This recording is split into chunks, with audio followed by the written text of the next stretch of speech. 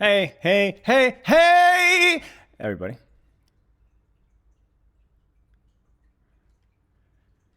All right, we got to get a good stream announcement here.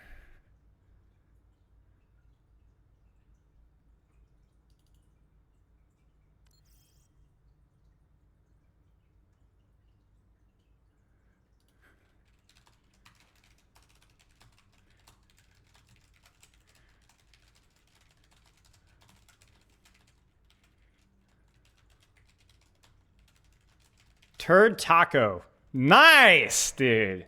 Nice. Glad to have you. Glad to have you, mate. Real glad to have you. Always a pleasure. And I'm not just saying that. When I wake up first thing in the morning, the first thing I say is, help, help, where are my pants? And then the second thing I say is, where is Turd Taco? Give me Turd Taco's philosophy on life. I want to know what Turd Taco has to say about that topic, whatever the topic may be. It really does not matter. I'm doing great, mate. What's up, y'all? Get out of X's chat. Shut up. You don't tell me what to do. You're not my mama. And my mama doesn't even tell me what to do. Hey, Varashi, did you guys see the game between Pep Twist and Mind? I didn't know. I was coaching. I had an ad. You'll never know what I said about you, mate. I'm sorry. It's too bad, because I actually had some really interesting things to say about you, but you missed out.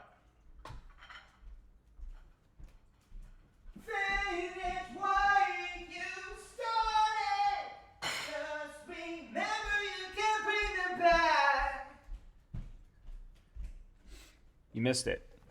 Watching OBS Sojourn? Potentially, yes, potentially. I don't really have a game plan of exactly what POVs are going to be studying, but there's a greater than none chance that we're going to be looking at POVs. Sturdy girl? Listen, buddy. Y'all just mad.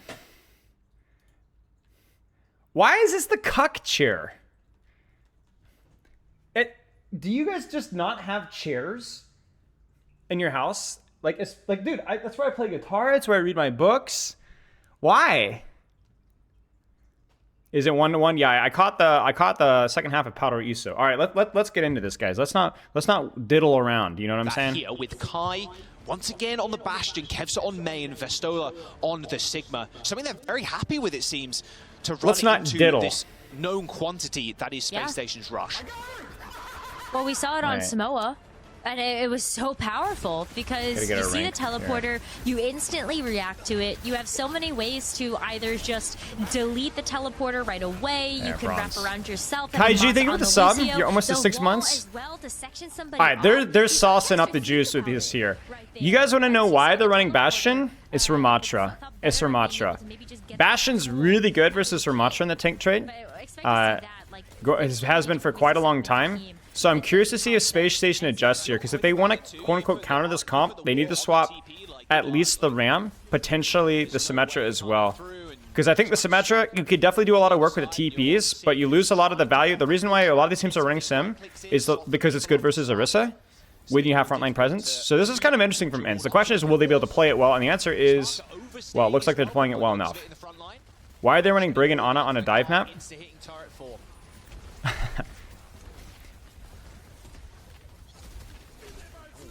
You're talking about like the Power ISO? I mean, it's okay. It's pretty good. It's pretty good. Like, there's a lot of space there. Pretty ballsy window there from Landon. This is, oh man, what do you do here, bro? You have Ramel. Do you stay for Ramel? You maybe don't even stay for Ramel actually, because like Ramel's not even good versus this comp. You might actually just see this swap. Cheers, Fonera. Yeah, we'll talk to me about the Ana break in a second. Okay, they are gonna stay. Interesting. I think Ents have the better comp. I really do. Okay, Sparker goes Ashe, which I like. More greed, because there's nothing to contest your off angles, because there's no Curie, there's no Tracer, so you just go like greedy mode. It's time for the Ashe. So very unique pick to have. I kind of like that swap from Sparker. That's like one of the easier solutions here. He's gonna need to angle right, I think. I'm excited to see if this is some damage that they can follow. Massive dynamite, actually. That's actually hilarious. They've got an accidentally huge dynamite. Flux combo with Bastion ult. We've already seen, there's the Ram ult, as predicted, does pretty much jack all versus this comp. Ram just has a really hard time because it's really hard to get close as comp without getting your block forced. And the damage from Bastion just means that you just stand there and block and block and block and block and block and block. There's so many more solutions for Bastion that other tanks have that Ram does not have. Blizzard, Nemesis form is good at getting out of the Blizzard, but the Sig shield behind means no follow-up. That's actually tragic. Space Station are just straight up getting counter-comped here. Hottie will swap here 100% to Orisa. Or Ryan. Okay, that's better. Ryan's better. Anything's better than Ram. Shatter's good. Fire strikes are okay. Big thing there is the shield. And that allows you to live versus the Bastion and then the pen. Plus, obviously, hero strength's there. But obviously, the question is just like, okay, with stuff like that, like, you're on such a back foot here. Why is Ryan better than Ram? Because Ram does nothing to Bastion. Like, you could swing, pin, fire strike a Bastion. Nemesis form punches do, like, negative damage. They do actually nothing to Bastion. The only thing is, like, your Nemesis, your Omnic form, but being an Omnic form lasering a Bastion is often too risky. Like, Ram's not tanky enough to be able to do that consistently. I think now, like, this is officially, like, no longer a counter comp. This is more of a skill matchup. So the question is, In's going to swap. But Kevster Kai probably should swap here to a more traditional, like, Sojourn Tracer or something like that. Maybe. I don't know. I think that, like, maybe the Bastion main now is a bit of a weak point because now you like kind of have like these two greedy DPS and nothing that can really contest them. But the question is, this doesn't matter now because Ints have such a massive push advantage. Vistola could swap. Vistola's Sigma isn't that great versus Ryan. Oh, that's a huge shatter. Yeah, they just went off of that. Yeah, that was really, really good layering from Space Station here. Phenomenal ult economy. Oh my gosh, there's no way that he lives! That's so much ult window charge. That's like 25% ult charge right there. Yeah, I mean, I think the Sigma is not great here. I think this is definitely where you could go Orisa. But honestly, the Orisa would be kind of bad versus the Ashe, so like, there's kind of a quandary here. Like, Ents needs to decide like what their identity is going to be here. Space Station is just like full-on greed now versus the Bastion Mei, whereas Ents is like kind of greedy with the Sigma, with the poke, but like also not as good. It was a good comp in the situation. Bob? Oh no, Bob got mispositioned. The TP Bob was a really cool top try, but I think they beefed it. That being said, Sparker's angle still pops. And this, if they could survive this ult trade here, this would be really big. Oh, this is so tough. Yeah, Spark piling up. This is what we talked about, right? Like, you have to have something to contest the Ashe. Ashe is way too dangerous of a DPS to be uncontested. I think the most dangerous DPS in the game. There's the Orisa swap. Are we going to see Bastion swap as well? You don't necessarily have to swap the Bastion now that you have the Orisa, but yeah. Really big turnaround from Space Station. Their adjustments were good. Ents way slower at making those adjustments. But again, the initial start that Ents got from just basically cheese comping. Early cooldowns from Landon. Vistola, it's a nice wall into Hani. Vistola, ooh, big nade for the one shot there. Landon just a small bit of red mist there. Nice setup there from Ents. Really, really nice setup. Difficult for Space Station. I don't think they set it up badly. Will Sparker's close to Bob. Sparker probably stays here. Sparker probably stays here. Because the thing is like going Orisa doesn't really counter Ashe. That's the one weak point of the Orisa swap. Is that it's going to feel better versus the Ryan. It's going to feel better maybe versus the Symmetra. But it's not going to really provide any answers like long range pressure. You need a DPS swap to deal with the Ashe. Yeah, very winnable. Very winnable for either side here. I think this is now officially like, I still think Space Station has the better comp in the mirror here. Maybe it's a little awkward for the Symmetra, but even the Symmetra can just do. There's a nice shatter there. There's Javelin spin. Oh, that's all he got? Oh, maybe not. Unfortunate. There's turret form. They're going to disengage that. They have the teleporter there in case, I guess. They don't even need that. Flank Bob! Flank Bob! Let's go! The Bob is huge. Will he live the beat engage? They beat in response. It doesn't catch Landon, but it doesn't matter. The Bastion ult does jack all, and the Bob is clutch. Great layering there from Space Station. Bob to force beat, and then the Bob is still there, putting damage during the beat. Nice job. Nice angles, guys. Huge angles. Kai really should swap here, in my opinion. I don't know, maybe it's at this point it's like sunk cost fallacy, but also maybe at this point it's like what would you swap to at this point? You know, I think like the thing that makes the most sense would be to go just full on back to Orisa Curie Tracer, but then maybe Space Station just goes back to the Ram Sem. Like Space Station's ability to crack down on the Orisa stuff with their comp has really put a lot of pressure on other teams to work about dealing this, and yeah. Sem wall here, this is just for push.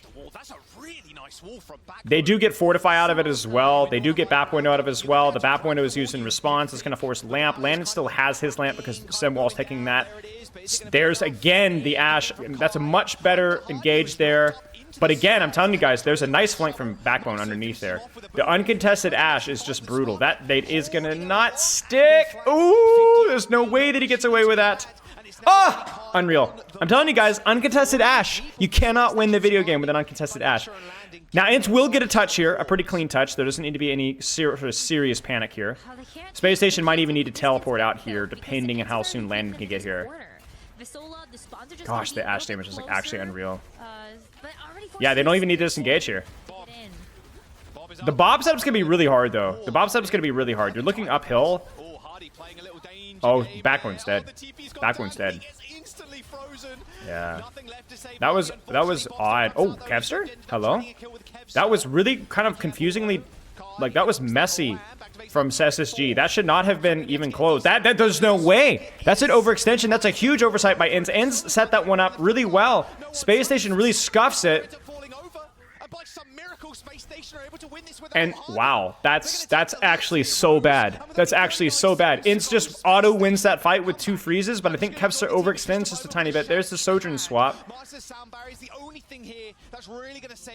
Like, SSG needed to TP out of that way sooner. Way sooner. Once that teleport was about to break, they actually just needed to get out. Way too much ego into that Blizzard. Bastion ult is huge here. Oh, there's the way. Oh, no, there's your beat. There's your ball. Come on, Kai. Come on, Kai. What do you got, Kai? He gets the Lucio, but that one wasn't that particularly impressive. Okay. Actually insane here that unironically, Massa getting killed might have been the best thing possible for Ints there. Because they actually just straight up win the fight off of a Kevster shot. Like, the Bastion ult really did nothing. The guy was already dead anyway. And now they're actually in a pretty healthy ult economy. There's the Sigma swap. Sigma's really good versus Orisa and Bastion combo. This is it, guys. Yeah, Kevster is not proper, no. Oh, that's awkward. That's awkward. That's awkward. They need to get what they need. Oh, no, the beat is really bad. The beat is really, really, really bad. That beat is really, really bad. That's a really confusing setup there. He gets the 1 kill, but I think SSG is in a... Oh, this is still clutchable. This is still clutchable. There's so much HP missing. The key thing is the BAP is still alive here. So despite being down 1, this might just be 1. Oh no, the lamp landed! Oh my days. Dude, Ints fumbles the bag so badly after putting themselves in like the most optimal situation possible. Even that rotation there at the end was so messy, man.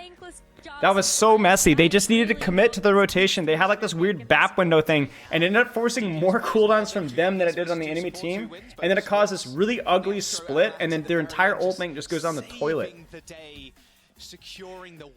Now, you guys gotta thank SSG for that map because their stupid Ram Sim comp, counter Orisa comp, is the reason that this was as interesting as it was. Because it forced a counter to the counter game, you know? Adi's still the greatest to ever reign? He's great. Thanks for the bits. We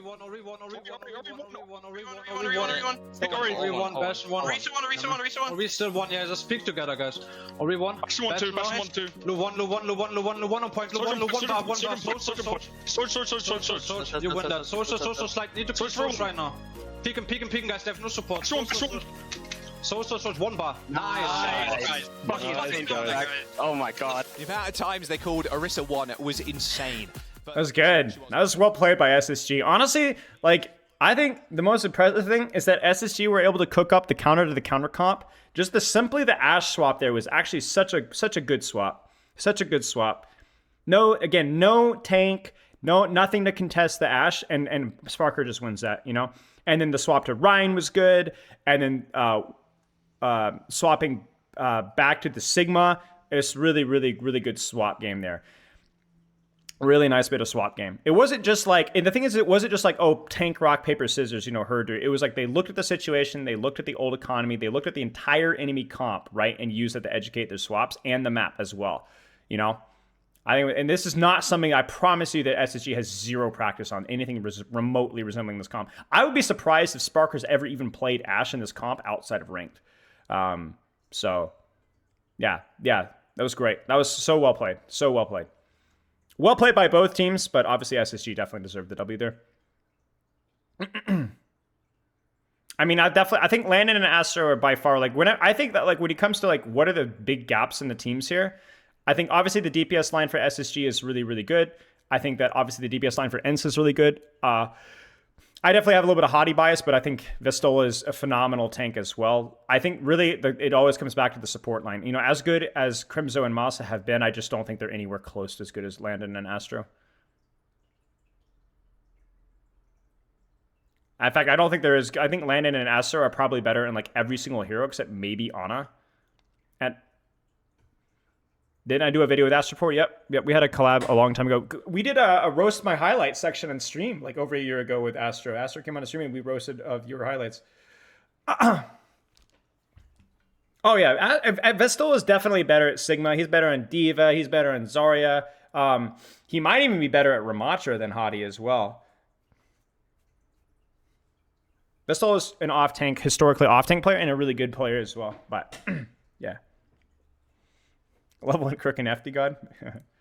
Yeah, that was well done. Astro Brig. I don't know. I'm not really familiar with either one. I don't think neither one of them has really stood out to me as being like exceptional. So I can't really compare.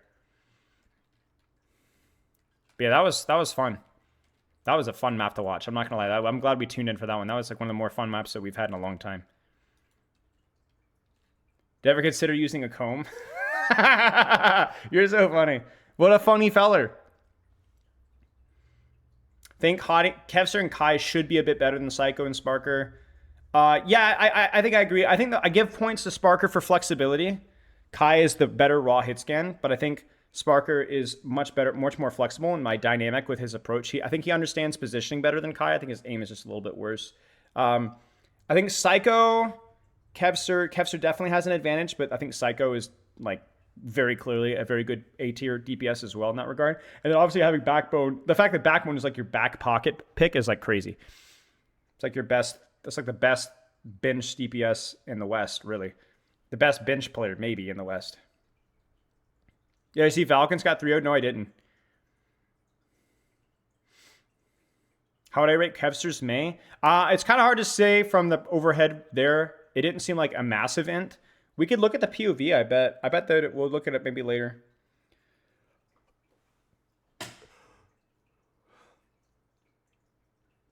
I think his Kevster's May is probably fine, but not Backbone level.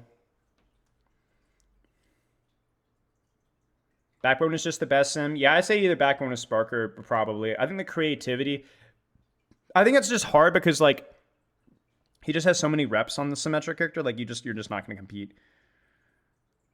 What's up, Fluffy? Raccoons beat Falcons, and a non-Korean team took 2 maps off of FTC. Okay, maybe we'll have to take a look then. Backbone is the best sim in May in the league. Yeah, I agree.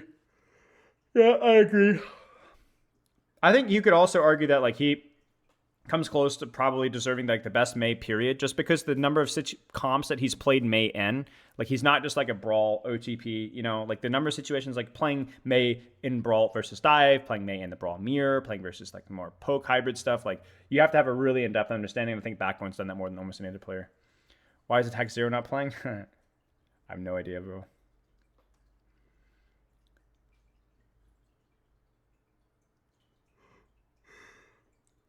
FTG just locked in. Maybe it was the crack.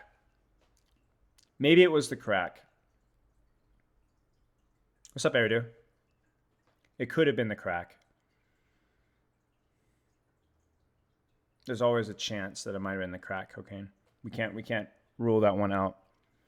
Today's going to be the most hype OWCS DFR. I mean, yeah, I mean, it's been off to a banger. What is PAL? what is PAL? What does that mean? What team is this? I don't recognize this abbreviation. Oh, I'm sorry, Paulify. Peace and love. Oh, yeah. Okay. Who do they play? Is it the loser of this one?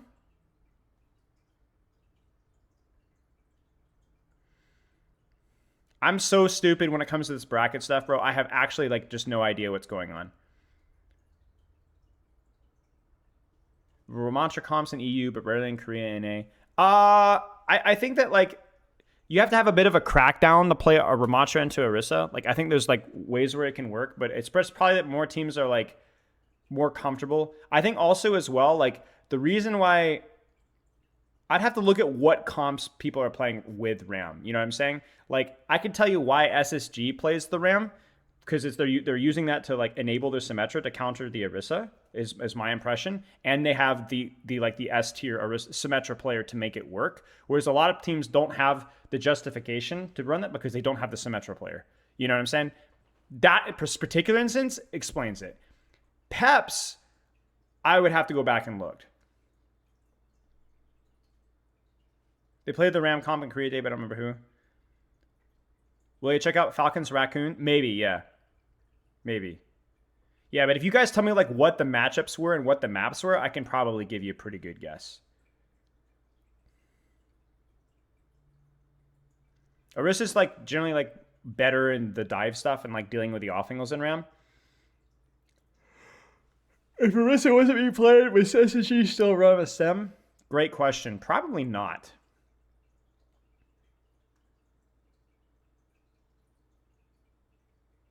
Possibly, because they do have that guy, you know, with backbone, but it's hard to say. Okay, enough with the pigeon. Okay, here we go again. They're counter-comping again.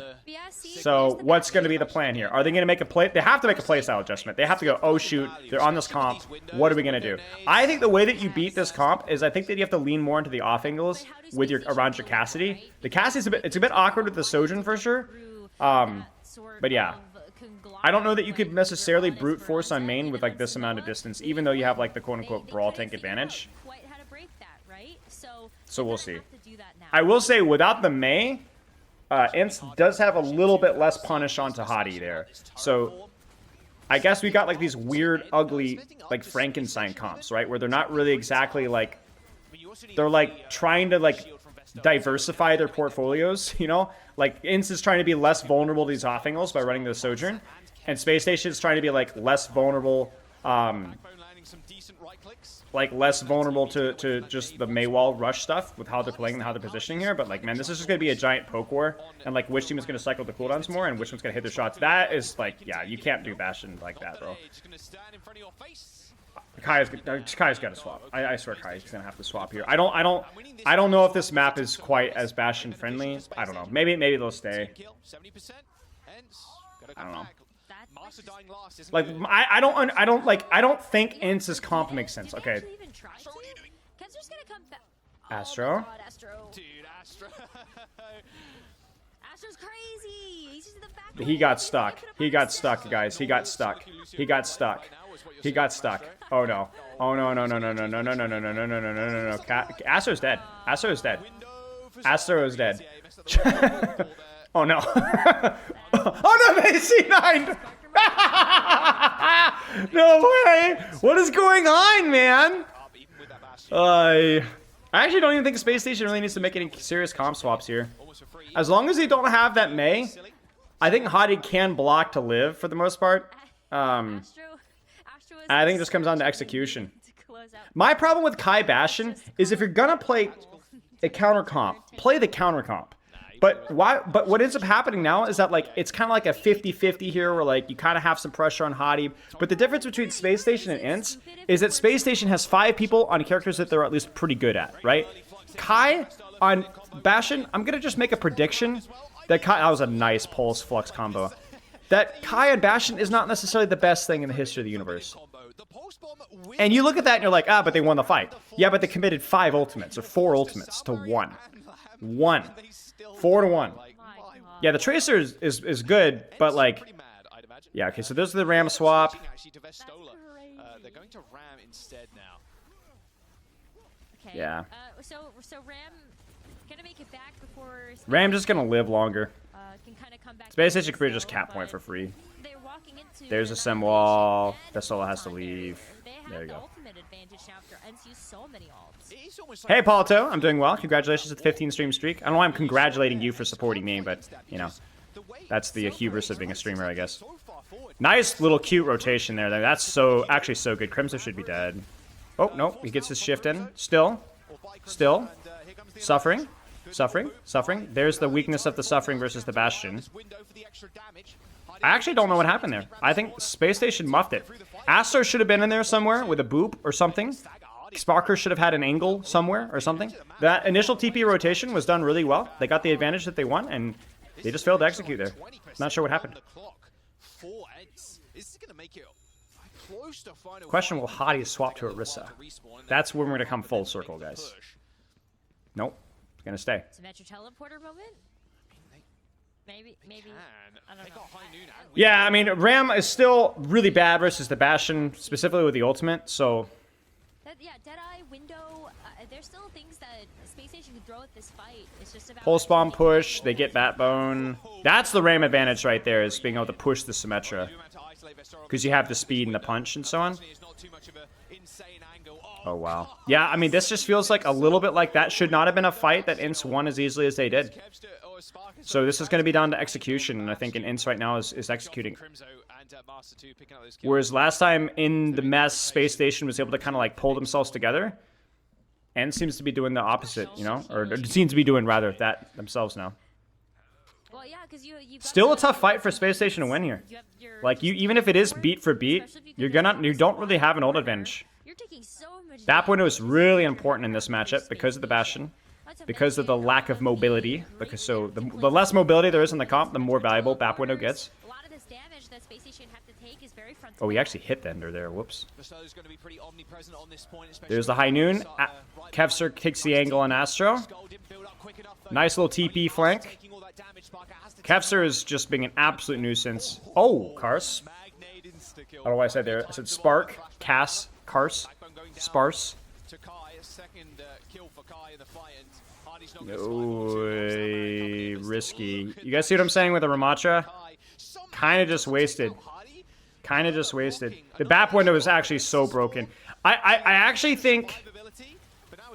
I'm not as familiar with like a lot of like what the swap meta looks like at this level, but I feel like Hottie would feel better on Ram. I feel like Hottie would feel better into the Ram here versus the Tracer and Bastion. More tools, less reliant off of his backline permanently supporting, opens them up for more selfish plays.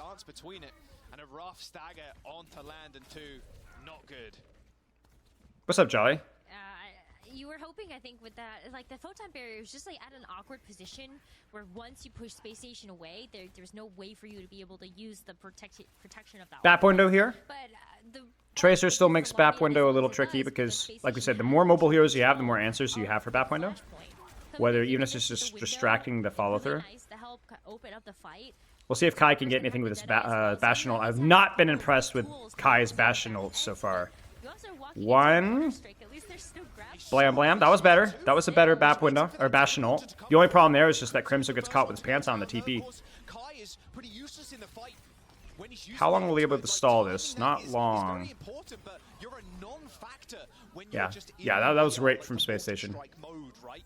I think that's by far Space Station's biggest buff in this matchup, is there's going to be up like 10% of fights where they're just going to win through a teleporter.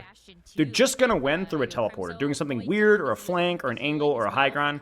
And there's just going to be a certain percentage of fights that like you're just going to lose to their corny team play. And there's not a lot that you can do about it. Come back at this once again, already with 99% though on this flashpoint. Don't have a whole lot. Yeah, unironically, Genji would be pretty good in these comps. The problem would be that Genji would be quote unquote, I guess, countered by the more meta stuff, but Genji would be good for either of these teams if they wanted to. Maybe not as good in this map though. There's the TP High Noon. Sparker gets booped. The window is there. They don't have beat for him. He dies. The window. The beat comes in from Space Station. They really want this to happen. Kevster's committed Pulse Bomb, but the fight, I think, is already over, and he will die shortly afterwards. And yeah, big investment there from Space Station.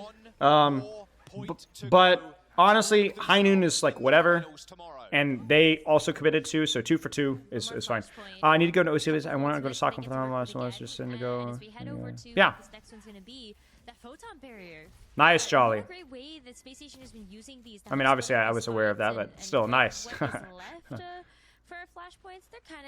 There's the May commit. They're committing onto the brawl stuff. Maybe it's the point. It's probably the points of where the fights are happening are very May wall friendly. Like right here, look at the May walls, right? So Kev has been doing work on Tracer, but now you're fully committed. Now the real question is here: will they get the value out of the beat there? The sim wall is actually so important for Hadi, because it's what allowing him to actually play the game into the Bastion. You guys notice that? Like, that's why the sim was so important with the Ram versus this Bastion, is because with sim wall, Hadi doesn't have to perma-block. Ends up losing control of the fight, and Space Station get the cap. It's just so wild to think about that, because sound barrier... There must have been some sort of a fumble there. There's the Sigma swap, which is kind of funny. It's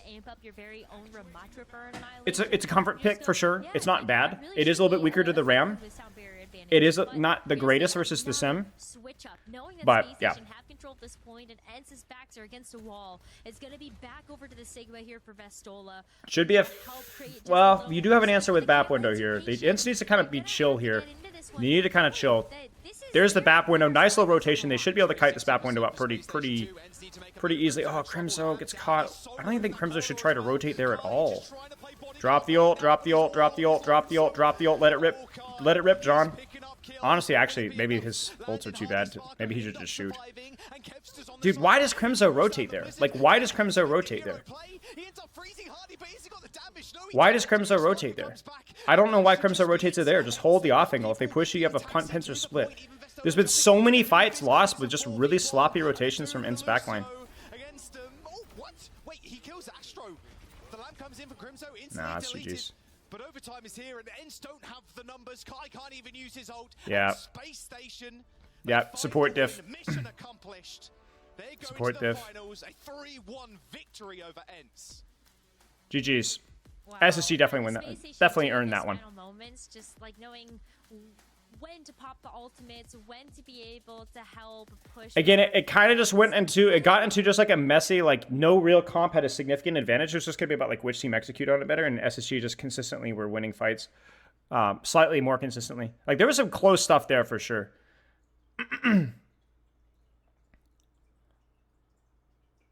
Seeing Bastion waddling up to the point OTAs, it killed me. Yeah. Okay, let's do some POVs here. Maybe we take a look at OBS Sojourn. You guys want to look at OBS Sojourn? Let's look at OBS Sojourn. You guys can choose.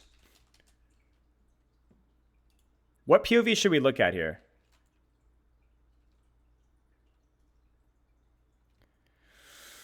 Naga, Xiodial, FD God, Chronic, Enion. Any players stand out to you guys? I don't even mind going back in the days, you know what I'm saying?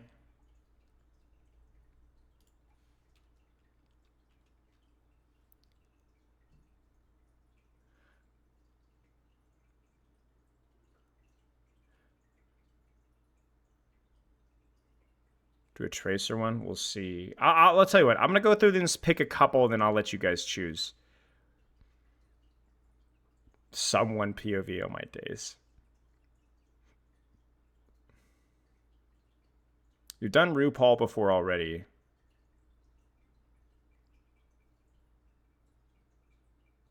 Merit on Ana.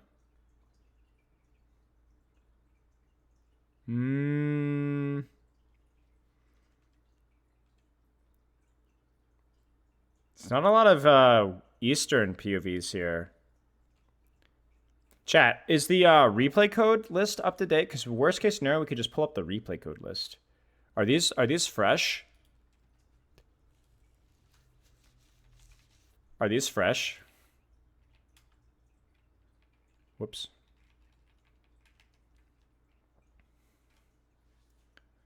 Should be. All right.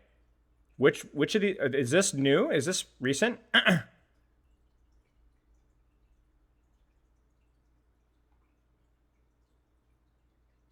Yeah, it says LAN. Okay. So then which match should we look at here, guys? Like, nominate the top matches for me. Like maybe an insane pop-off. Oh, okay, actually, don't pick necessarily a match that you want me to look over, because maybe we'll do that on Tuesday, right? Like, we'll look over the entire match, but is there like a POV? You know what I'm saying? Falcons versus Raccoon. Is there like a POV that might be worth looking at?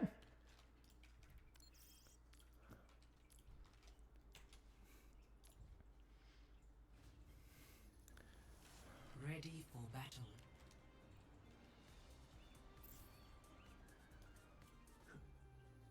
Heesang POV? You guys reckon Heesang? Who wins these? Junbin or Heesang? Maybe we could look at Junbin. Honestly, a Winston POV would go kind of hard, I'm not gonna lie. Let's look at the other codes here, see if there's Junbin Heesang maybe? What does Heesang play? I missed it. I saw some Echo. Malga.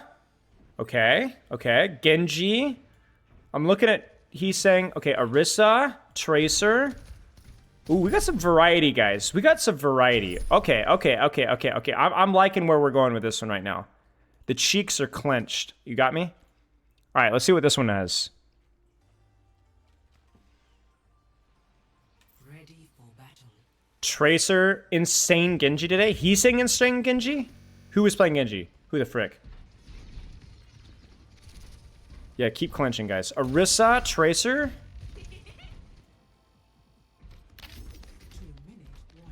Heesang? Okay. Okay, guys. Maybe we look at both Junbin. And maybe we look at Heesang. Lip popped off? Okay. But we gotta like have a common theme. You guys catch me? Tracer. What do you guys want to do? Junbin popping off and Winston, Malga, Winston, Orisa, or let's set up a poll. We'll do a poll. Which POV? Junbin Juice. Heesang Hottie. You guys vote. I'm down for either one. We might even do both today. We'll probably have time. I see Daniel's on my screen. Daniel. Hello, Daniel. Stop typing in chat! Vote! Oh, Heesang is killing it, guys. No lip? Well, okay, guys, we do lips so much. We gotta sauce it up. You know what I'm saying? What is Astro saying? Talk to me, Astro. Astro? The first team to sort of throw us a curveball. Yeah, see? It's the first time we've had to adapt in any of our matches, and I think we did it pretty well today. Yeah, I think so too. Yeah, so I'm curious how you look at the tournament now with any other team surviving. Do you think Well, maybe there's do both anyone Paul but five. Ents to take it to you in the grand final? Okay, yeah. Jake yapping off. I'm just the better Jake, okay? Let's be honest. It's a joke. Okay, let's do Heesang. Him saying classic. Okay, let's juice up the Heesang. You guys got me? I'm not a budget Jake. Let's get this rolling, guys. Heesang POV. 4, 3, Yes, you are bad. 1. TP. What's our volume like? Are we good? No! I meant to go options. Frick. Are Ints out? No. Ints are already qualified, no? I think there's people fighting for third place. Peps and TM. Right? Or am I smoking something? 3, 2, 1. How's the volume for you guys? Maybe I'll turn it up just a wee. Like that. Round 1. Capture the objective. So, let's talk about Heesang here. Let's actually do the quick Heesang rundown. I'm going to pull up Liquipedia so I'm not distributing any misinformation here. Heesang, O2 Blast, Falcon Esports, whatever contenders, go all the way back to Element Mystic and Talon and Korean Overwatch contenders.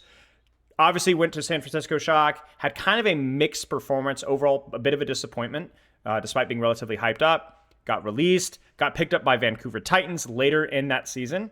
This was last Overwatch League, and actually finished out pretty well. Really helped out Vancouver Titans a lot after the Aspire incident, and now is playing for Crazy Raccoon, a team competing in OWCS. Crazy Raccoon obviously being another relatively stacked team as well. And yeah, so Echo. Let's talk about like what Echo is doing here. So Echo is like, whenever you're playing it in dive mirrors, there's two reasons why you're playing Echo. Or two things you're looking for. Number one, you're looking for tank pressure because Echo has like the highest poke pressure from a dive hero onto tanks compared to Genji, Tracer, Sombra, and so on. But you still have that assassination opportunity with Stickies and Beam, especially when it comes to Nano, ability to go in deep with Copy, a Primal Rage or a Nano Monkey assisting you to go in really hard. So you kind of be looking for Echo to be able to set up one of those two things. And the reason why they're playing Echo on this map, and historically we've seen a lot of Echo on this map, is just the fact that the verticality and the high grounds of this map, along with a healthy balance of sightlines, creates really just a total playground for Echo to do whatever she wants with. My shower was great, thank you. So the question for me is going to be which angle. Okay, so it's going to be this angle that Heesang is going to be kind of playing for. And so basically what you end up happening, let me actually turn this down just a tad, is you're going to have both Echoes kind of jockeying for this position, poking, fighting for this position to see which one of them earns the off angle. Because if you're able to win this trade here, then you all of a sudden have a much better sightline or an angle to actually go for backline here. So a lot of it is fighting for those off angles to go for backline. Let me actually turn this to full screen as well. So we have 3 more frames. Pokey, transitioning to Winston. A little lazy on the stickies there. I wasn't quite sure if he was going for Echo or the Tracer. I don't think he knew either. But yeah, just a lot of poke trades, That was almost really good. Accidentally blocked by Winston Bubble. Well, that would have been really funny.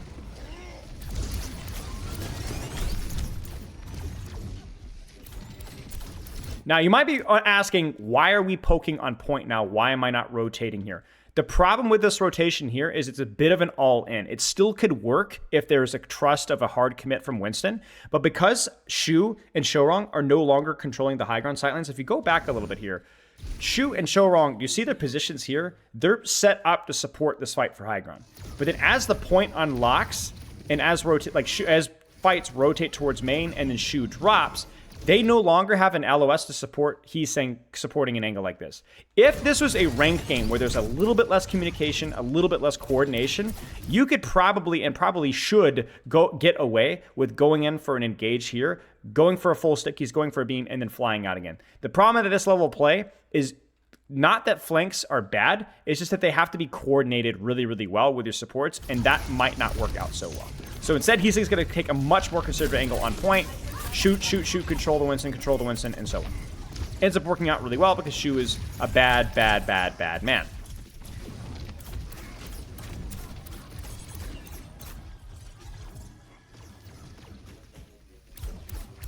Do you think the Echo Tracer will go up against Orisa and Sojourn Tracer? Depends strictly on the map.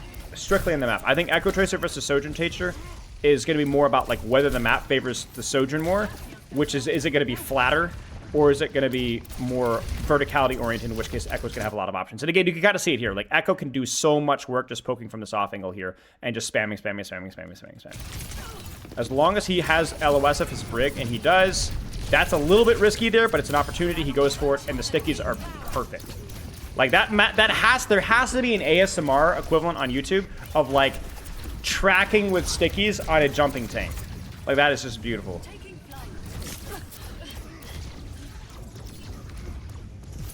How does this comp compare to a Ball Tracer Ash compositions?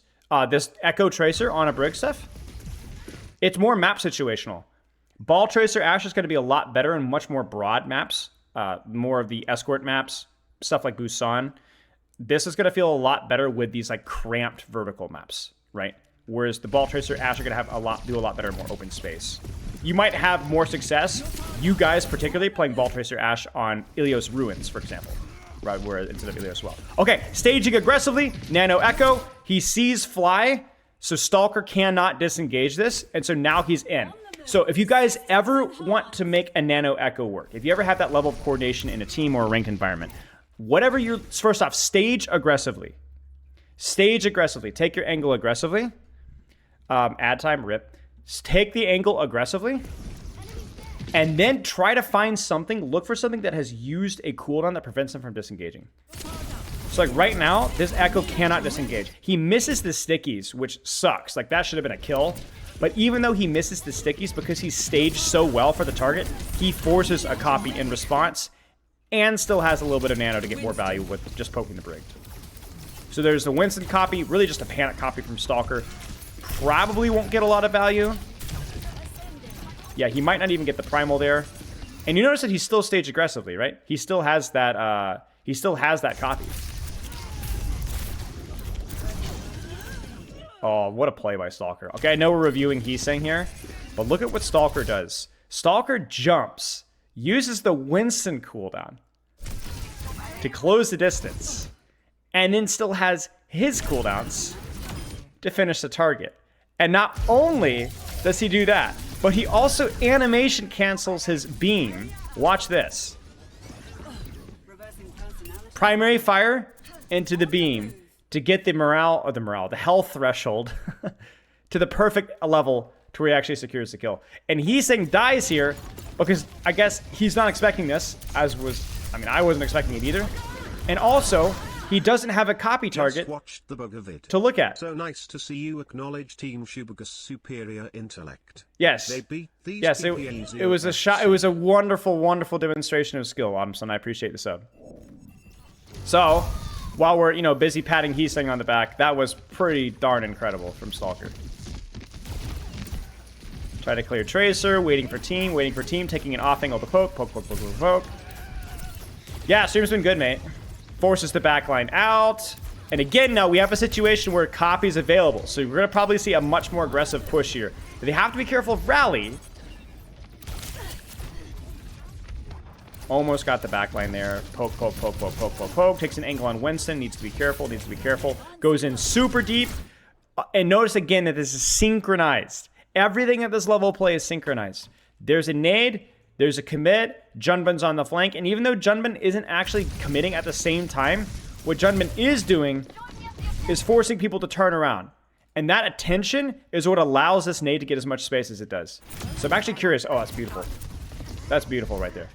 Backline's MIA, too far away to chase, no shift. So what do we do instead? We just light up the monkey instead. Force the Primal Rage. Now from here, do we keep pressure on the Primal Rage? Yes, we do. Oh my gosh. Absolutely murdered.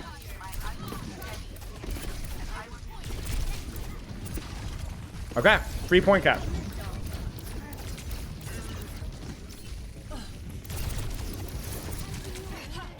Ooh, he's overextended. Okay.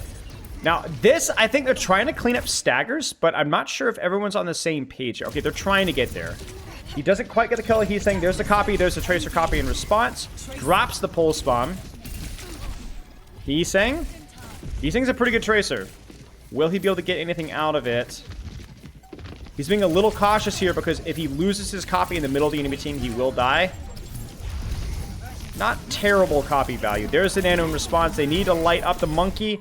Now, Fielder does something interesting here. Fielder actually nanos the enemy Echo. I would have expected the defensive nano onto Winston. Because Smurf is going to die for that. Cautious. He doesn't have cooldowns to match that. There's the stickies. Doesn't quite hit the stickies. Again, always kind of bouncing from cover to cover, right? So like he's either back here or he's here. He's always hugging a wall at some point in time. I think that's it, guys. Yeah. Well played. Okay, let's keep going here. So, do we see more Echo? We do. Perfect. How much time do we have till the next match, y'all?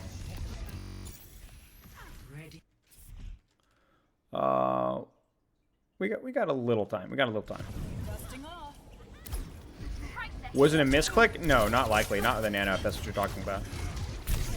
So again, here, kind of the same question, like which side is Heesang going to lean to, left or right? Both have high ground cover, so they're both good angles for Echo. Now, this is risky.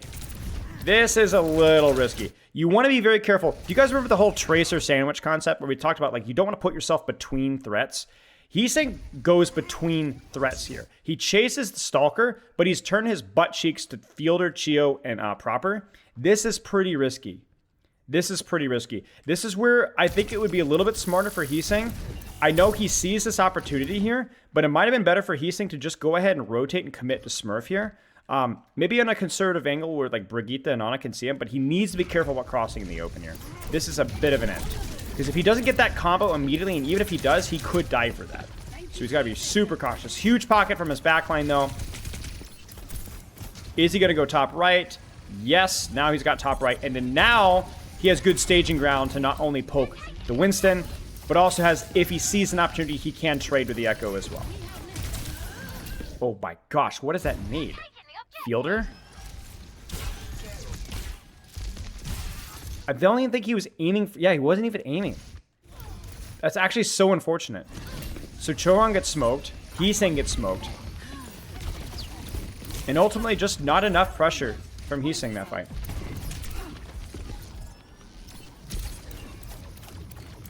Okay, we'll skip forward just a little bit. Stickies are used. Poke, poke, poke, poke, poke. Be careful, be careful, be careful. When you get hit with stickies, the big thing in the Echo Mirror is to just try and disengage as quickly as you possibly can, because you don't want to be in beam threshold. Proper just destroys Lip, and they're going to reset here. Oh, wow. Nice stickies. That was almost a trade there. Poke out the Tracer, force the re, then go back to shooting Winston, and so on. When will this be uploaded to YouTube? I'm not sure. You can always check the VOD, the Twitch VOD afterwards.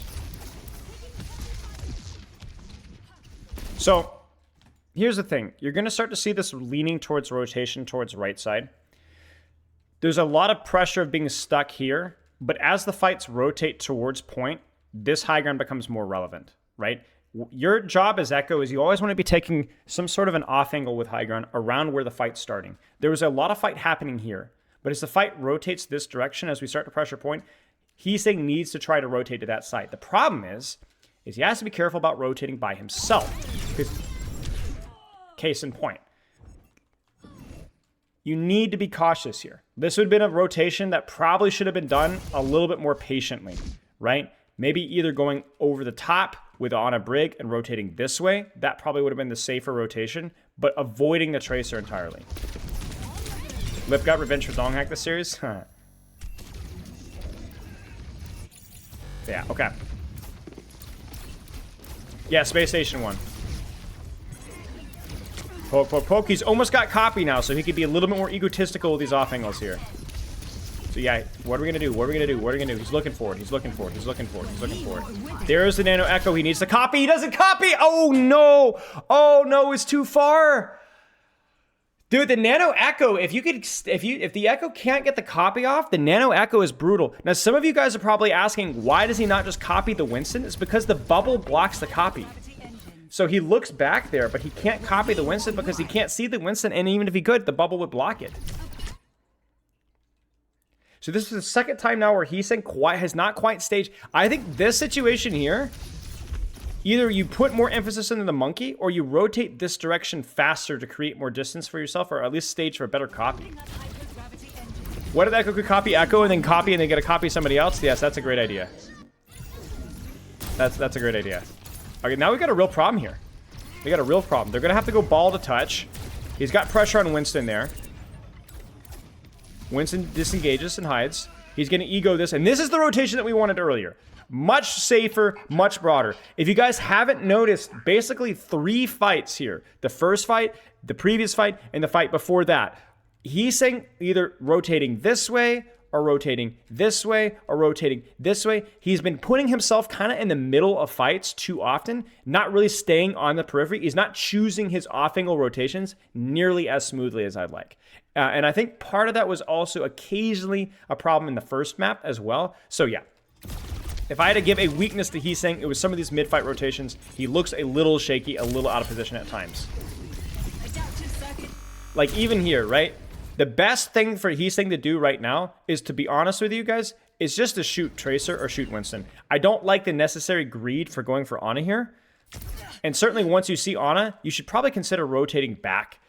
Instead, he's going to commit to the angle and turn his back to Ana, and he gets his copy force before he could even let his stickies go. His recall's already used.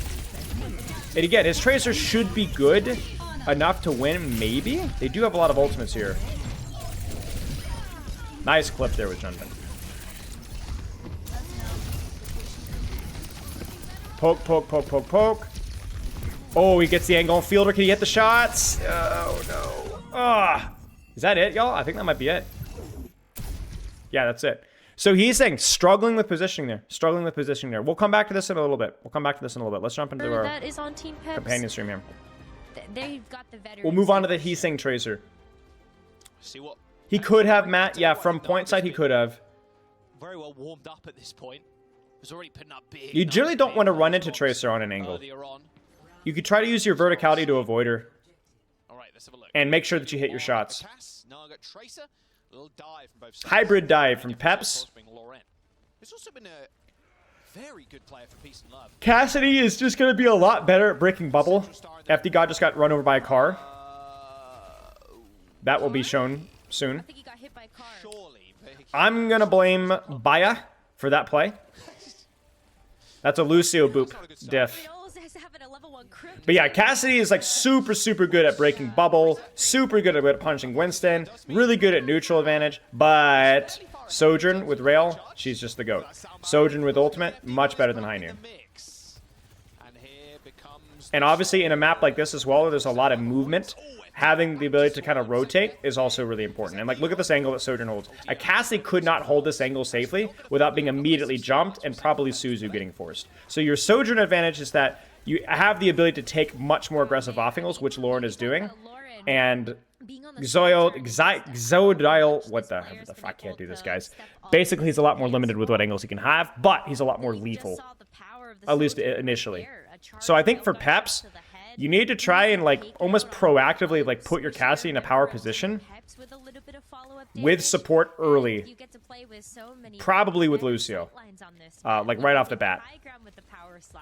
They tempo, but Cassidy is on the angle. FD God survives. The Kitsune rush is used in response. Kitsune for Kitsune. Zoe Idol is caught out.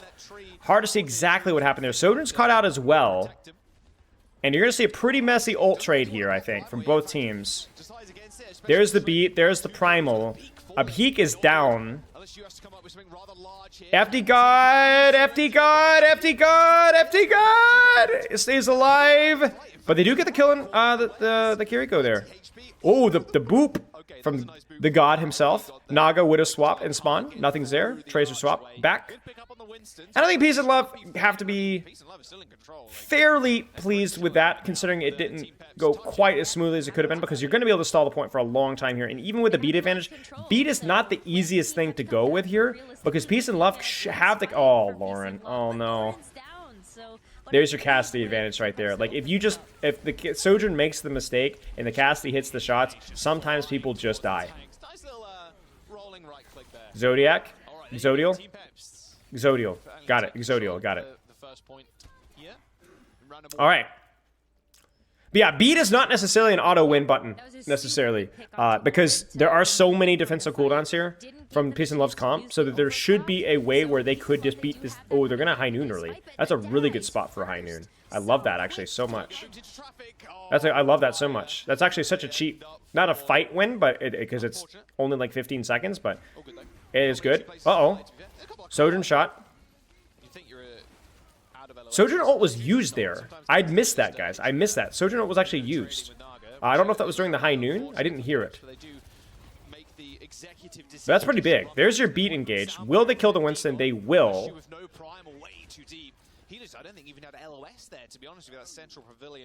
Might have been a little bit of a greed. Maybe just not tracking the beat there. Or maybe just trying to force the beat. Good progress though being made for Team Peps. Still gonna get pretty neutral fight coming up here. Pulse for pulse, primal for primal, Kitsune for Kitsune. It's gonna come down to like which teams layer it better, which teams are able to stage better. And obviously here, like the longer this fight goes, Peps will get it to 99. There's the Kitsune rush. Kitsune rush is not there yet. Naga misses the pulse. The Kitsune rush comes out later. But I don't think Peps gets enough of an advantage to justify the early Kitsune value.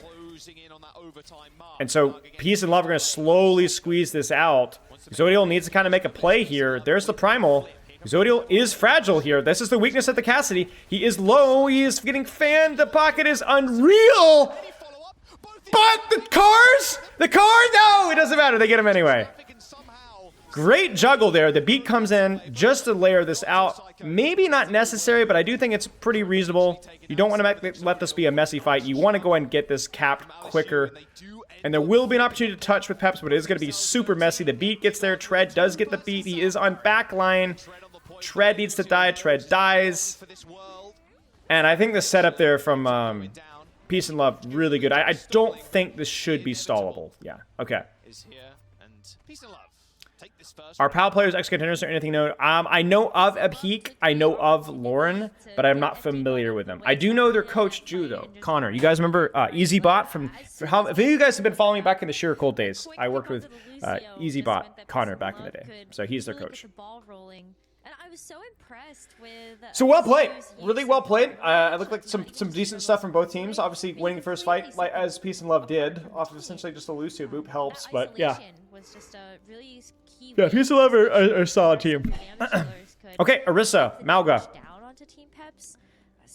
I assume this is going to be a Tracer swap from Psycho. I think this is just a TP.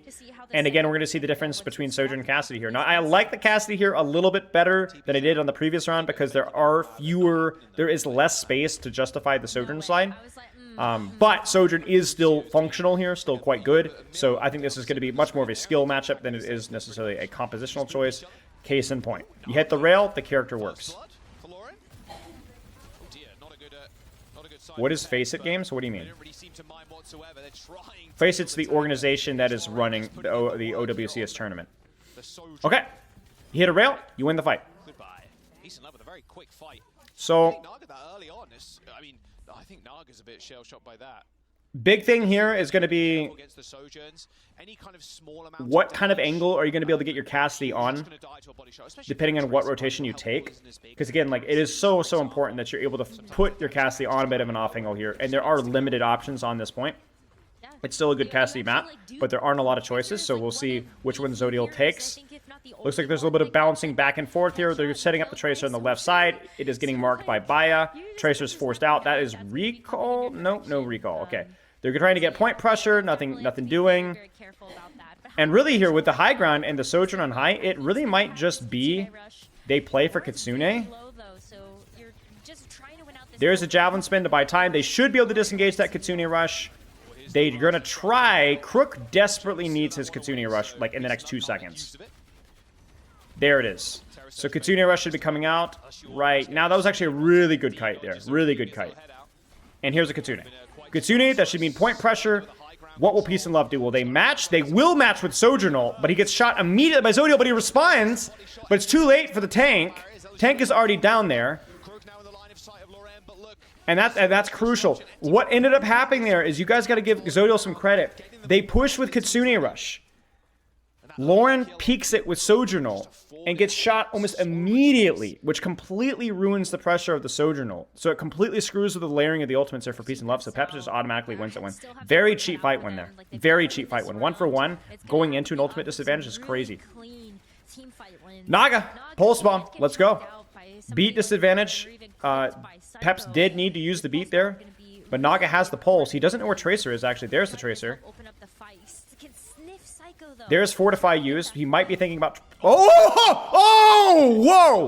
Okay. Put him out of his misery. Oh, no, he's pulled into the high noon. The beat's there. Will they get the cover? Will they get the cover? Oh, no, they won't. Oh, and he hits the Hinder, too. Lucio's low. Sojourn, everyone's low. This is a total mess.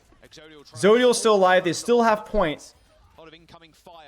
Yeah, Naga's been getting punished a lot so far. Pep somehow clutches that one out. Huge shots from Zodiel. But yeah, Naga there, you saw him look at the Orisa. He sees Fortify, and he's starting to think, okay, I can pulse Orisa here. Maybe we can force Suzu, something like that. But obviously, I guess the Orisa was the real hunter there. Peps still has an ult bank here. We still have Kitsune. Abheek, really, I'm not sure what their plan's going to be here. Maybe play slow for their... So they're going to go now. There's the Fortify used.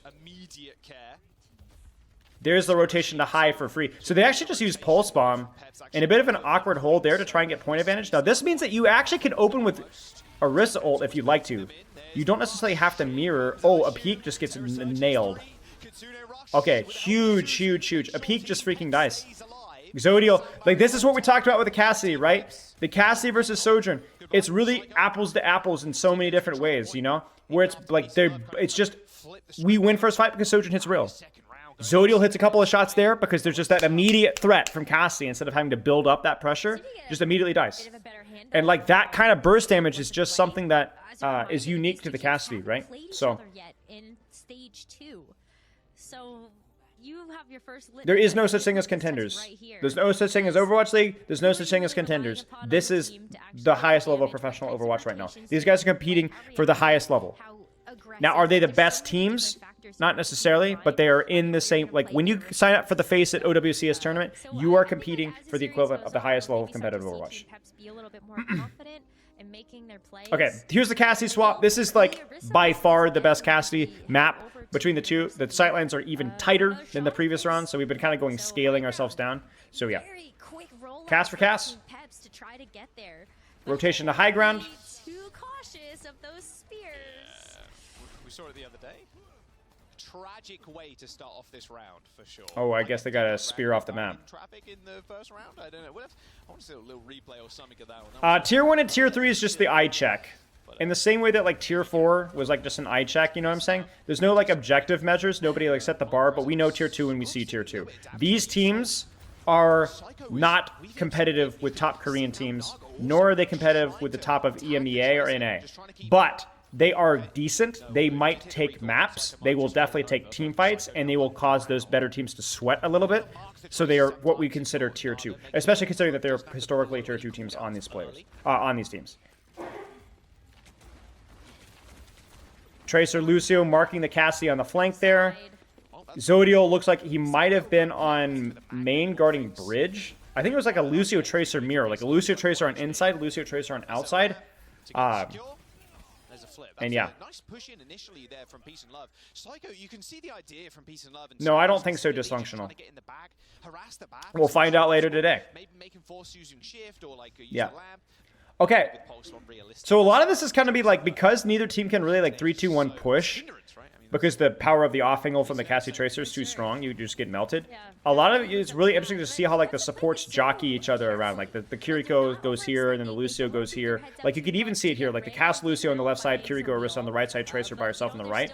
Oh, the body block there. Orisa should die. Orisa does die. They're unable to pocket, and the window the lamp is odd there. Oh, not the lamp. I'm looking at the wrong team. I'm an idiot. Okay, I'm curious to see what happened there. The BAP provides a lot more sustained pressure onto the enemy Orisa and a lot more sustain for your Orisa. But I think Kiriko just has like the flexibility to move around and help her DPS and duel the enemy DPS more. So. Oh, he's dead. They need to get a trade here. They need to get a trade. Something needs to die. Everything's low. Psycho might die. Psycho might die. No. Pulse is used. This is a giant mess. Kitsune, Orisa ult. Nothing dies. They're committing to this fight. Elusive still has Fortify to live sound barrier. So it's a big ult trade for both teams, but crucially Peps doesn't die. And point is still ticking. There's the High Noon, dodges Javelin. That's the big thing you got to watch out for. There's the Javelin spin. There's the Fortify. That's a pretty good trade. Getting all 3 cooldowns from the Orisa means that they are going to get point flip here, and they do. Javelin there from Alisu. This guy just has Nago's number. That guy is insane. Probably won't survive all too long.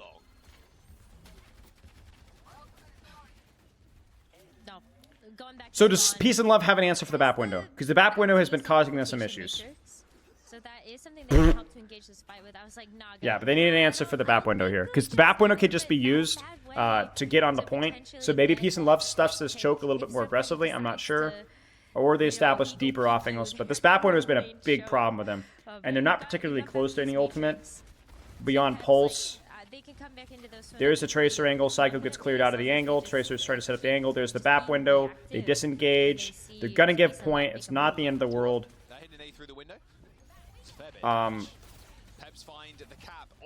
Okay, so now we have a bit of a rebound here.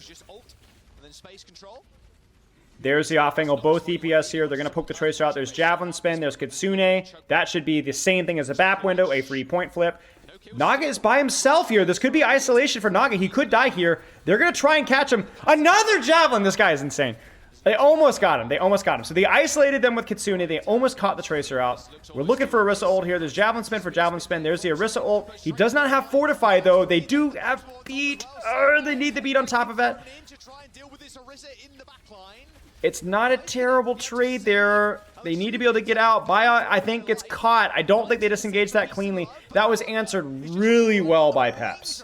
That was honestly a perfect response with Peps. The high noon plus beat combo totally shut that down. And it looks like Baya gets caught out in the same way that Naga got caught out earlier, where there's like a big messy ult trade. His team disengages, but he's stuck. He's not in a position to disengage. A little bit wide from Naga, but it's all good. You are forgiven. OT is here, and Team Peps. Yeah, Peps deserves it, you know? Deserves it. A lot of these messy ult trades, Peps comes out on top. Aren't you just saying, heading into this map? FD God's performance, I mean, it's hard to say. I think support play is honestly almost the hardest metric to see. I think DPS and tank metric is generally a little bit easier just to see in terms of how they're playing things, but support play is so hard. Especially a character like Brigitte or Lucio. Because it's really difficult to see exactly, you know, like what was the amp usage like, what was the positioning like. We could read the kill feed, you know, but that's about all we could do. Because even like building beat is not really a good metric of how well that they played. Okay, let's check out the Tracer here. Kind of an odd delay there. They might have actually been scouting comp there for a second, or maybe he just fat-fingered, but that was a bit of an odd delay. Okay, Tracer, off angle, poke, duel the enemy Tracer. Look for opportunities to go for backline. You're probably not likely to be able to get a lot of pressure on a Widow just because of the verticality.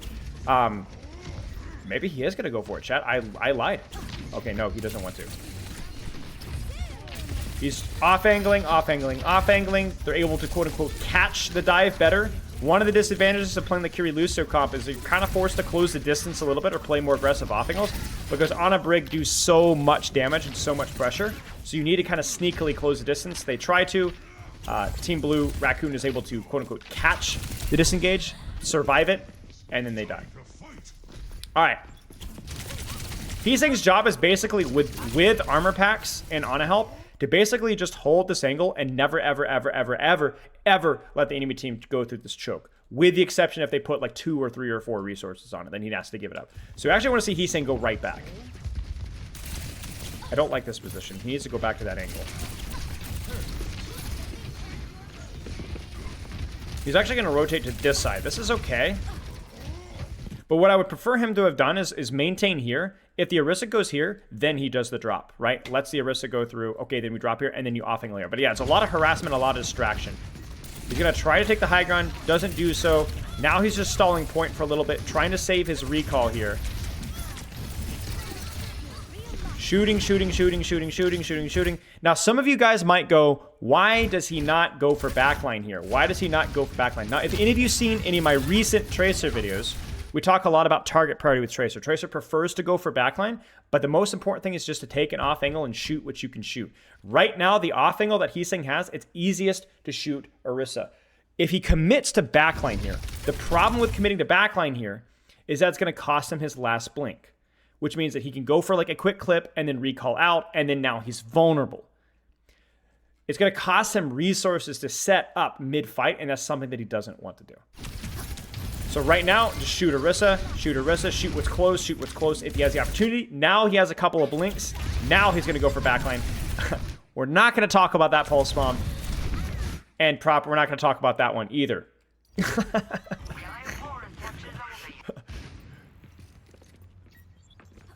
Yeah. Yeah, that was a bit awkward.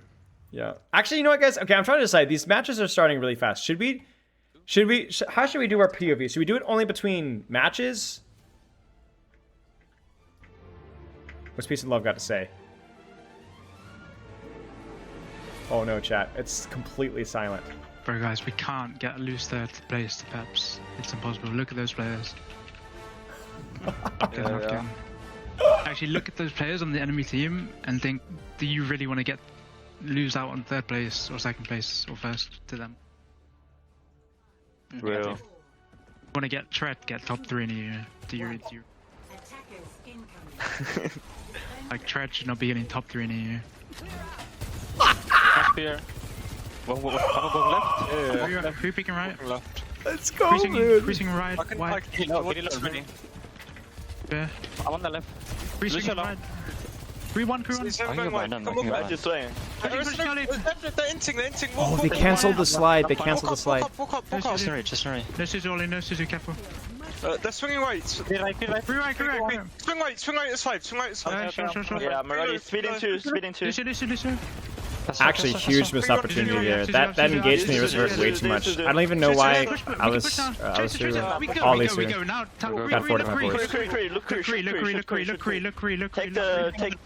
Take spice. They're gonna come on me. Let's go. I need to go boop. I'm just getting. Ursula 45. Ursula, going. Cree here, spare. I'm gonna die. Can me left. Already dies as well. Ursula dies at least. Kill Ursula at least. Nice. We go fast. I've got nothing to say, y'all. This is too much fun. Fast and beat Valkyrie. Again, the Sojourn, you have to play around the Sojourn power spikes. We can go for Kyrios. The Sojourn has been under... there from Peace and Love. Just, do you really want to see Tread in the top 3? Like, that's kind of nice. Oof, Lauren getting shut down, man. Like, Sojourn has been under way too much pressure here, and I think that's down to either cooldown mismanagement or maybe some positional stuff, because there's no way that the Sojourn, even with like attacking, like you have a positional disadvantage, there's no way that the Sojourn should be under that much pressure. It's the whole point of your comp. Is you have a character with a defensive cooldown. You're able to take deeper angles and get away with them. Kitsune for Kitsune, they force the Suzu almost immediately. They're stuffed in this choke. Oh, Lauren. They eat Pulse Bomb. Tread. The tier 5 fraud. Naga gets smoked. There's the beat. Oh, they used beat as well. I missed that from Peace and Love. I don't know when that beat happened. Maybe that happened on the Kitsune. This is messy, guys. Peace and Love's ults, I don't know, like the overall setups from Peace and Love have been a little messy here. Not as much juicy angling fluidity. Who talked at the start? I have no idea. I'm not familiar with any of these players. Yeah. Yeah. Again, though, like the rail is just kind of like the difference maker there. You know what I'm saying? What are they doing? Are they flipping the map? I don't like this. This is not good. This is not good. Sojourn should live here, and so Laura could literally go like, what is going on? I don't like this at all. That choke is pretty useful to hold. And even as messy as things are getting, like the card is still moving. Okay, now they need to rotate to spawn. They need to get out here. That's a pretty nice javelin, but they need to be getting out. They need to be getting out. They need to be getting out. They need to be getting out. They need to be getting out. Okay, they do. Nah, come on, Baya. Okay. But yeah, that's not the greatest from Peps. Assuming Baya doesn't die there, they actually just regroup and push out as 5 or 4. Yeah. That's like one of those things where like people get really confused about whether you push card or not, and like you just have to commit to one thing. Like it literally would have been better to just like let Lauren die. Maybe not. Maybe not. At least if you're gonna like not let Lauren die, then commit there. Oh, Ollie. The Kitsune is good. The recall is forced. Ollie is dead.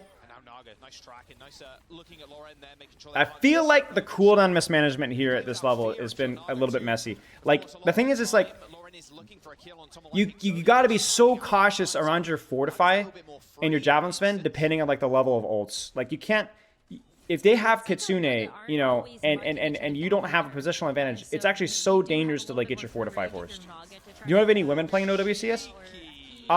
Yeah. Shoot. What's her name? The really good support player. What's her name? No. I'm like competing like right now still. Anion. Yeah, she's still competing. Yeah. But it doesn't feel good if you have to use a sound barrier to engage. Like, okay, I'm honestly, guys, I had no idea what just happened that pass. I was too busy thinking about Anion. I guess a few times we've seen it from teams, but just feels like that helper help. Thank you, Paul. Where you're able to actually. Yeah, it was. Yeah. She was on Nixel as well. Especially if you have to deal with Naga or somebody. Yes. It's just gonna chunk away that. Okay, so peace and love, point pressure, point pressure, point pressure. Aishin Valdi, or whatever the frick, is like notoriously difficult to attack. You just honestly just kind of leverage cart as much as you possibly can, and then make like one push for high ground when you can, or when you want to. Ollie's down cooldowns. Ollie has to be so careful about his fortify. Javelin just saved Lauren. There's the drop. That's really good. That's really good from Peace and Love. They got the cart where they wanted to. They commit beat as well, but that's actually not even that bad here. Oh, the pulse bomb's kind of bad. I don't feel like that was necessary. That was a way over investment there from Peace and Love. The Sojourn was good for once they dropped, but now Peps is going to be able to touch. Like, at least want a pulse bomb in your pocket here. Because it's going to be Kitsune for Kitsune. And if you had pulse bomb here, like, this is going to be messy. It's going to be messy. I like the angle here from Psycho. Fortify, Suzu's forced. FD God is, like, cooking. Oh, no. Oh, no. Oh, no. I don't know what happened there, guys. The setup was good from Peace and Love. It either had to be cooldown focus or target focus or mechanics or something. That should have been a lot harder. I need to tell you how you would say Spilo in German whenever we get to talk to again. You would hate it. I don't think it gets touch, guys. I don't think it gets touchers. I don't think we have any touchers. Yeah, there's no way. You can't touch. Nope. Lucy Boop alone denies that. Nope. It's too far away. Like, what grid reaction? Oh, gosh. Hit it with the boop. Not a great push there from Peace and Love. Setting in that direction, there's just so much damage. That was crazy. Like, Peace and Love, like, you call it out. They weren't ever gonna get there as a full team. I think Peps wins this. It depends on the situation here, but I think that, like, there are some comps where, like, getting to that late on second point on Eichenwalde is, like, really impressive. Comps, like, a lot of high ground comps, like dive comps, you know, it can be really hard. But, like, when an Arisamir... Oh. It's a good hold. I mean, this is really good. How do we want to take this? Do we want to keep going really aggro or what? It depends. Like, it depends on the CD trades. Like, that's empty god. Just play normal, and if you want, we can just roll. Yeah. I mean, I think if they just impact cooldowns again, I just want to go quicker. Yeah, yeah. That's tread.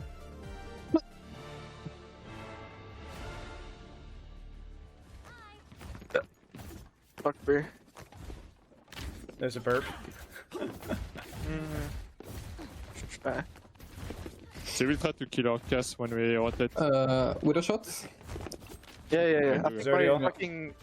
Okay, they could be on like Monkey or something, so we just make sure what they're on. 4, 3, 2, 1. Alright, let's go.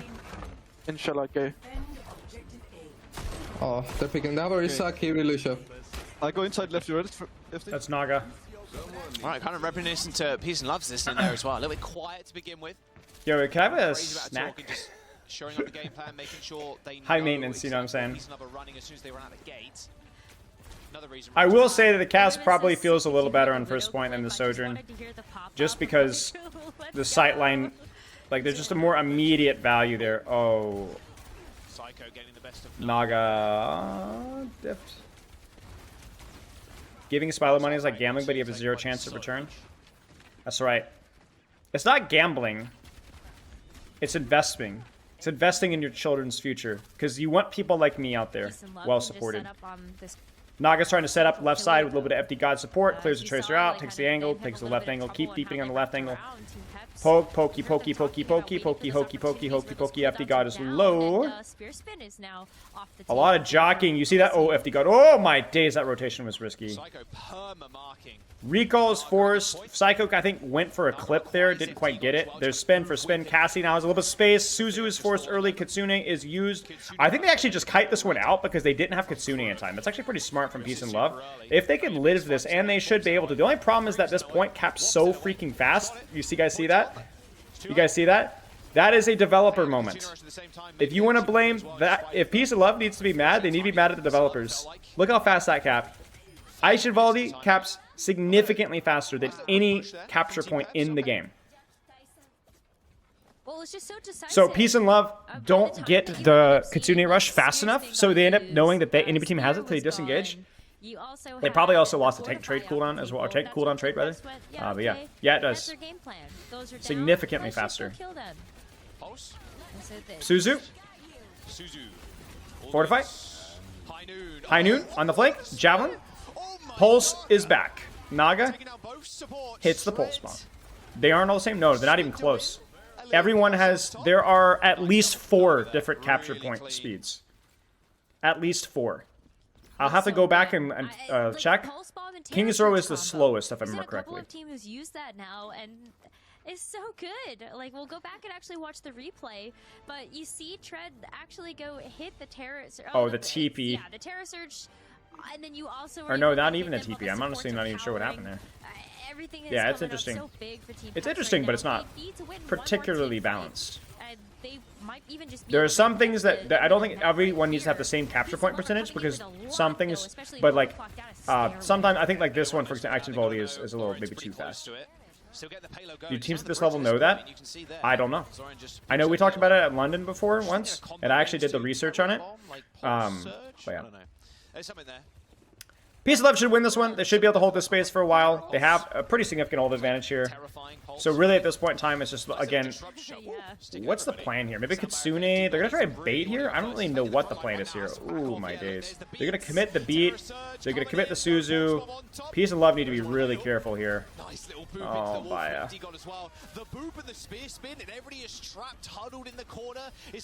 This is, ladies and gentlemen, this is why tempo matters. You don't force, brute force, messy fights when you have a significant hold advantage. Do you see what happened there? Peace and Love got out-layered and out-comboed. Bia got thrown into a corner like a 4-year-old in middle school.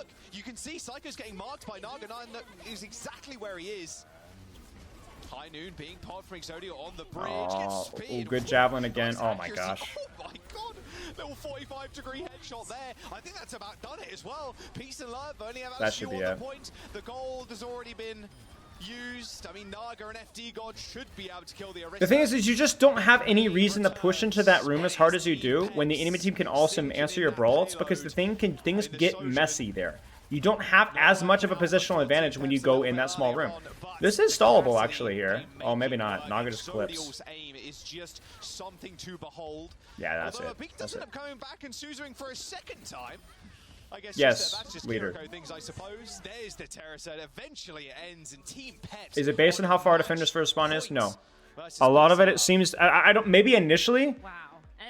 But true story, when I talked with one of the developers about map designs, I don't think that they were even aware of it. So alright, here's our game plan. Let's just go execute. They were marking those cooldowns from the Orisa super well, marking the Suzus coming out from a beak, and just pushing the advantage when they saw that those cooldowns were not available. Alright. They're so fluid with it. Really nice stuff from Team Peps. A really good showing too. I mean, I don't think it's necessarily like Cass Sojourn who's better right now. I think that maybe Cass has like that more consistent neutral advantage, certainly in like the first points here. But like, there's just been like a real lack of support on the Sojourn off angle. Like there was, I want you guys to remember that last fight, that last recontest, there was a Sojourn ult. Do you guys remember that? Do you guys remember that Sojourn ult? I bet you don't. Why? Because it just wasn't there. Like there was no rail, there's no pocket on the Sojourn. So I think a lot of it is just like how Peace and Loves are like approaching that fight. And like, cause like there's no way that you retake that fight with Sojourn ult and like something doesn't die. With Colosseo coming up as our next map, they get the prestigious honor of facing ends up next, right? It's going to be a tough match, but if you can finish here strong tomorrow, yeah, I feel real confident going into that. Peps looks like the better team. How one-sided it might look. Better team mechanically, better team in a lot of the ult trades and so on. So,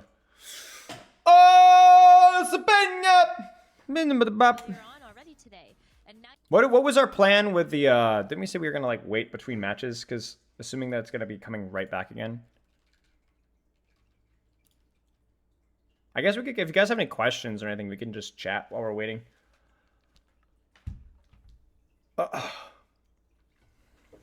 Mirrored maps also have different spawn times. Yeah.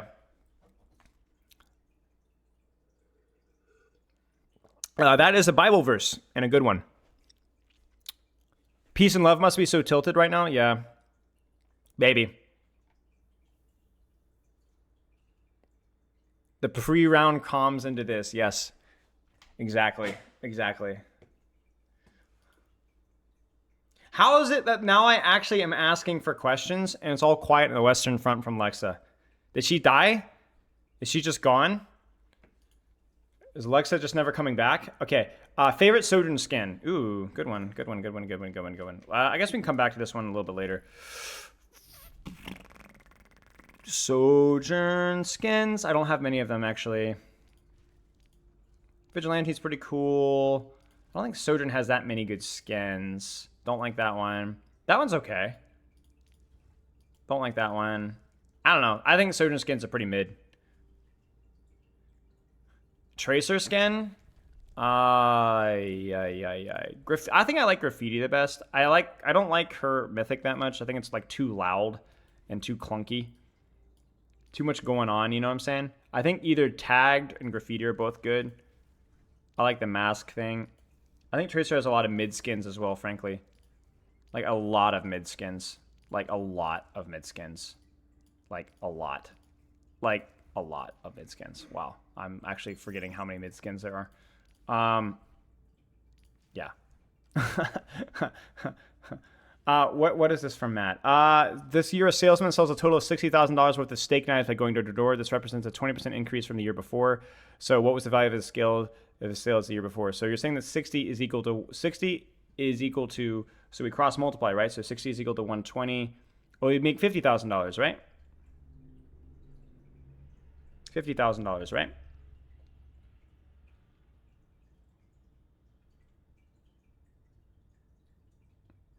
They're definitely tilted. You could tell the vibes weren't good. Yeah, I mean, it might just be the player personalities, you know? Like, that's what I mean. Like, match! Confirms he has bad taste. No, it's legit not bad taste. If you guys like a lot of the Sojourn Tracer skins, your guys' tastes are mid. The World Cup Sojourn skins talented? I didn't look at that. I'll have to check that one out. Me and SVB did like a skin tier list. And everyone knows that SVB has good taste. And he agreed with me in like 95% of stuff. So I think you guys are just objectively stupid in every single possible way. It's not bad to bring somebody in and maybe just refresh the mental.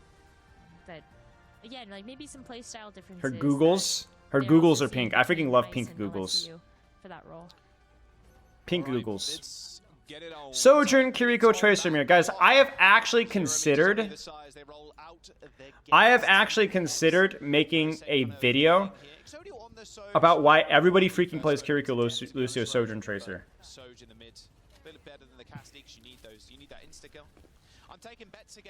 Because I have a conspiracy theory. It's not even like a really conspiracy theory. There's two reasons why. High skill ceiling, high value ceiling. Like actually it's more like high value ceiling, really. It's high value ceiling. And very flexible. Like, and then maybe not flexible, but like mobility. I think it's like mobility, cooldowns, and high value ceiling. Peace and Love is freaking tired of you. Well, the reason why it's comfort is because those characters have been good for a long time. So it could also be that you're right. Like that definitely is like potentially could have something to do with it. Nice track. This guy's tracking.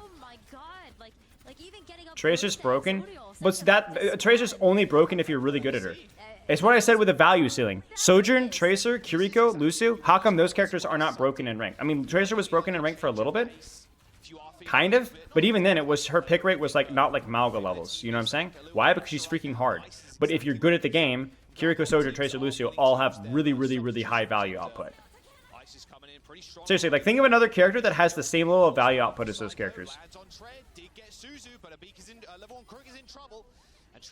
Like Widowmaker, value ceiling is super situational and very easy to counter. Because that kind of goes with my second point. Is just like the reason their value ceilings are so high is because they have so much mobility. They're so much harder to counter. You know what I'm saying? No, Zen's too easy to counter. At least at this level, Matt. There's too many things that you could deny a Sojourn. Genji, if he's meta, yep. But Genji's problem is that his value output is not as high. Genji has, like, all the mobility tools that he needs to function in high-level meta, but his value ceiling is not as high. Like, he can't get as much consistent value as, like, a Tracer or Sojourn can. Ana, yes and no, but doesn't have as much mobility or flexibility.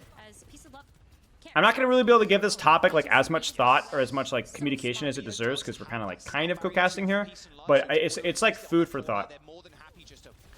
So when the problem is when we talk about solutions for like why these characters are being played everywhere, obviously Arissa is kind of an anomaly because she just fits well in the meta. But the reason why people are playing these characters everywhere is only partly due to the character's fault. It's only partly due to Tracer, Overtune, Kiriko Broken, Cleanse, whatever. A lot of it is just because the characters respect your skill. And there's so many characters in Overwatch 2 that don't respect your skill. They don't have the same level of value output. You could be an amazing Junkrat and there's only so much that you can get done. The character has such a high, like a low ceiling in terms of what you can do. There's so many characters that fall into that category. Like even back in Overwatch 1, there was like half the cast that you just never saw. You just never saw. Or you saw only very situationally. Is that necessarily a problem? I mean, it could be a problem for viewership, I think, yeah.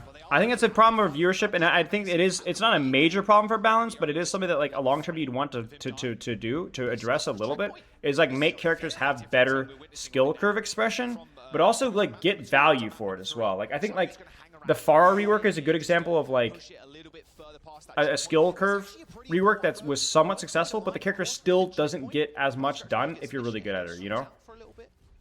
And Doomfist is a great example, or Ball and Doomfist are great examples of characters that have like really high skill ceilings, but you don't really get, like it's too easy to deny that skill with less skill, you know what I'm saying? Whereas a really good Kiriko or Sojourn is almost impossible to deny, right? A Kiriko or Sojourn are not necessarily easier to play or harder to play, they're just harder to stop. You see what I'm saying? A Wrecking Ball could be way better than a Sojourn if the situation is right. But it is easier to deny that Wrecking Ball value, or easier to deny that Sombra value than it is, you know? A lot of these Kiriko Sojourns have like unlimited power levels, exactly. Which to me is not a bad thing. It's not a bad thing necessarily. There just needs to be more characters that reward that level of skill. There are too many characters in Overwatch that have really, really freaking high skill ceilings, and then they're too easy to be punished for. And a lot of the reason is either a lack of mobility or a lack of CC counterplay. They're like the two consistent themes, I think. Don't need to be a psychic for that to be a thing. Oh dear. Ice in the wrong place. And sometimes there's just bad characters too. You know, like Lifeweaver's just never gonna be Ana. You know what I'm saying? I'm more interested about like why is Zen not being played? You know what I'm saying? Like that should be something that they should be like investigating. Or like why is Ana not as popular? Or why is Brigitte not as popular? Or like why is like Diva not as popular? Or like why is like Mei, for example, because I think Mei is a pretty skillful character. Like, why is Mei just not a very strong DPS character right now? You know what I'm saying? And like looking at like how or Ball or Doomfist, right? Could Venture be such a character? No, I don't think so. I think Venture falls into the similar categories of Doomfist and Wrecking Ball, where they have like really high skill ceilings, but their value output is relatively limited, like significantly limited. I think anybody that thinks Venture is going to be broken like pro play is like, I'm pretty sure is straight up coping. There's no way that Venture competes with Sojourn Tracer in terms of consistent value output. They have way too many ways of dealing with them.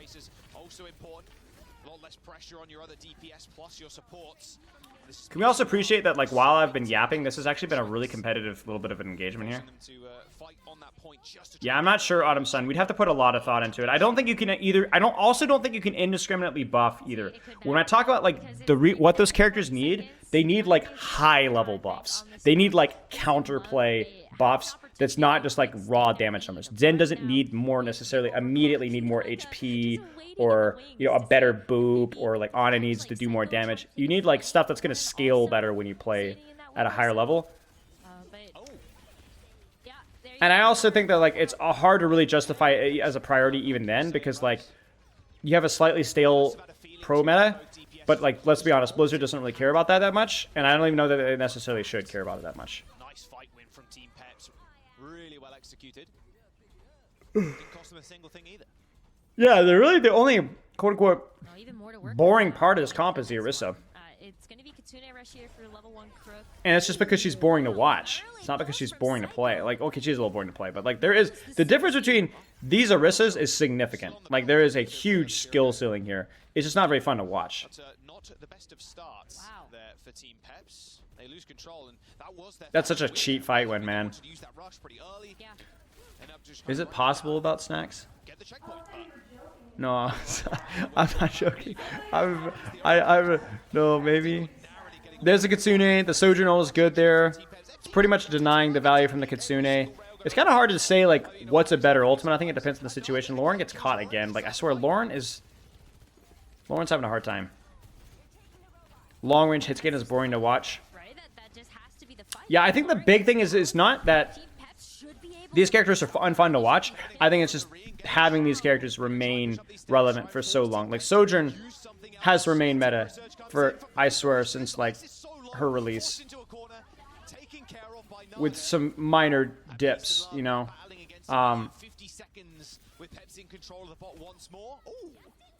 Smack to the booty. This is a dangerous fight for Peace and Love.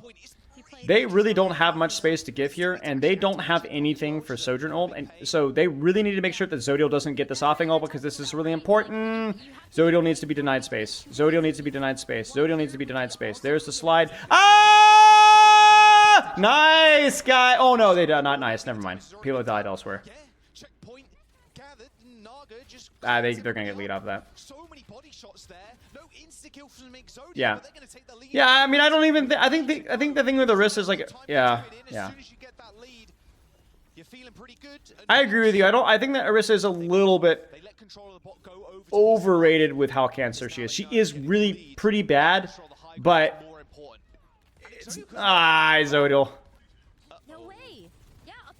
Oh, by the way, the reason they're running Sojourn Mirror here is not just because the map is a little bit more open, but because with push, like the game mode suggests, there's just a lot of push and pull. There's a lot of motion required from your DPS, and that's just where Cass is going to lag behind. That's kind of like goes back to what we were saying earlier with like the Overwatch 2 effect, you know, where you just need characters that can move. Eat the pulse bomb? That's a kill feed bug. He ate the pulse bomb there.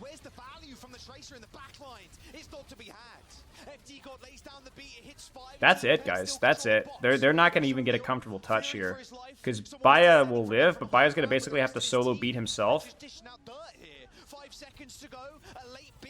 They need to kill somebody. They do kill somebody. That's the most important kill they could have gotten as well. I don't think it matters, but there is somebody needs to die. They just not hitting the shots. They're just not hitting the shots. That's unfortunate.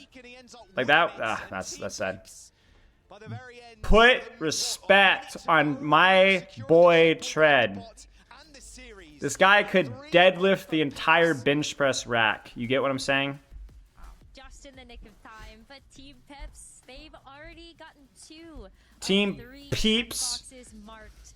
They beat Twisted Minds. They beat. Unfortunate. Huh? I have no freaking idea what you give me for a snack. I really don't care. Chat, what should I have for a snack?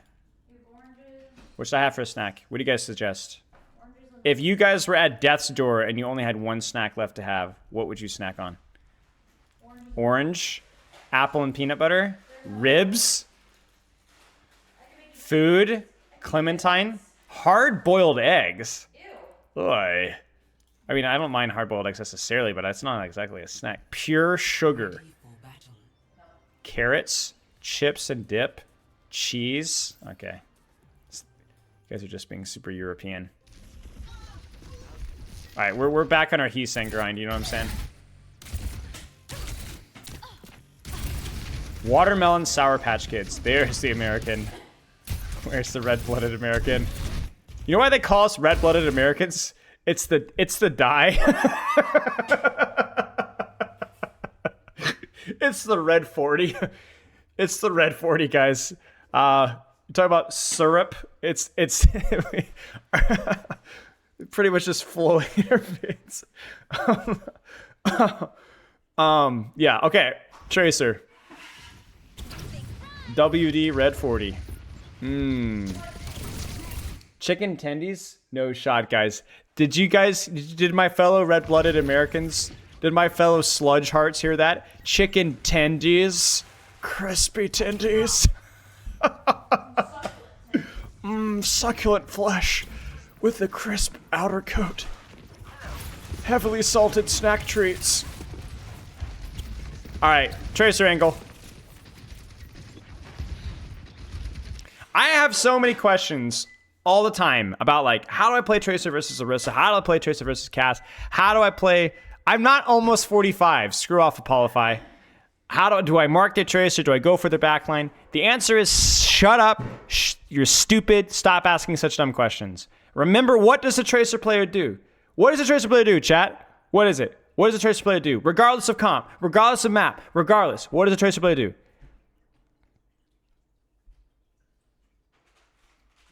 Complain, thank you. Short off angle, right.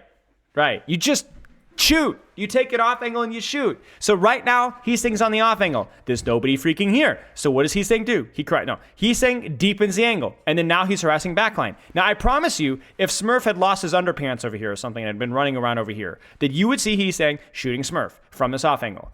It's not that deep. It literally doesn't matter what they're on. You take the angle and you shoot. So you see this because there's nobody there. The only problem is that the timing of Heesang is a little bit off with this Winston. So once he gets forced out, he turns around and goes to backline, goes for Orisa. Then he goes for the Tracer. Because again, why? Because the Tracer was the closest target there. And now, because of that, they've actually choked out the backline's position a little bit here. It's just a shame that it wasn't synchronized perfectly. And also there seemed to be a little bit of a flub there. Again, why are we shooting Tracer? Because she was there. Why are we shooting Orisa? Because she was there. The problem with focusing tank in your games is not that you guys are focusing the tank, it's that you're probably not taking an angle in focusing tank. If you take an angle in focusing tank, I'm not even mad. The problem with a lot of people is that they don't take an off angle, and then they wonder why I tell them to not focus tank. It has nothing to do necessarily with the target priority, it's the position that you're in. Shoot the angle, shoot the angle! Ah! Shoot it! Nice. Good layering here. Wrap. Clear the right side. This is where they're like all focusing the same target, so that's why we're shooting Orisa. Orisa's low, and we're goofing. Shoot and hit bomb from angle, yes. Remember that for like, and if you guys are committing any crimes IRL, always assault people from an angle. They'll never see you coming.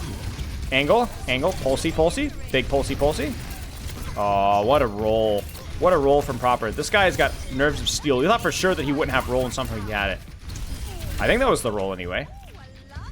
Red-blooded Soldier 76. Not even Soldier 76, but Solider. I love Solider 76. Solider. He's more solid. Shoot what's close. Shoot what's close. Stay on it. Look at that. Look at that. Suzu, TP. Probably didn't even need a recall there. I think he would try to go back to the high ground with the recall. But yeah, this is really good stuff from Heesang. I think the lack of recall here might get him in the... Might get him. Yeah, it gets him. It gets him. Oh, it doesn't get him. Good pocket. But yeah, the off angle setup stuff. Like, if you guys have seen nothing else here, but the position that this guy is taking is pretty consistently good. Fortify expires, and the kill is there. Also, trigger discipline. Starts the clip. Nope, duck finds cover, finishes the clip. Faster than a reload. Again, trigger discipline. Let's just juice this up. Watch it. Reload. Shio. Shoot. Shio's off my screen. Stop. Finish the clip. You guys see it? Even combos it with a melee. Because this guy is actually correct. Oh, wow. Maybe he's not that correct. I spoke too soon. Never mind, we're good. It's good stuff, guys. This is good positioning. A lot of times when we do our player POVs, we do put in a little bit of an emphasis on some of the mechanical stuff that they do. Maybe some of the cooldown choices that they make. But I hope that you guys are looking at this as at like look at the positioning stuff that has been consistently applied. Constantly, always taking angles. Ooh, Genji. Oh, Genji. Oh, bless me, Genji. Let's stay in the Tracer. Let's stay in the Tracer. We'll come back to the Genji. Okay. High ground, shoot.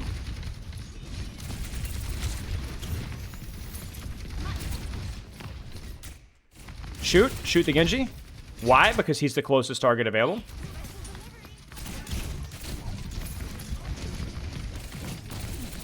Good. Keep shooting. Keep pressuring. Keep shooting, keep pressuring. Again, target priority is irrelevant. We have Orisa on the angle here. We have Hitscan on the angle here. We have Tracer on the angle here. Do you see it? Constant harassment, constant pressure. Let's actually talk about why is that the case. Why is this so important, guys? Why is pressure from an off angle important? Look at it from both an offensive and a defensive perspective.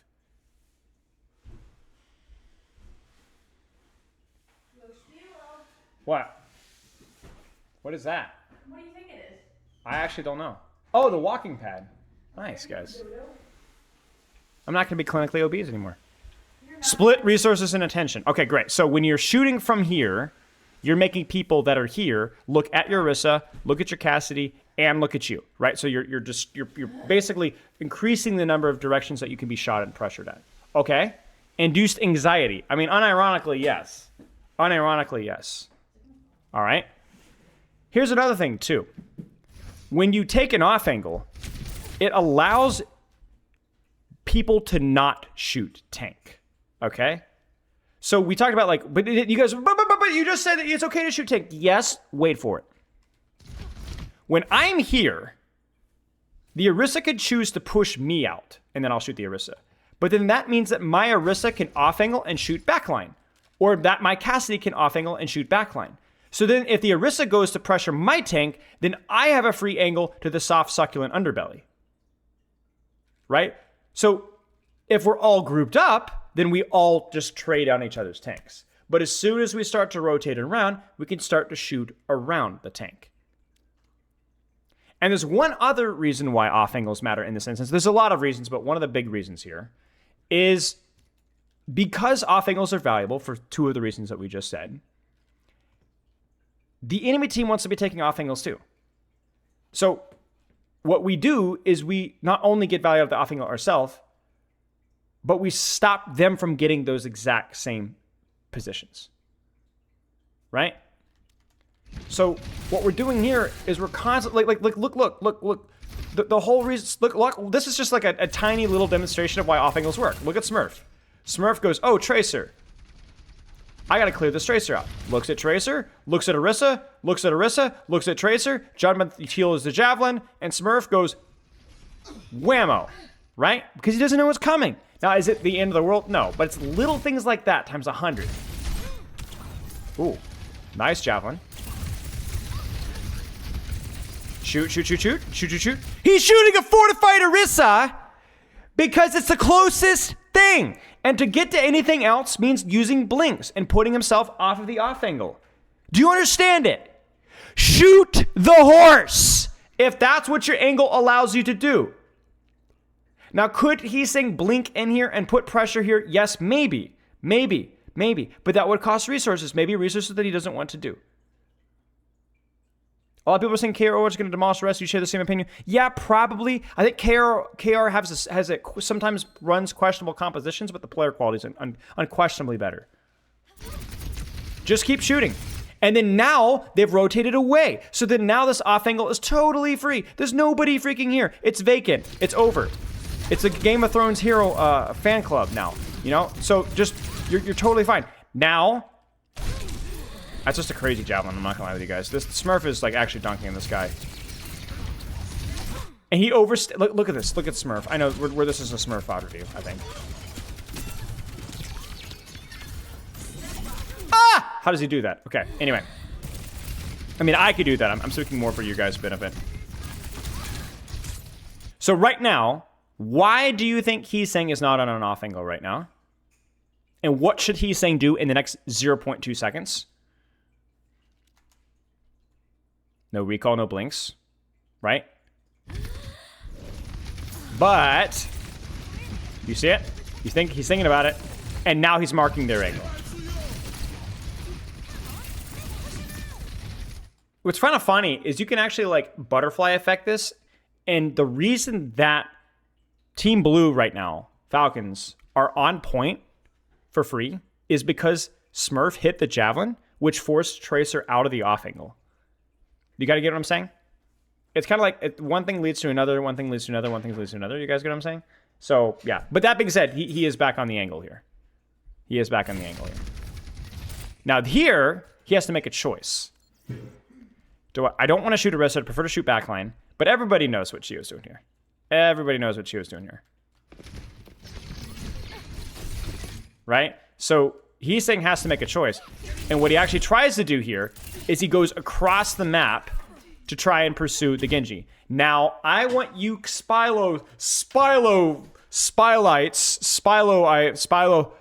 I want you viewers to tell me, why is this a mistake? What concept does this break from our repertoire of catchphrases? And hint, it's something that Heesang has already done at least 3 times in the previous map. What is wrong with this? Clock? Ooh. Cheating sandwich. Yes. Clock, cheating sandwich. Yes, yes, yes, yes. He has an angle. You need to stay on this angle. Shoot the Orisa, shoot the Brig, or wrap. Either of these are your options. Instead, he sandwiches himself between... He uses resources to go all the way across to the opposite off angle to go for a play. Putting himself at risk. He could just get one shot here. Wasting resources. And not really putting himself in a position to where he's really confident to win this. And now, not only did he run the risk of failing that play, but he's now back on the off angle without any resources. You get what I'm saying? And what's so funny about this is maybe I'm reading way too much into this. But this is something that Heesang has already done. And part of the problem why he was struggling a little bit with Echo on Ilios. If he hits the pulse, would it have been worth? Yes, it would have been worth. The one advantage out of doing this is it is a little bit unpredictable. Stalker's not ready for it. But there is an insane risk out of it, and I would argue that it makes more sense here to wait out the back window, hold the angle, shoot, and instead just control this space with Pulse Bomb here. Because don't tell me you can't Pulse Bomb from this angle too. And also, by the way, look what happens the second that Heesang vacates this angle. You see it? You see it? Lip immediately takes that off angle away. This is kind of scary from Heesang. I don't think he realized that Heesang? Oh, that is so lucky. It rotates to the opposite angle.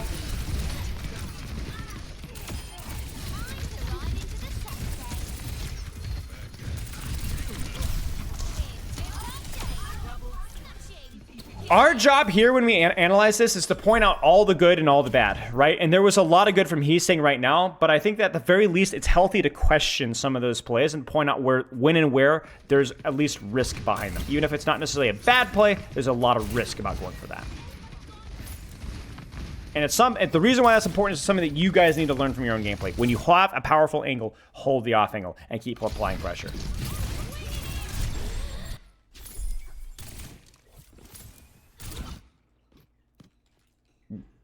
This is just another one of those greed plays, right? This is just another one of those greed plays where he really wants that kill. He vacates the off angle. He does like all this 5D chess, misses the pulse bomb. Now he doesn't have pulse. Now he doesn't have recall. And now he's given the rotation for free again. Do you guys see this? Yes, these replay codes are open to the public. Let me link you the guys the doc. The doc. Do you see it again though? It's literally the exact same thing. There's a goof on the pressure from that off angle. He gambles, and that's it. I think Cass used roll to rotate. Yes, I will control your computer now. I now have access to what is Smurf doing. What did Smurf see? I don't know. I don't care what Smurf saw.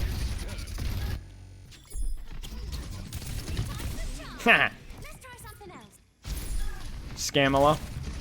That's a bit of a stretch. Just because it starts with S doesn't mean that it fits. Gotta fight Stalker in that rotation. Careful, careful. It's a 2v1. Kevster principle. Just live. Alright, find a different angle. Find a different angle. Where is he gonna go? Where's Big Daddy gonna go here? Where's he gonna go? Where's he gonna go? Fighting the angle, fighting the angle. Isolation on Brig. And now notice that he's not even like necessarily forcing the int here.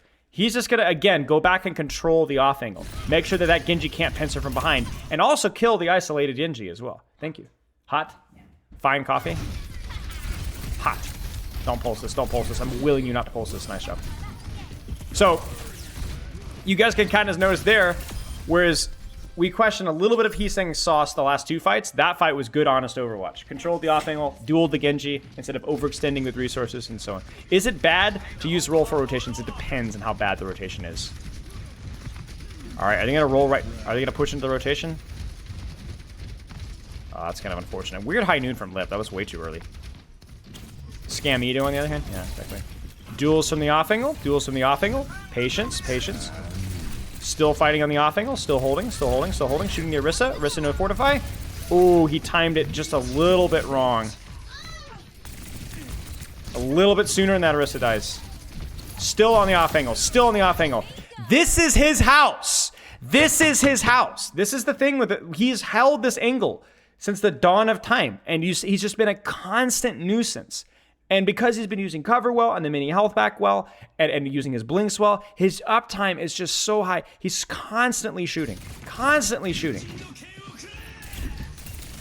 And then now it's just diff. Now he's just going to beat the best Brigitte in the world. Oh, the blink melee. It's good stuff, man. It's good stuff, man. It's good stuff. Yeah. Great at holding off angles. Great at the consistent pressure. The mechanics are there. Occasional cheating. Occasional cheating. I'm going to take this moment. Actually, I'm going to wait. I'm going to wait to eat my delicious snacky fried snack treat juice until we finish our Genji here.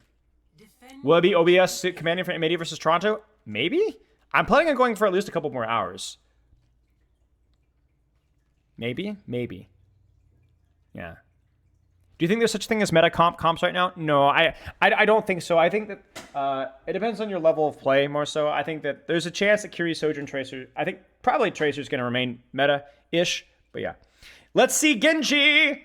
La la la la la! Okay, the question is... No, I don't think we want to look at Colosseo. I think we just look at Genji and Iconvaldi. I think we've seen enough of the Tracer. We've talked a lot about the Tracer. What's my favorite unhealthy snack food? Ooh, good question. Defend objective A. I don't know. Unhealthy is kind of like a broad term. I don't really eat anything that's not like real food, but I do eat stuff that could be a little bit high in the calories, which calories are not really a problem with me as much with my activity level and my metabolism, which is not too bad, even for what I do. But I would say the closest thing would be like chips. I make my I do homemade nachos, which is really good.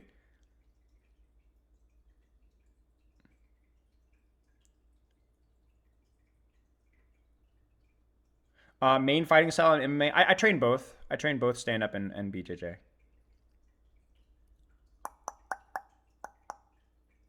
MAD fans known as Mateys. That's actually pretty clever. Cringe, but clever. Just like me. Cocaine personally, good for you, mate. What's my favorite flavor of red dye? I just like the raw stuff personally. The old 1972 Binglet flavor. The stuff that, you know, made it famous back in the day with, honestly, before even the whole Little Debbie craze. It was just used, actually initially as a cleaner of hulls of ships. And then they were like, hey, you know, this stuff tastes great. What if we actually put it? And what was the first candy? I don't remember if it was the candy they used it at first, but I'm a favor of the original.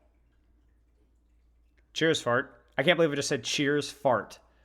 Cheers, fart. That's a real sentence.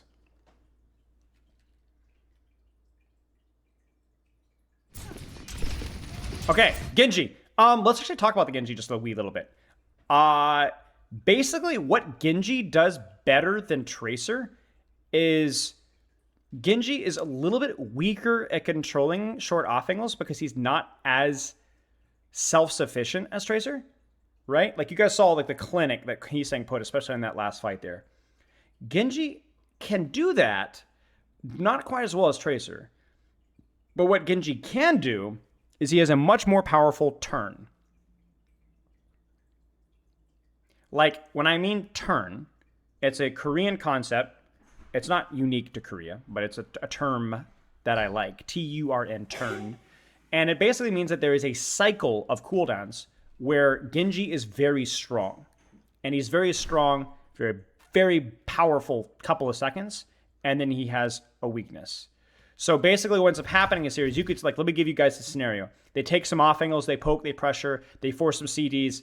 Junman sees an opportunity, goes rampage mode, jumps, slams in the backline, Lip has an angle, Lucio speeds in, Genji dashes in, and like that burst where Genji commits, like there's a dash, there's a right click, you're gonna do more than a tracer.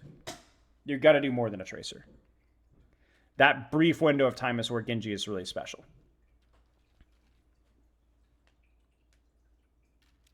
And I think that's kind of like what they're leaning into with this Kiriko Lucio comp is like, they're gonna find ways to close the distance and then have that brief window where there's like a lot of kill threat. Now the Malga is definitely interesting. But yeah. There it is. There it is. I promise you have not seen this map. I promise you have not seen this map. There's your turn. And not only is it a commit, a 3-2-1, but notice that they're not even grouped up. Why? Because you have to split their attention. Check it out. Lucio speed comes in from 2 different angles, and blam. And this is such a cool combo too. The Malga is one of the reasons behind the Malga might be this right here. It's just one big burst of value, like the Genji. The Orisa would be a much better consistent sustained pressure. Oh, it's so good. And because he gets the dash reset, the turn extends. Hair care routine? Honestly, I don't really have a hair care routine. I shampoo about twice a week because I wash my hair every day, but I only shampoo twice because it's not supposed to be super bad or super good for it. I eat really healthily, and that's about it. I probably have good genetics.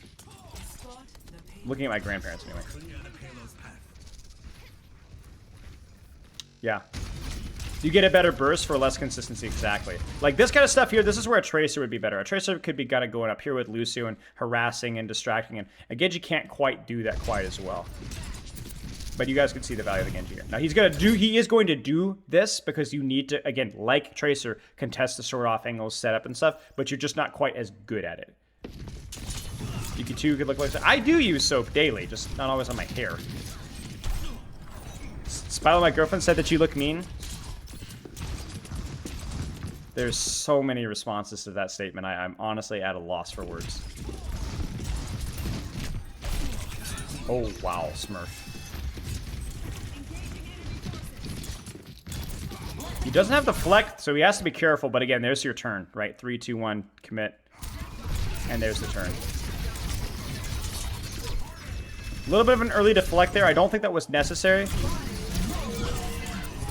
But I think he gets away with it. Yeah. Good response there from Team Blue. Don't worry, his girlfriend looks ugly. Thanks, guys. I can't tell if you're talking about me or somebody else. No, this isn't a scrim. We went backwards, Matt. We went backwards. We did things out of order so that we could stay on the Tracer train. So this was the first thing that happened. Off angle, off angle, off angle. This is where you kind of want a little bit of a soft contest on high ground. Right, like this. He might not commit here, but he's going to scare us. Deflect, force the roll, force the pocket, do it again. He doesn't have his deflect, so he can't quite do it yet, but he might. And see, look at this. This is the other thing, too. Is it's like the Genji thing is the same thing as Tracer. He takes the angle and he shoots what he can shoot. He's going to shoot Cassidy if he can, but he doesn't have this deflect, so he doesn't really want to. So he's going to shoot the tank a little bit from the soft angle, like he was doing on Tracer. As soon as he gets close to his deflect, which he has it now, oh, he thought about it. That's actually such a huge shot from Proper. Because that, otherwise, he 100% goes for that. Still has his deflect, though. There's the turn. The Malga's going for the commit. Falcons flip the fight. Where is our Genji going to off angle next? Now, there's a couple of choices here. You could commit here with Blade and beat. You could off angle here and shoot the Orisa from this off angle here. You could drop on the Cassie underneath you.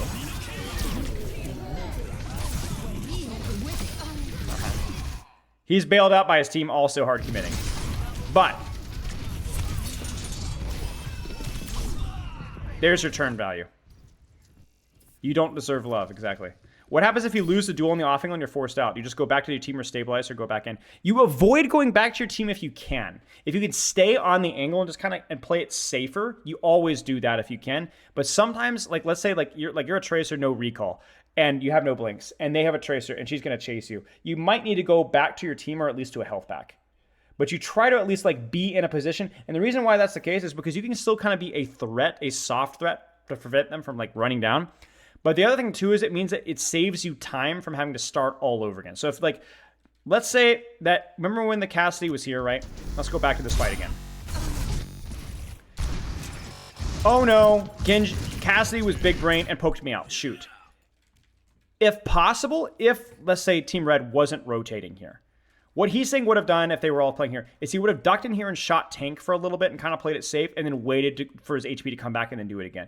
If Cassidy drops and pushes you, then he's probably going to die. The Cassidy's probably going to die. It's way too risky. So you kind of soft give it up, but you don't try to not completely abandon it because then you waste all that time. It's a great question.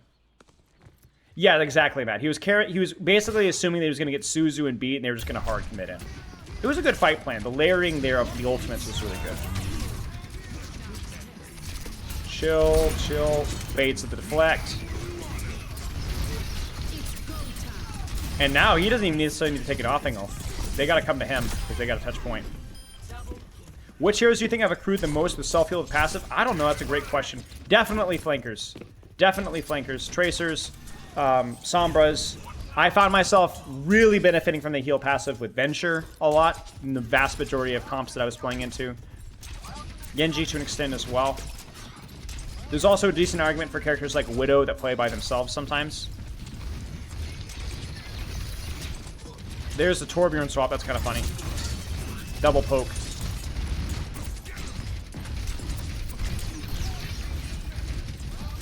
So normally, you guys probably talk to me about like not loving the front line deflect. This is where team play is slightly different than ranked play.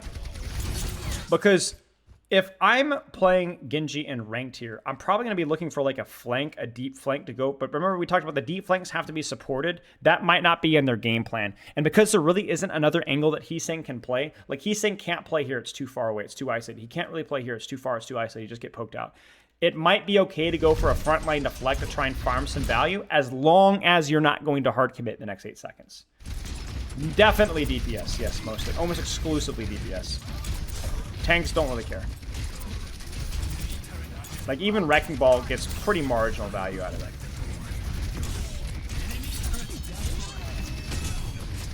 That can also allow his Malga to rotate to the next corner, which is fairly useful. But next deflect is really important, because you're going to see a beat engage, and we'll probably not see a deflect wasted now, because they're about to commit. Oh no, John, we get smoked.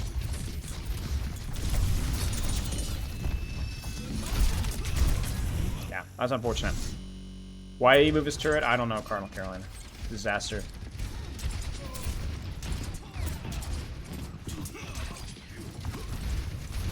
And like, for example, here, they're not likely to waste deflect here. Because again, we're looking for pre-using our beat blade pretty darn soon here. There's the commit, there's the turn, here comes the blade. No, they actually don't blade. They actually just kite out 4 ultimates. Which is honestly worth the double support ultimate here. This is a really cool layering plan. They cause like, oh, here comes the beat blade. We blow everything. And they just did. And yes, it costs 2 of their most valuable ultimates, but they still have 2. That's terrible from Falcons, yes, but it's hard. It's hard. I think my major problem with Falcons is I think their setup wasn't good. I think they should have had some sort of a split up here, I think, instead. But yeah. But you know me, there's always going to be a reason to split. But yeah, this is great. This is great. Now Heesang can just chill. Set up from top left. 3, 2, 1, Sojourn ult for space. Now Sojourn ult first because it's easier to get value from Sojourn ult from range. You make them all kite into here and then you blade them. Here comes the Malga Slam and the blade. And there it is. Malga zones backline. He kills the isolated DPS. And the blade is good. Now, it's a really good trade actually there from Smurf. I'm not sure what the support follow-up was there from the rest of Team Red, but the blade itself was good.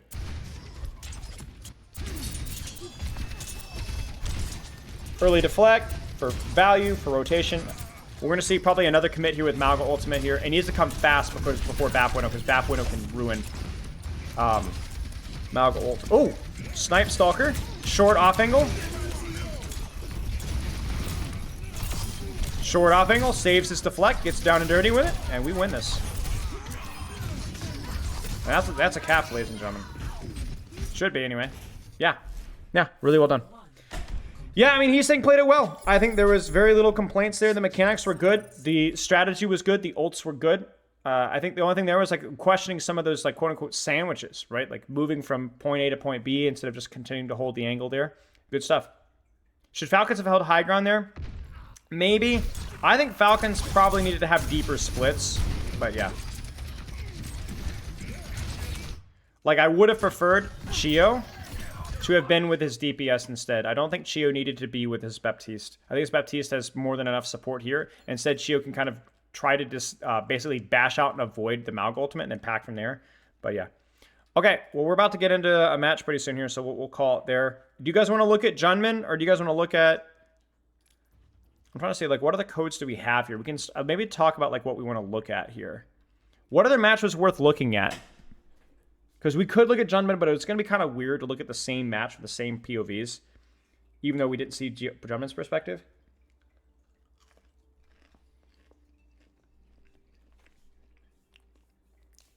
DAF FDG. Where? Oh.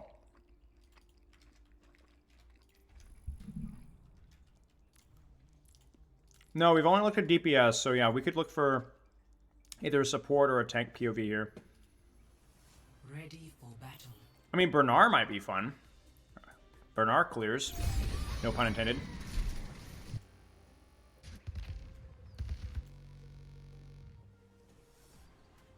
What do you guys think? Bernard? Some Diva do Marissa?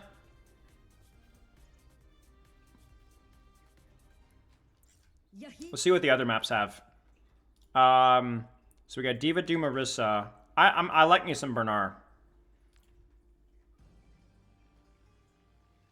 Why is my hair always so wild? Great question. There is no answer that science can tell you. Orisa, I'm not as interested in the Orisa and Colosseo. I mean, we could look. I think it might be worth looking at, but it's definitely less sexy. It's like the Matt Donuts and Coffee of tanks, if you get what I'm saying. Diva, new junk? Okay. Yeah, Orisa. Oh, wow, this went to a lot of maps. This went to map 5.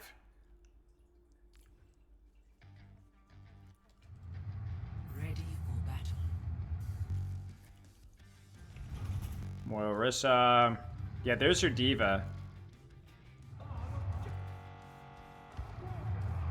Look at that. The Diva might actually kind of be fun, y'all. Like, that actually... My spidey sense is tingling. Is Venture live in OWCS? I don't think it's allowed until Dallas. But seriously, seeing Diva unironically being played might be fun. Maybe we should do Diva, guys. What do you guys think? Should we do Diva?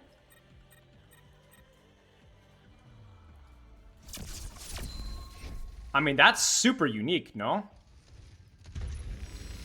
The question is should we do Bernard's Diva, who swaps to it on Shambali? I feel like we should look at Clear's Diva on New Junk City, because that's super freaking weird. And then maybe Bernard's Diva on Shambali. So we get Clear, we get the name value from looking at Bernard, but we give Clear the, you know, their credit for actually running it in a weird situation. Don't watch Shambali, it's very one-sided. Okay, so maybe, well, frick, maybe we just look at New Junk City then. Or maybe even like Colosseo or something. We'll skip around. Exactly, Dalton. Thank you.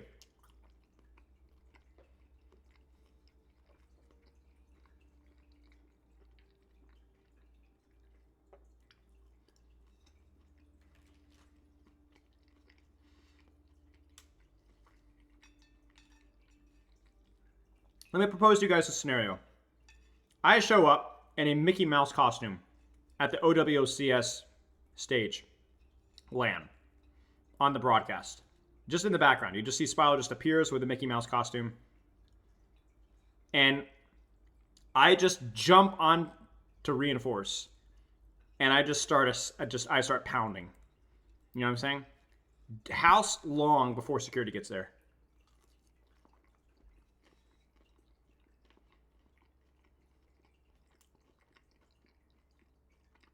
I don't even know if they have security. I bet it'd take longer than that.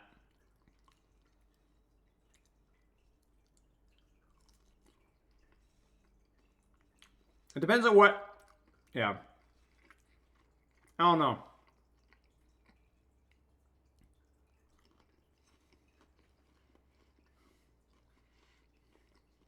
That's not what I meant. You guys know what I meant.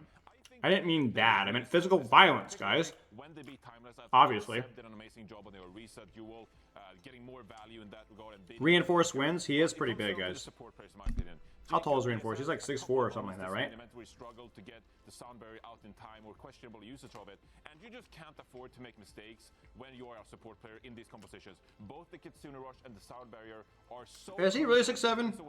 I saw him at the Creator Summit. Can't just like solve the puzzle for you. They can't make up for the mistakes you make. So if in this scenario you are Jacob or neutral, you gotta come out and have really good support ultimate usage. Otherwise, this game is gonna slip away. So did Peps just qualify for LAN, or am I missing something?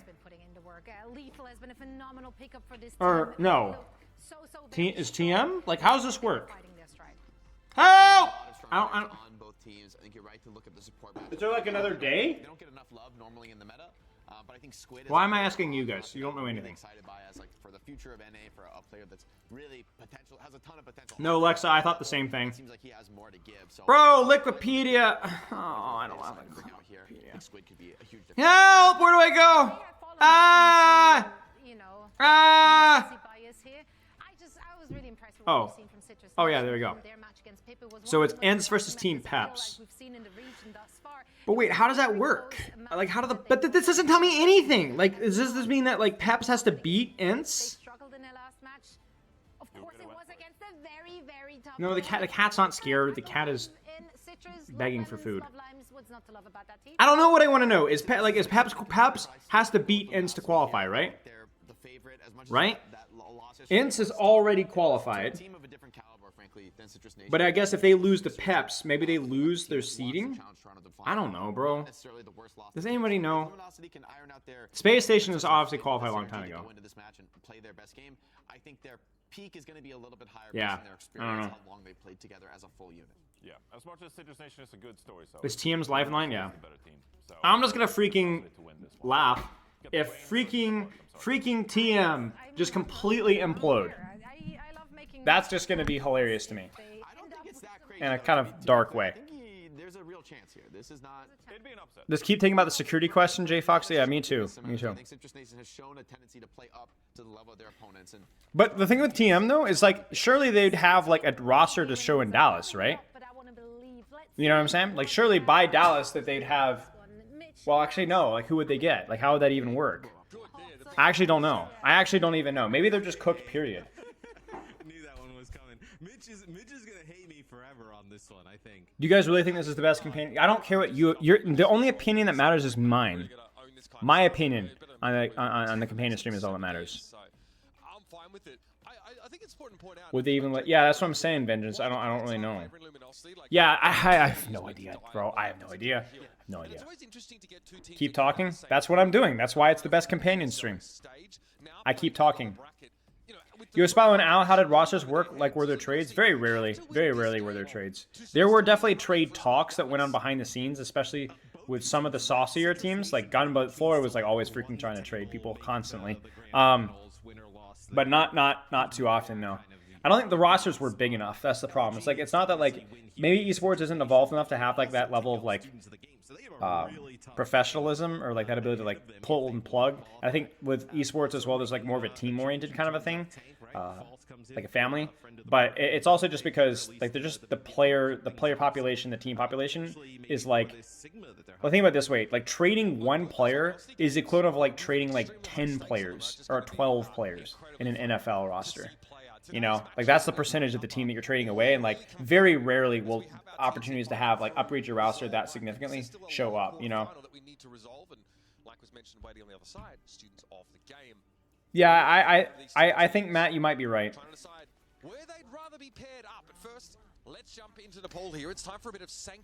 Wow, this is a return of the Uprising Academies. False, Tap, Lethal, the gang's all here. Some of the NA goats with Squid, Juby, Vision, and King as well. Citrus Nation is just some random team, I guess. I don't know Zeb, Jacob, or Neutral, but Tap and Lethal have been like NA EU contenders. I mean, I guess Tap hasn't really been in EU contenders for like literally like 4 years, but Tap is a Dutch, really good flex DPS player. I think Tap had immense potential, but they got squandered by Uprising Academy shenanigans. And Lethal was just with London not too long ago, and/or playing in Collegiate for a while. So, ladder terrorist on Orisa, good to know. Maybe they could get Krondot. Yeah, they could. Yeah, that may be your best bet. To be honest, weird comp here. Weird comp for Citrus. Not that weird, but it is funny to see both Sojourn and Echo here. Oh shoot, guys! I gotta do my OWCS. I gotta do my fantasy crap. I haven't actually done that. I'm literally gonna roll dice for it. Lethal on the off angle. Not enough pocket there from Sojourn. Yeah, it's just odd. Like it's just odd. The Tracer can do such a good job gatekeeping things, and I just don't know if that you can get enough space for your Echo to do anything. Any opinions on Tree? Is he playing stage 3? I mean, Tree's crazy. I mean, Tree's been crazy for forever. The question is like, but like, I don't know. I don't think that like he's gonna be like proper. He's really good. Yeah, Ashe is very map dependent. The reason you're running Ashe here is because there's not a lot of movement on this point. You won't see Ashe for the rest of this map. Unlikely. I don't think. Wait, Toronto signed Tree? I'd be surprised. I feel like Sugar Free's just. I don't know that Toronto needs Tree. No, not yet. Oh, is the rumor? Oh, okay. Yeah, I don't know. Trying to flank from Tap there. I like the flank. Maybe we'll see a Sigma copy here. Oh, that's so unfortunate. Gets scammed by the lamp. Tracer copy. Goes to the Ashe. The Ashe gets beat. Lamp used as well, so at least that's good. There's the clip. Pulse used. Flux used. Lethal's dead. Lethal's not dead. Tap gets the pulse on Juby. And somehow Luminosity squeezes this one. Or Citrus, rather, squeezes this one out. Get it, guys? Citrus. Ha ha ha. Squeezed. Freshly squeezed juice! Gotta love it. No, I think OWCS is back to 18. Or I honestly don't know. Do they kind of like back up and play a little bit of a distance, or do they want to press up, not allow Luminosity to take some? So they need to stuff this Ashe out here. There's got to be some sort of left flank pressure. There's the Sojourn Lucio, but man, those guys are just getting torched. Zeb should probably be dead relatively soon here. Fortify's already forced. There's the Orisa ult. Pops it. Oh, that's actually insane. They do get the flip, though. Zeb should be dead. Zeb is dead. Lethal is still low. Tap kills Juby. Beat is available, but Juby's not, or Jacob's not in a position to do anything with it. They need to clear out this Tracer. Can they shoot the Tracer in the head? They cannot. Jacob! There it is. There's the beat engage. Okay. Oh, wow. Tap. Okay, tap. Okay, tap. Tap. Tap. Tap.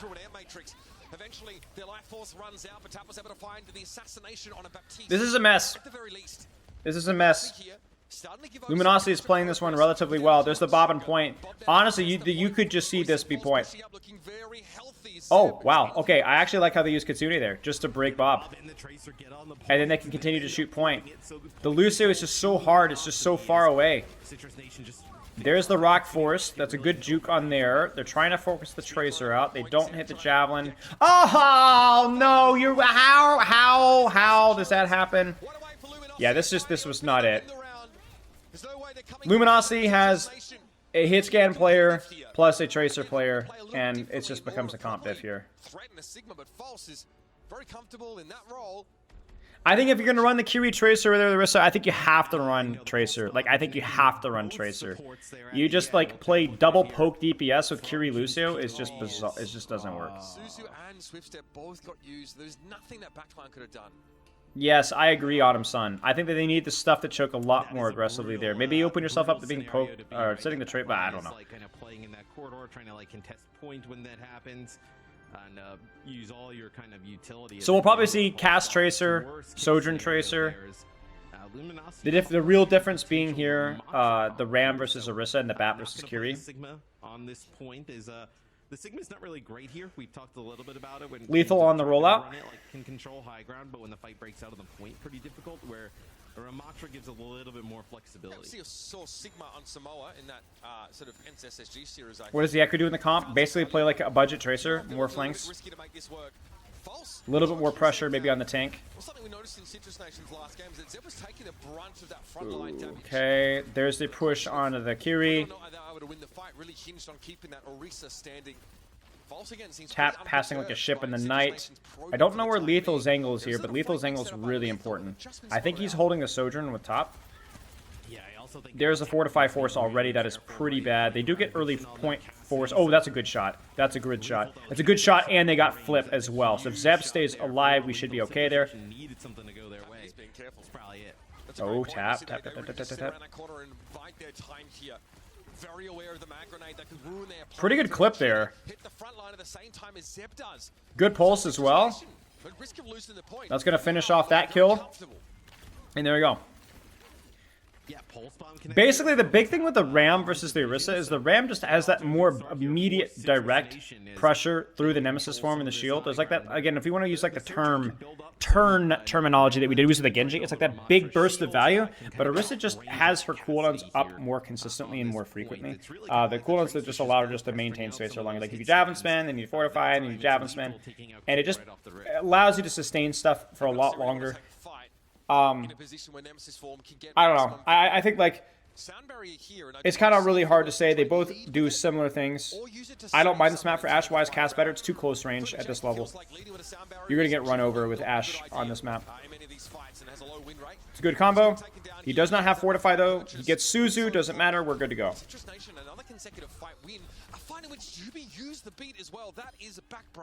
That is true, yeah. I don't know if that was Ajax or if it just got smoked or what.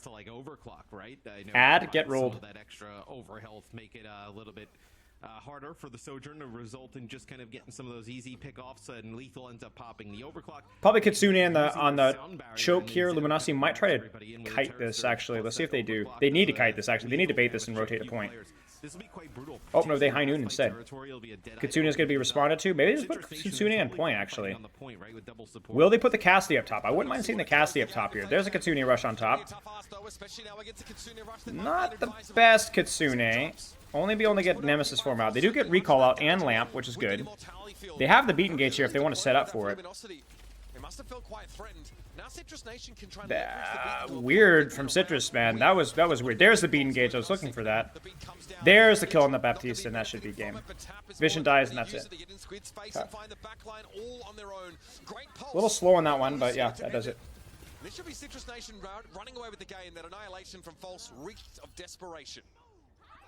Yes, it looks like this Ram, yeah. Our second round, so a much different looking round here. Ram Bap maybe not quite as good there. I think the Orisa comps definitely obviously play, better. Bap is just too fragile in those messy comps if you don't have the space for it. If you don't have the space for it. It's not necessarily a bad hero, but there's a reason why it's fallen a little bit out of favor. Definitely feels like Ramatra, while favored, much more fragile with the Tracer and so on. Looks like Falso's going to fall onto the Orisa. Now, what that means is that at least there's a little bit more space. For the Bap has to babysit the Ramatra a little bit more. But if you're playing the Orisa, you could put a little bit more resources to keeping yourself alive, worrying about your own position, so on. Suji. Orisa versus Ram, Suji. Maybe you're degenerate, evolved, European, big brain mind can explain. My thought is that the Ram is just like, has that burst of value, but requires like so much babysitting compared to the Orisa. and feels like honestly a little bit weaker versus some of the meta DPS. Why are you so mean to us? I'm not mean to you guys. I'm encouraged. I'm making it so that this stream is so harsh that you walk into the real world and you're just thankful. Ryan Shirley, yes. Probably wants to drop to the point to get the most out of this Cassidy pick. That, of course, carries an element of risk. Javelin for javelin spin. Love to see it. Such a pretty trade of cooldowns. King's not going to get recall forced. Man, well, how come I didn't get a verified Overwatch League player spray, man? Yeah, I think that's fair. All right, good to hear. I'm glad I get your thumb of approval. My feel that like as long as this Tracer stuff is more meta in these brawl comps, I feel like being forced to run BAP just because you have a Ram feels kind of bad. I feel like just letting yourself run Kiriko is just like, yeah. I'm not a player. What? Bro, Christopher has the spray. Christopher has the spray. How come I don't have the spray? Very back and forth. The Citrus Nation very much. Can't I watch Charisma is just unbelievably boring? Yeah, that's the SSG pilled stuff right there. A really weird spot for Lethal to be in, very far behind enemy lines. Is okay. King, and it looked like Juby were trying to hunt him.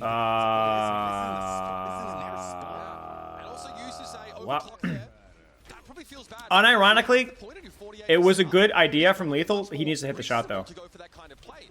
If he hits the shot, it's a brilliant play. He misses the shot, it's not a bad play, it's just a significantly less effective play. Because they did get free point flip, and they did force lamp, and they forced a lot of like crap, I think. But, yeah, I mean, you need to hit the shot. Did I ask? I don't even know who I'm asking. Chris is an elite level player, tough to argue with that, you know?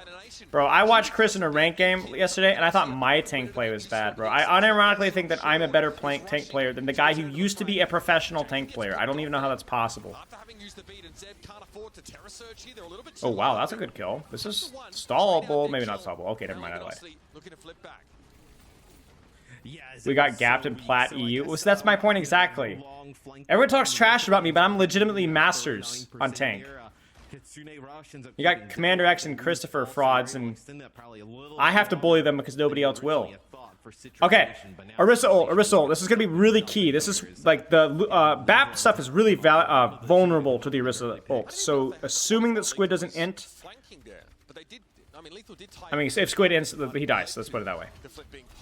He fortifies javelin spins. Okay, I'm not gonna lie with you guys. I get irrationally angry when I see Orisa's push with fortify and javelin spin. If Seb is an Orisa OTP, maybe it's time to put the horse down. Huge pocket. Lethal needs to get the shot there. The fact that they actually disengage that is pretty big. And they whiff the pulse bomb. Lethal could not hold on there. Vision able to come up. X is not Korean on Winston. Luminosity very close now. Zeb to the point first, but Voss should be back in time to contest this now. As Luminosity just cycle players on and off the point to avoid. They do have a lot of ults here. Like, this could get messy really quick. Oh. High noon. Dennis. Everybody gets hit by that sound barrier as a little bit of a desperation Deadeye here. It's not a bad high noon. That's unfortunate with the javelin or the thing. Yeah, that sucks. Oh, hello. They get the touch too. They get the touch. Ah! Frick. Yeah, Luminosity better team for sure. There's just too many mistakes. I think too many mistakes with some of these fights that like just people should just be absolutely winning. Obviously, Sanctum was a bit of a disaster compositionally. Unofficial member of Toronto. Have I ever beaten them all many chips in a Doom mirror though? No, I have not. I have beaten Chips' mother in a mirror though. Only real ones will get that reference. What is Uber doing with his hips?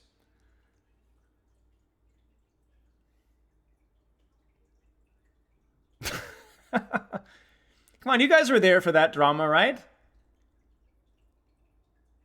Ram's problem is the way he gets value is Nemesis punching backline, but you also need Nemesis when you get focused to block. Yeah. Lack of aura? No. Like, wait, you're talking about Uber's lack of aura or my lack of aura? Because I've never had the lack of aura problem my entire life. In fact, I don't even concern myself with aura because if you have it, you don't need to talk about it. You know what I'm saying? Aura, whatever, bro. Like what doesn't give a frick? Tomato to mono, your mother. Yours against Mama Graham. No. No. Dude, I got the real clients of the week were the Christophers and Commander X's who gave me client of the week, despite me being in voice with them. I'm in voice with them, and I'm like, look at this. Your mom responded. Look, here and these guys act like it was. I don't know. Actual clients of the week. It's clearly all a joke. Guys, did you guys not even read the message? I was like, oh, I've always had big respect. Like I was sauced it up. You know what I'm saying? I will say though, I did feel bad. Like I didn't know it was her house. I went out of trash talk to it. I thought it was just Chris's house. Do I have motion? What the frick are you talking about? Where am I placing myself in Salt's territory list? S+? Don't even need to ask my opinion, bro. Don't even need to ask my opinion. S+. I think I gotta stand my ground. No, I'm not standing my ground on a 61-year-old woman. To me, that just proves a lack of aura. If you have to stand your ground on a 61-year-old woman, that's a lack of aura. Do I got motion? What is motion, bro? What is motion?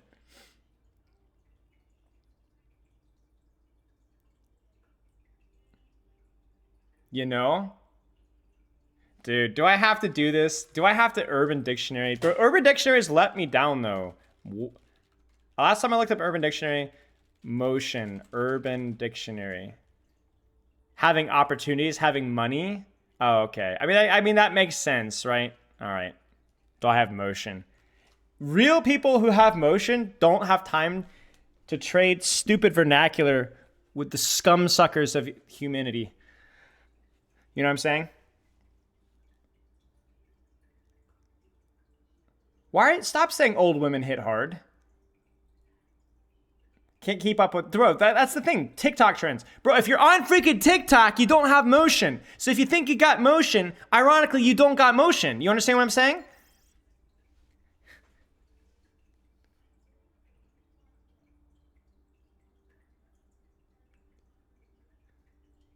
You've been saying that in Florida for years? Okay, so is that where all the TikTok degeneracy comes from? Florida?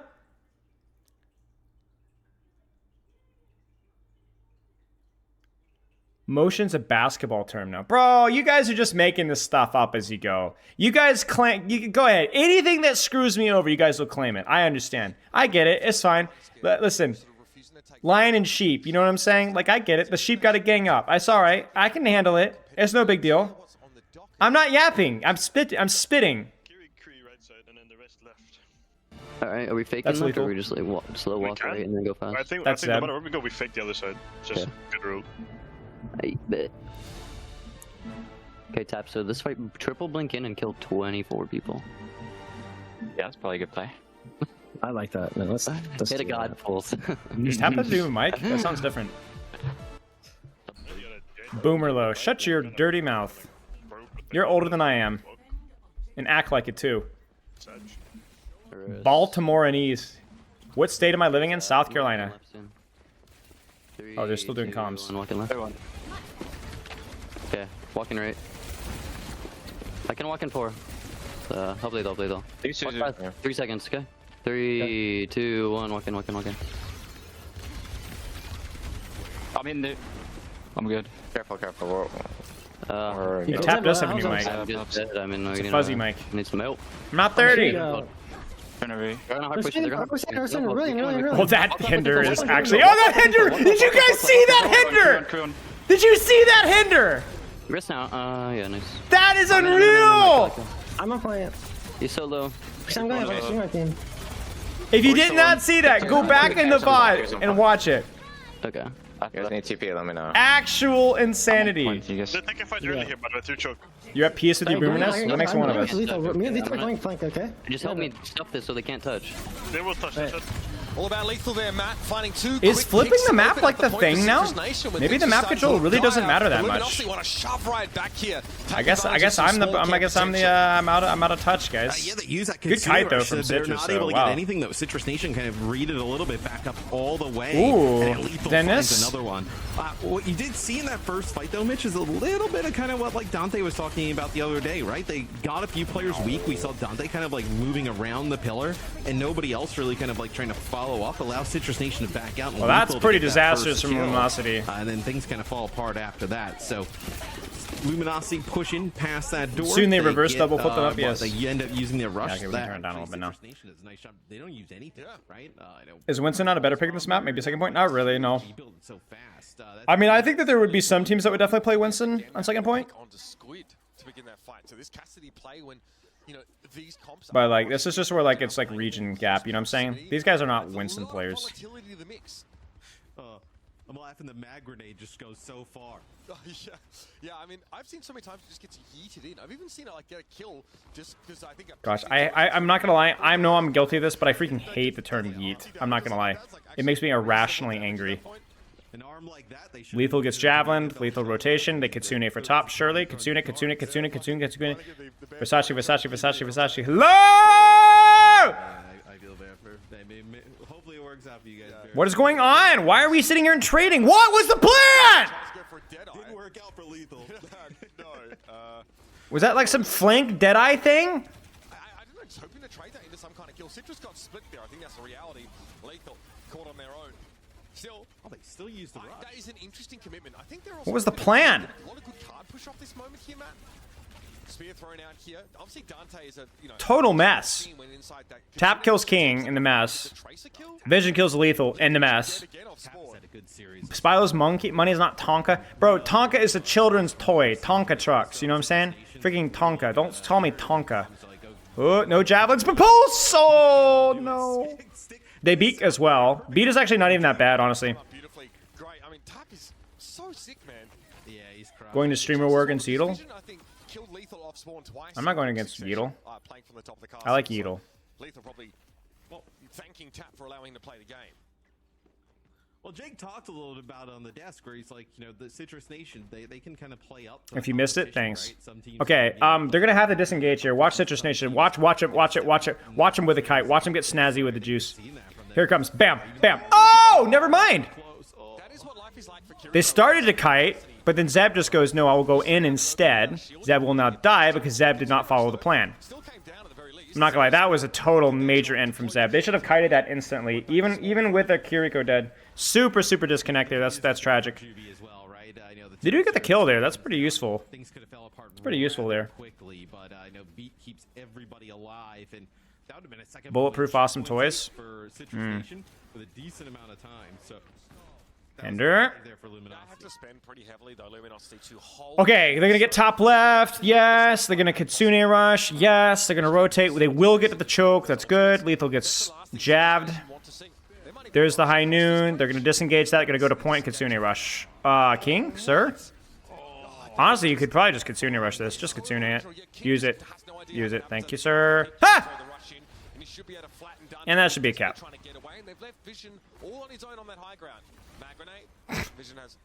Thank you, Dennis, for that one. Yeah, Juby was pretty close actually getting a boop off the side on the bridge there, but yeah, I don't know what the frick that was from King, but yeah. That's the second checkpoint. If you guys had only one toy to play with for the next 100 years, what toy would it be? I feel like the answer to this should be super obvious, no? Like you had unlimited supply of fill-in-the-blank toy. I feel like the answer is obvious, no? What the frick is Gormiti? That sounds like a good, like a venereal disease. I'm gonna delete that comment as well. That one is an actual venereal disease. Your PC? No, that's so lame. That doesn't count. No, PC doesn't count. Toy. Fidget spinners? How are you guys getting worse with your? No, toy. Fun. Excitement. Yeah, thank you, Kench.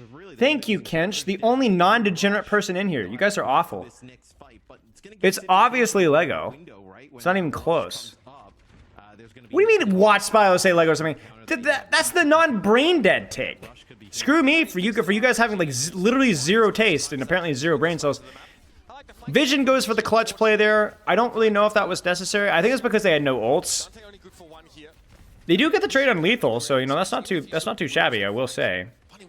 And they get the kill on neutral as well. This is disastrous. So basically, Luminosity goes in that plan. They have a significant ult disadvantage, so they just kind of like throw their Cassidy on the funeral pyre, and they use that disastrous smoking corpse as a smoke screen.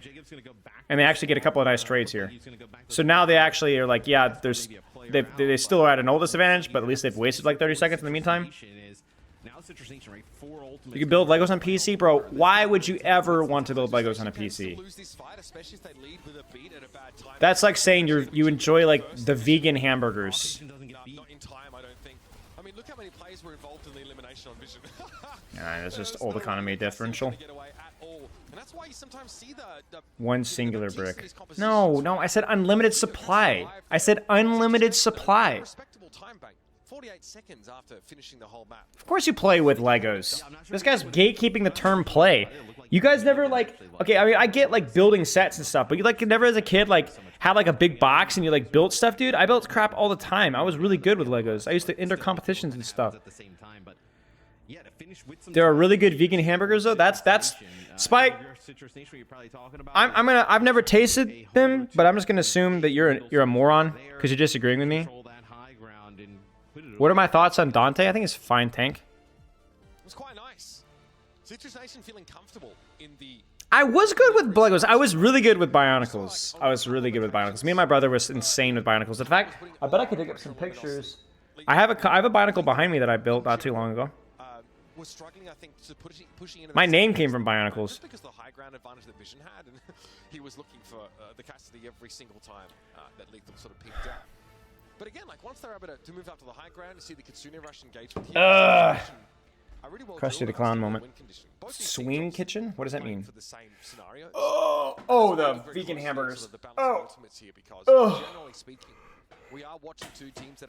When you don't have information, you don't have the privilege to have an opinion. Was that your personal motto? Because I bet you have to say that one a lot.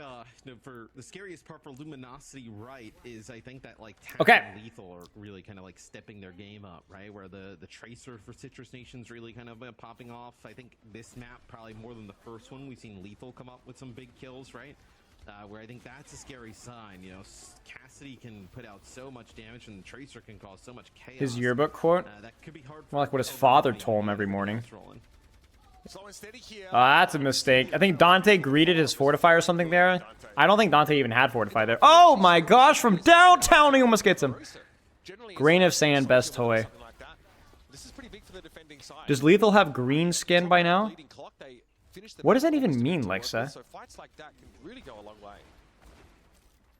Yeah, absolutely. I mean, you win Can you guys not be horny for like 10 seconds? Is that possible? Pretty much for free.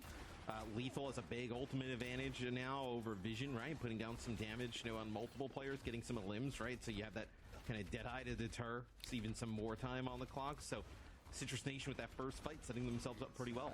High noon, no javelin, zoning tool. What is King doing? What is King doing? I feel like King doesn't know that the skull is like building on him when he transitions through blinks. Where is that guy? Just flying. I mean, we've seen it sometimes, right? Lucio's just like wall riding, getting caught by I'm gonna time you guys out. His PC. Check him PC. ESIC on the speed dial. You get shot, you die. Out here proving that dumb questions exist. Either way, Luminosity need to bounce back real quick. They've lost 9. It's more like that I'm the one that has to continually answer them.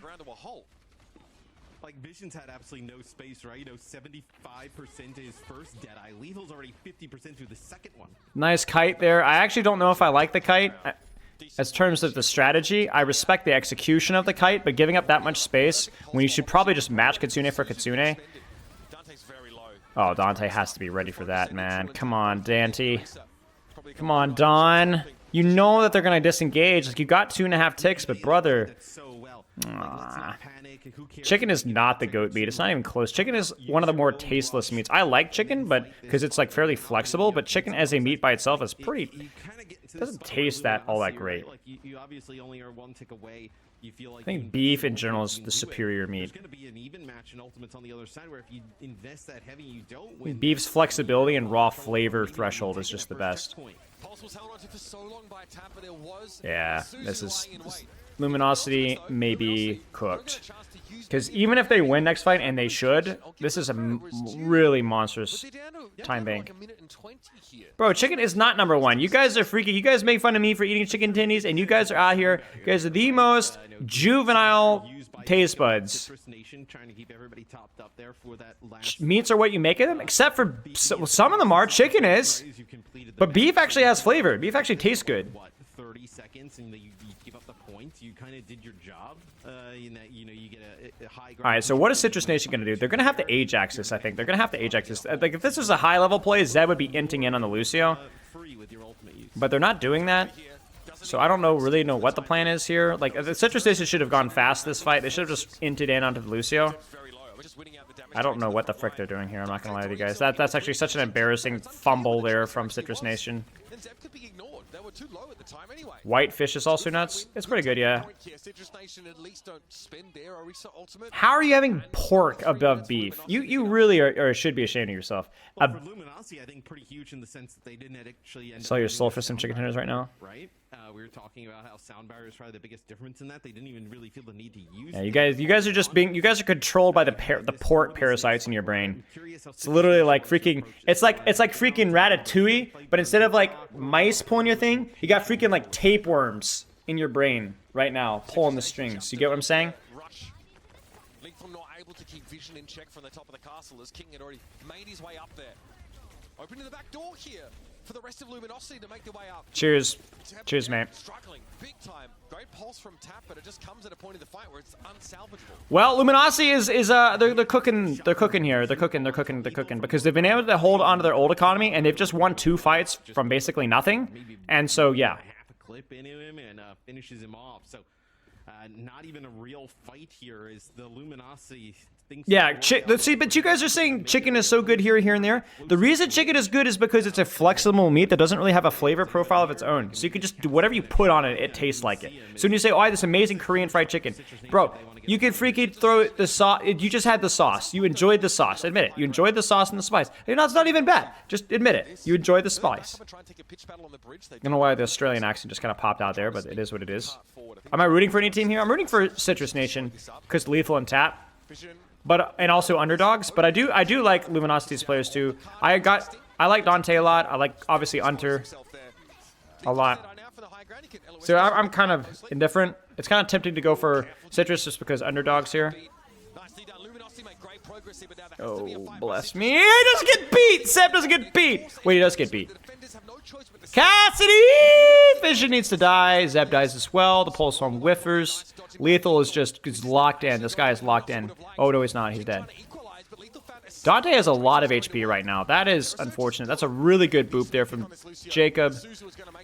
And for once, I'm not pumping myself up. Dante, how did he just kill Tap? Okay. Will Zeb stay? Probably not, right? No way. Lamb is superior. I've not really had Lamb before. Not good Lamb. Yeah, I agree, Stupid Koopy, but less so with beef and pork than other meats. I think they have their own flavor profiles, you know what I'm saying?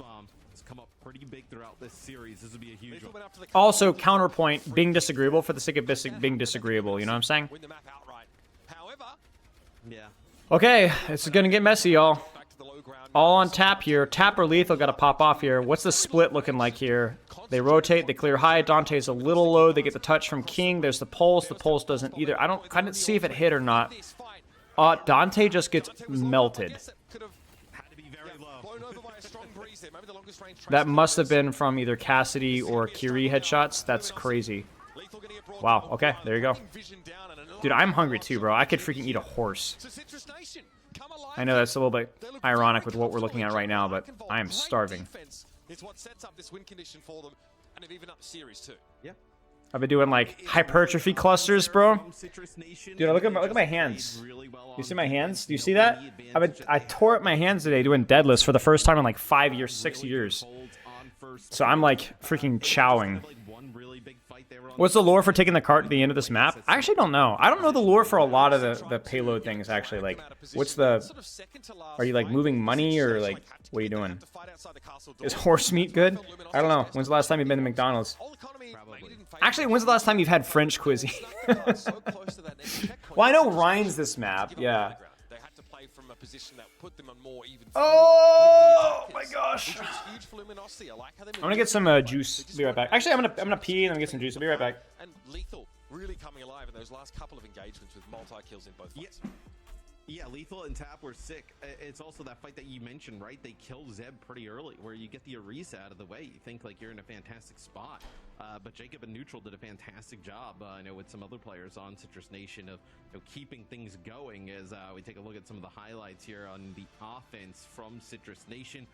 This is where that, kill happens there onto Vision. Yeah, happens right before the beat goes down. So doesn't get the benefits of that sound barrier as everybody collapses.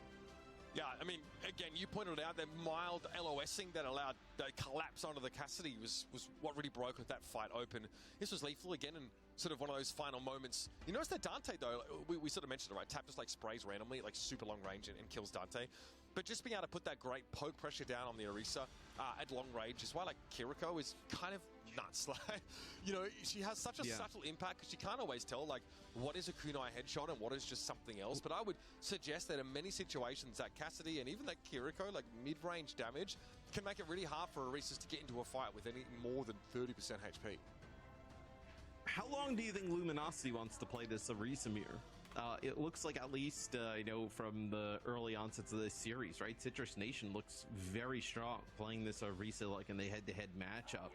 I just don't know what else, like, you do, right? Like, the comp is so strong, it's so versatile that it feels like you're at a disadvantage, or where you have to play something else at such, like, a high level, right? To kind of counteract how easy it is to play that Orisa. Fortunately, this morning, we actually saw ENCE play Sigma on our next map, which is Esperanza, where, Space Station weren't quite able to, like, find the answer.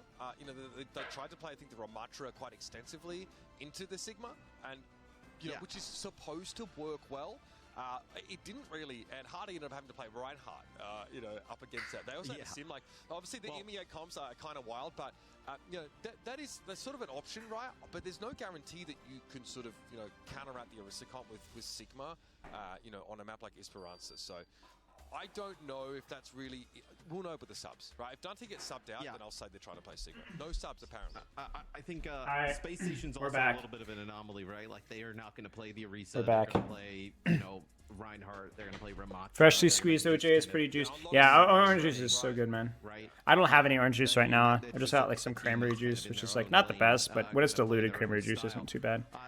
Non-diluted cranberry juice is, like, take the hair off your chest. You ever had, like, you drink something that puts hair on your chest? The really bad stuff just takes the hair right off. Just right off. This actually blew out a lot more than I kind of realized. We were just using the eye check. Cup of pulp with a hint of juice is the way to go. That's pretty absurd. And I would also suggest that that extra bit of damage. Dots on Mitch's shirt. Huge, right? That is fine. 3K or so.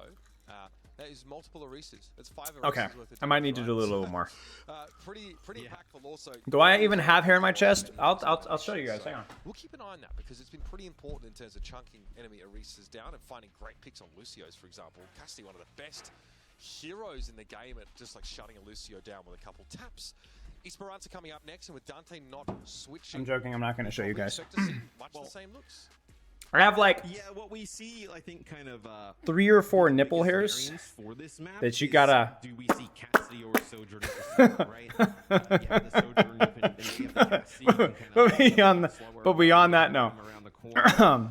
No play for that high ground. If you have the Cassidy, you kind of like. If you want to see my gains, you're gonna have to meet me at LAN. Build ultimates to get a push to round that corner in an effective way. So. We'll get a chance here to see at the start what both teams are offering, but both so far have really been favoring the Cassidy for the most part. I do want to point out that this series so far has played out really similarly to the group stage between these two teams, because they obviously both. Yeah, I agree. I definitely think Citrus Natures has been a bit of a surprise. Maybe it's just been a favorable meta for like the whole Zeb thing. I do think Lethal and Tap are a little bit underrated in terms of a DPS line. So exactly the same way as this series has played out. What's my deadlift PR? So I haven't deadlifted. I haven't really done any lift seriously, especially deadlift, because I had a pretty bad back injury in my high school football days, which is when I was really, like, my senior years when I was doing a lot of deadlifting. And at that point in time, my deadlift PR with perfect form, flat back, everything was like 420. And that was at 155 body weight. And I haven't done anything since then. I do a lot of trap bar deadlift stuffs because I don't train as much for like PRs and powerlifting obviously play them as much. I do more like sports training stuff and hypertrophy clusters and so on. So it's not that heavy. If I seriously trained my deadlift again, now that my back's better, I could probably hit. I could break 500 for sure. But I don't really train, like, I train for different stuff usually. I don't really train for max strength as much. It's okay. It's not as good for somebody who's lifted as long as I am, but bench has been like my more ego muscle, and that's a little bit better for my body weight. I have almost a 300-pound bench press PR. Man, it seems like the Luminosity does such a great job of targeting the opponent. That's really good for Rashi. That's really good for Rashi. That's basically 420, 430 pounds if you can do that many reps. I mean, I don't know if you've gone for max, but like that's good.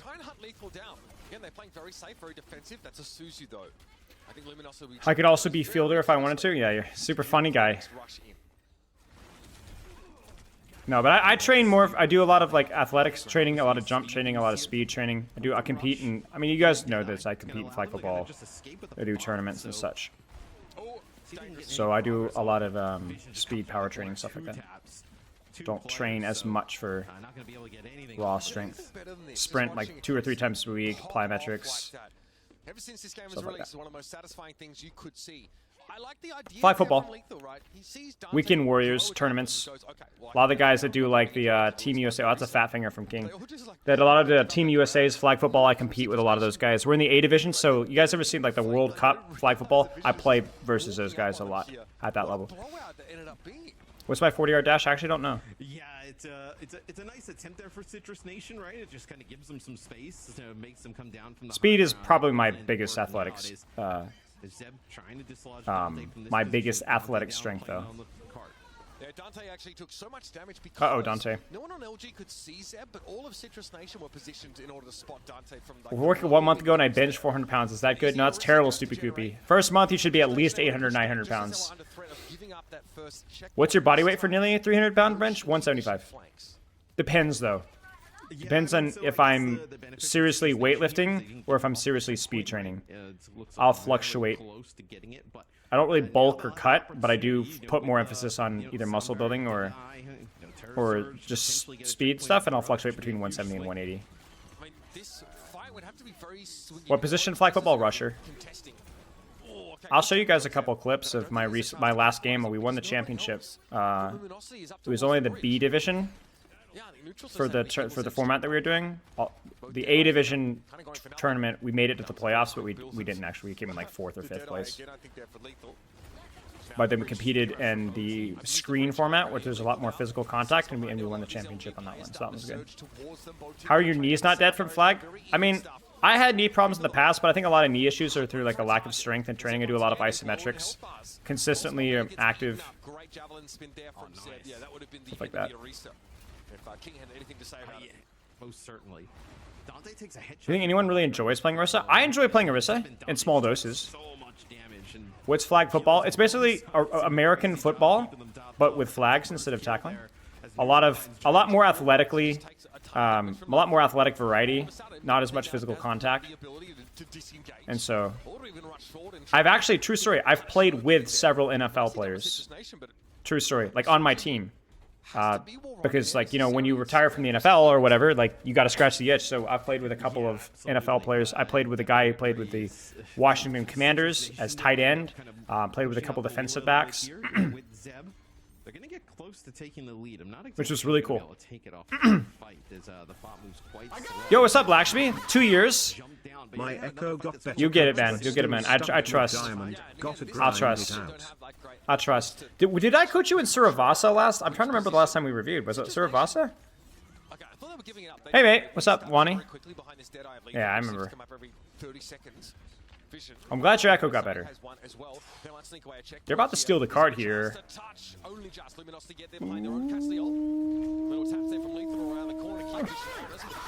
Ooh, that fortify was late. Mediocre Reaper, thank you for the sub, mate. I appreciate it. Did they have good game sense in football? No. It's honestly, like, I enjoy it a lot, but, like, the culture is still very much the Wild Wild West. the leadership and like of a lot of like the teams and the way a lot of the teams are ran up until the very highest level is pretty messy. So it's a bit messy. Taking the lead. And then also now Saf? All right, I'll call you. I'm gonna call you Saf. So it's a bit messy. It's a bit messy. It can be a bit frustrating for sure because the level of professionalism isn't there. So like, I got good at my position through like applying the same principles I did in Overwatch, but like, yeah, there's like there could be a lot of toxicity depending on like the stuff that you do. Yeah, basically, my role is to rush the quarterback, the guy throwing the ball. My job is to stop him from throwing the ball or rush his throw. And if they do any handoffs or pitches in the backfield, I have to be able to be very confident in one-on-ones constantly. But anybody with the ball can't juke me, can't get past me, I can't miss the flags, I can't. So speed, quickness, agility, ability to just hand-eye coordination is really, really important in my position. I've done tournaments, Savannah, and tournaments in Charlotte. And they do tournaments. My team actually, a year and a half ago, 2 years ago, won a tournament that was the championship was played in Dallas Stadium, Dallas Cowboys, at the stadium, in the stadium, and they won the championship. I'll have to show you guys a picture later. How much overlap is there between Overwatch and flag football? In terms of like the macro of the game, not much, but like learning how to get good at things is the same. Focus on one thing at a time, emotional stability, being patient, being focused, not choking, having confidence, playing for fun. Oh wow, those are some nice shots. Borderline linebacker, yes, but I played a little bit of linebacker in high school, but I didn't really have the size consistently to do it. I was more corner, although I did like hitting, but like obviously in flag football size doesn't matter. So, do I take angles though? You do, yes. And I'll be pushing it on back. This time, they won't be pushing against the defender, Matt, who has a Kitsune rush against nothing of theirs. Ball football, not the game where you kick the ball with your foot. Yeah, no, I agree, Lexa. Yeah, there's no defense for the name football. It is kind of silly. For a brief period of time, actually, it looks like.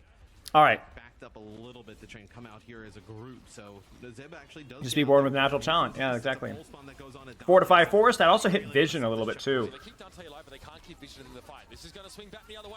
Wow, that was a surprise touch there. How tall are you? 5'9".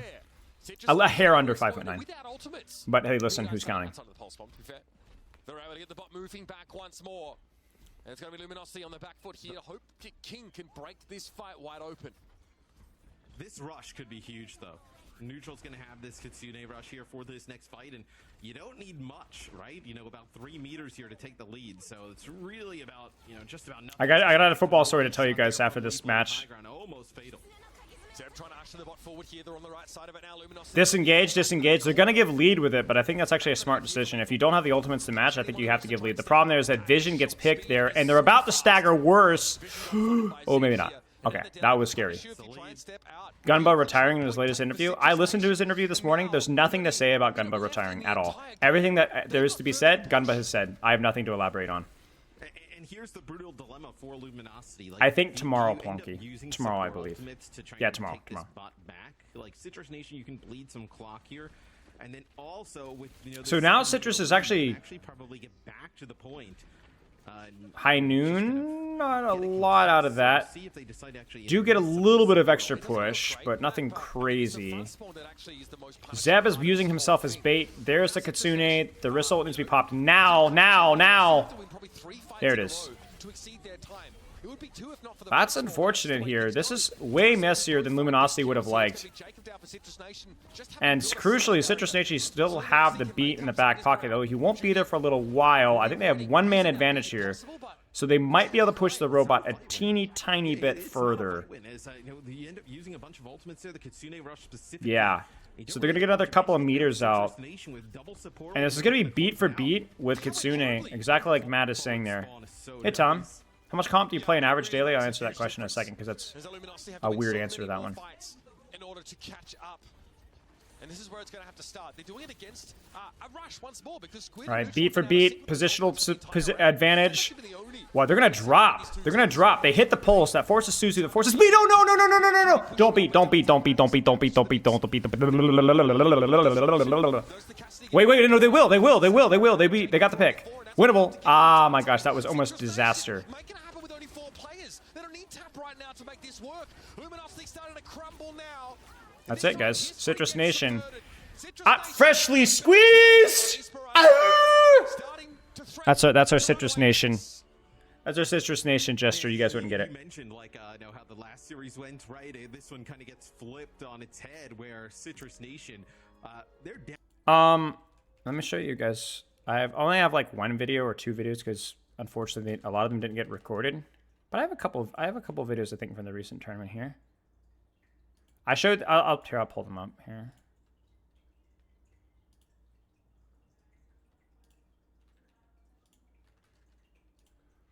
In fact, I think we have the last play.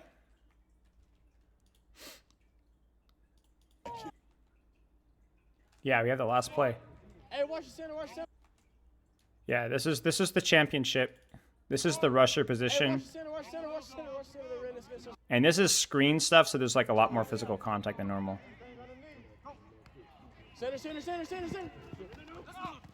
And that was a defensive hold. Nothing really crazy happens there. And then this is the last play. And I managed to rush this throw, and I almost sacked him. Sacking is essentially the equivalent of like you pull his flag before the throw happens. But I got a true story behind this.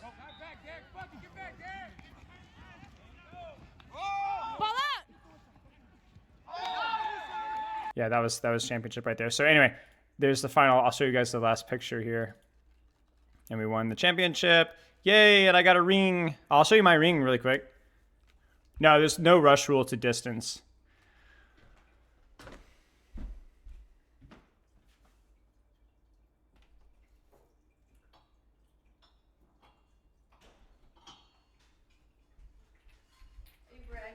Well, they were asking.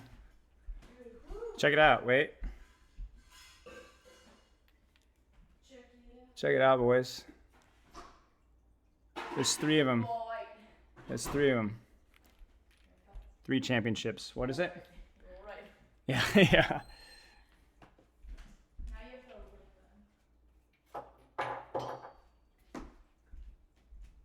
Yeah, so anyway, true story though. One of our players in our first playoff game, if you're squeamish, I would recommend muting the stream for the next 60 seconds. He got his flag pulled and the guy kind of ran into him. There's like some pretty tough contact. And he falls down and his foot is pointing the wrong way, 180 degrees in the wrong distance. Well, you're fine. You were there, so you saw it. So he broke his ankle and it was literally wrapped all the way around behind. So they had to call, we had the ambulance out there and everything. And so everyone was like, oh, we got to do it for Zion. That was the guy's name. So anyway. 7 yards usually. It depends on the format. That format's a little bit closer. There's just contact. It's turf. It's turf. It's fast. There's a lot of incidental contact stuff that happens. So, that kind of stuff happens. Not really. Somebody was asking me how much ranked I play. Depends. Let me show you. I don't play on a Smurf. This is what I play on. So this is where I'm at now. I played 16 hours of ranked this season. This will probably be the last rank that I play for maybe the rest of the season. Unless they do another hero rework. Season before, Pharah rework, about 8 hours to learn the Pharah rework. Season before that, it was Malga. Too easy to learn, so I didn't play any ranked. Season before that, Sombra rework took a while for me to learn, plus the Roadhog rework. That Roadhog rework took me very little time. Sombra rework took me a little bit longer. Before that, Bash and Lifeweaver. Before that, there was really nothing. There was nothing to learn, no new reworks. Before that, I wanted to learn how May felt in Overwatch 2, and Brigitte. Season 2 and 1 is back when there was like a lot of rank deflation, but I just basically played a lot of Orisa. And a little bit of Genji to kind of see how the rework felt. So basically, the only time I play ranked is if there is a good reason for me to learn how to coach a character better or learn how to play a character better. And so when I'm on a grind, like I was with Venture, I play around 2 hours per day. Around 2.5 hours per day, every day, if possible. Wait, listen. No Suzu, no gold. No Suzu, no gold. David. Wait, wrist no gold. Pushing wrist in. Yes. We win. Tracer 1. No re, Tracer. Oh, Kiri. Take Kiri. Lou. Kiri. Kiri win. Lou. Kiri. Nice. Oh, you're the boosters. I need you right now. Good, Yeah, I need you right now. It's no. I love. But yeah, so when I'm playing seriously, I'd say 2 to 3 hours per day, just so that I can understand and learn the character better. I find 2 to 3 hours is like the sweet spot for me back when I climbed to Grandmaster, and it works really well. When I was playing Doomfist, actually, I was all the way back in like Gold 3, I think initially. That one was on a Smurf. I was in Gold 3, and yeah, but I climbed that one to like mid-diamond in like about a week and a half. Do I enjoy just playing? I do. My problem with Overwatch is that it is not a very relaxing thing to do. So my work is like pretty mentally engaging. So generally, I don't want to do something that's also super mentally engaging that is also computer related. I don't mind mental engagement. I really like board games a lot, but I like the fact that I can step away from the computer. But if I were ever to be serious about ranked again and want to, like, let's say, climb to Grandmaster again, I would say about 2 hours a day, consistently for probably at least a couple weeks, depending on the character. Some characters would take longer, some characters would not take so long. I think Zeb is the best Orisa, and I have no idea. Nice, Rag. Nice job. Do you have any tips for not getting nervous and choking when playing with streamers in comp? Repetition. Remember that you're not expected to perform, and you're not that important. Your job is just to do your job. That's all it is. I remember my first streamer game. I don't even remember what the streamer was. That's the crazy part. I remember it was Blizzard World, and there was like a lot of pressure, but I don't even remember what the streamers were or who the streamers were. I just remember feeling a lot of pressure and being scared, and then ultimately, like, it ended up just being like fine. Like, it is what it is. You just play. And then you just became a streamer. What's my peak? 4.2. Or almost 4. It was like 4.1, like 7. It was like 4.18, 4.2.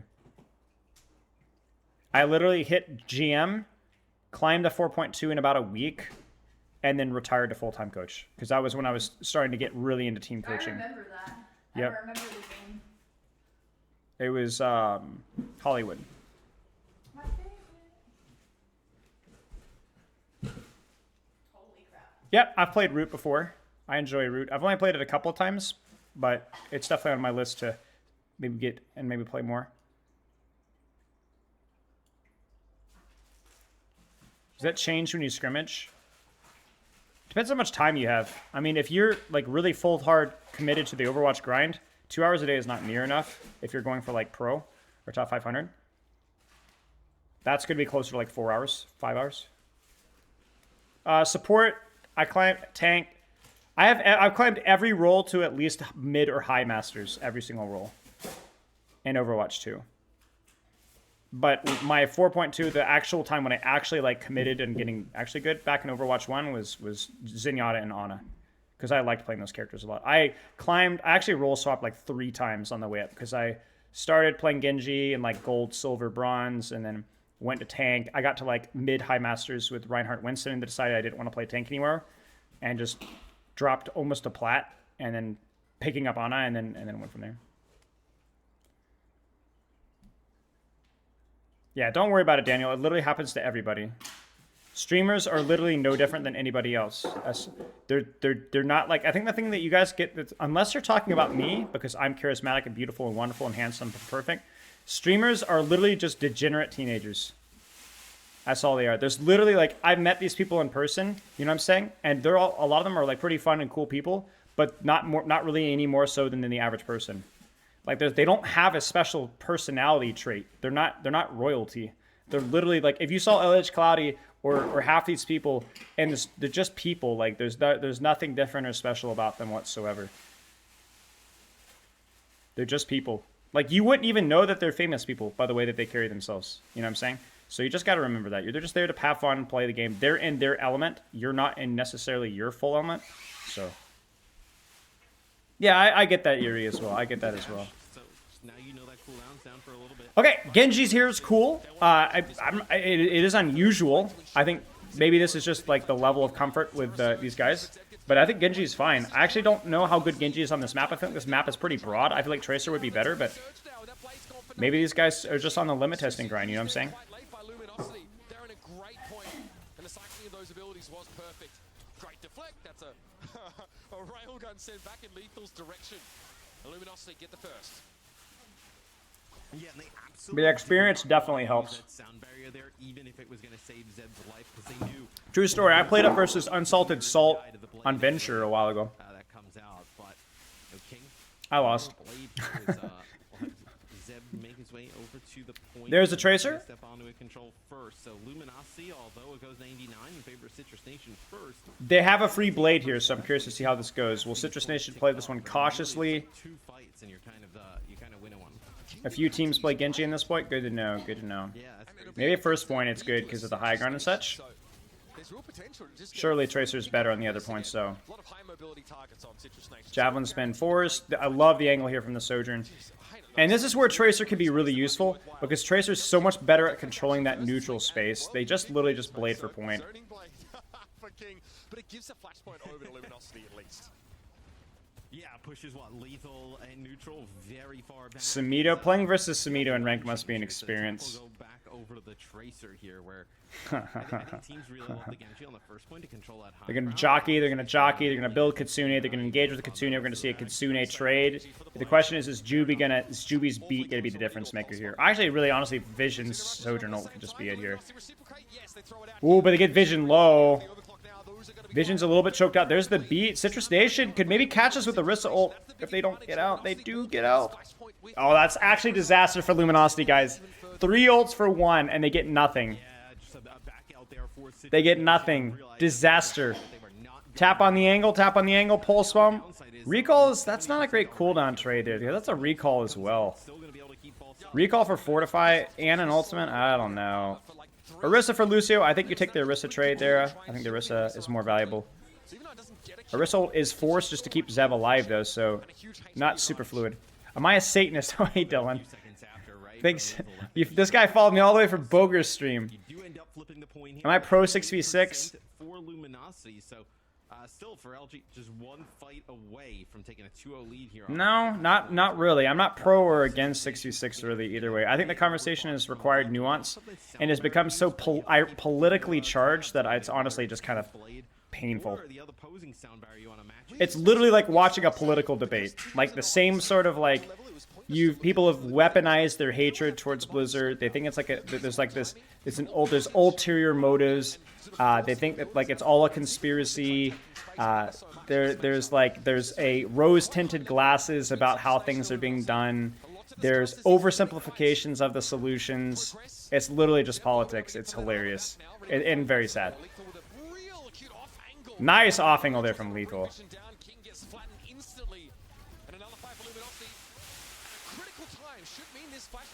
Am I probing asked about 66? I mean, I don't really care that much. I don't really care that much. I was like, what? We're just giving it to Luminosity. No, I agree, Squoo Kong. The problem is that every argument for 5v5 or 6v6 is something that you really need to dissect carefully, you know?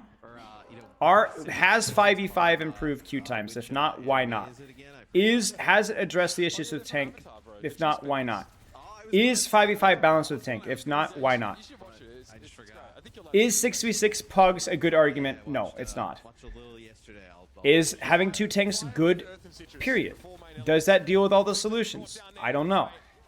I have a conversation planned with this with Sumito at some point in the future where we can actually like hash these things out. But it's just lazy. It's lazy, really, to be myopic with your viewpoints. It's very lazy and silly.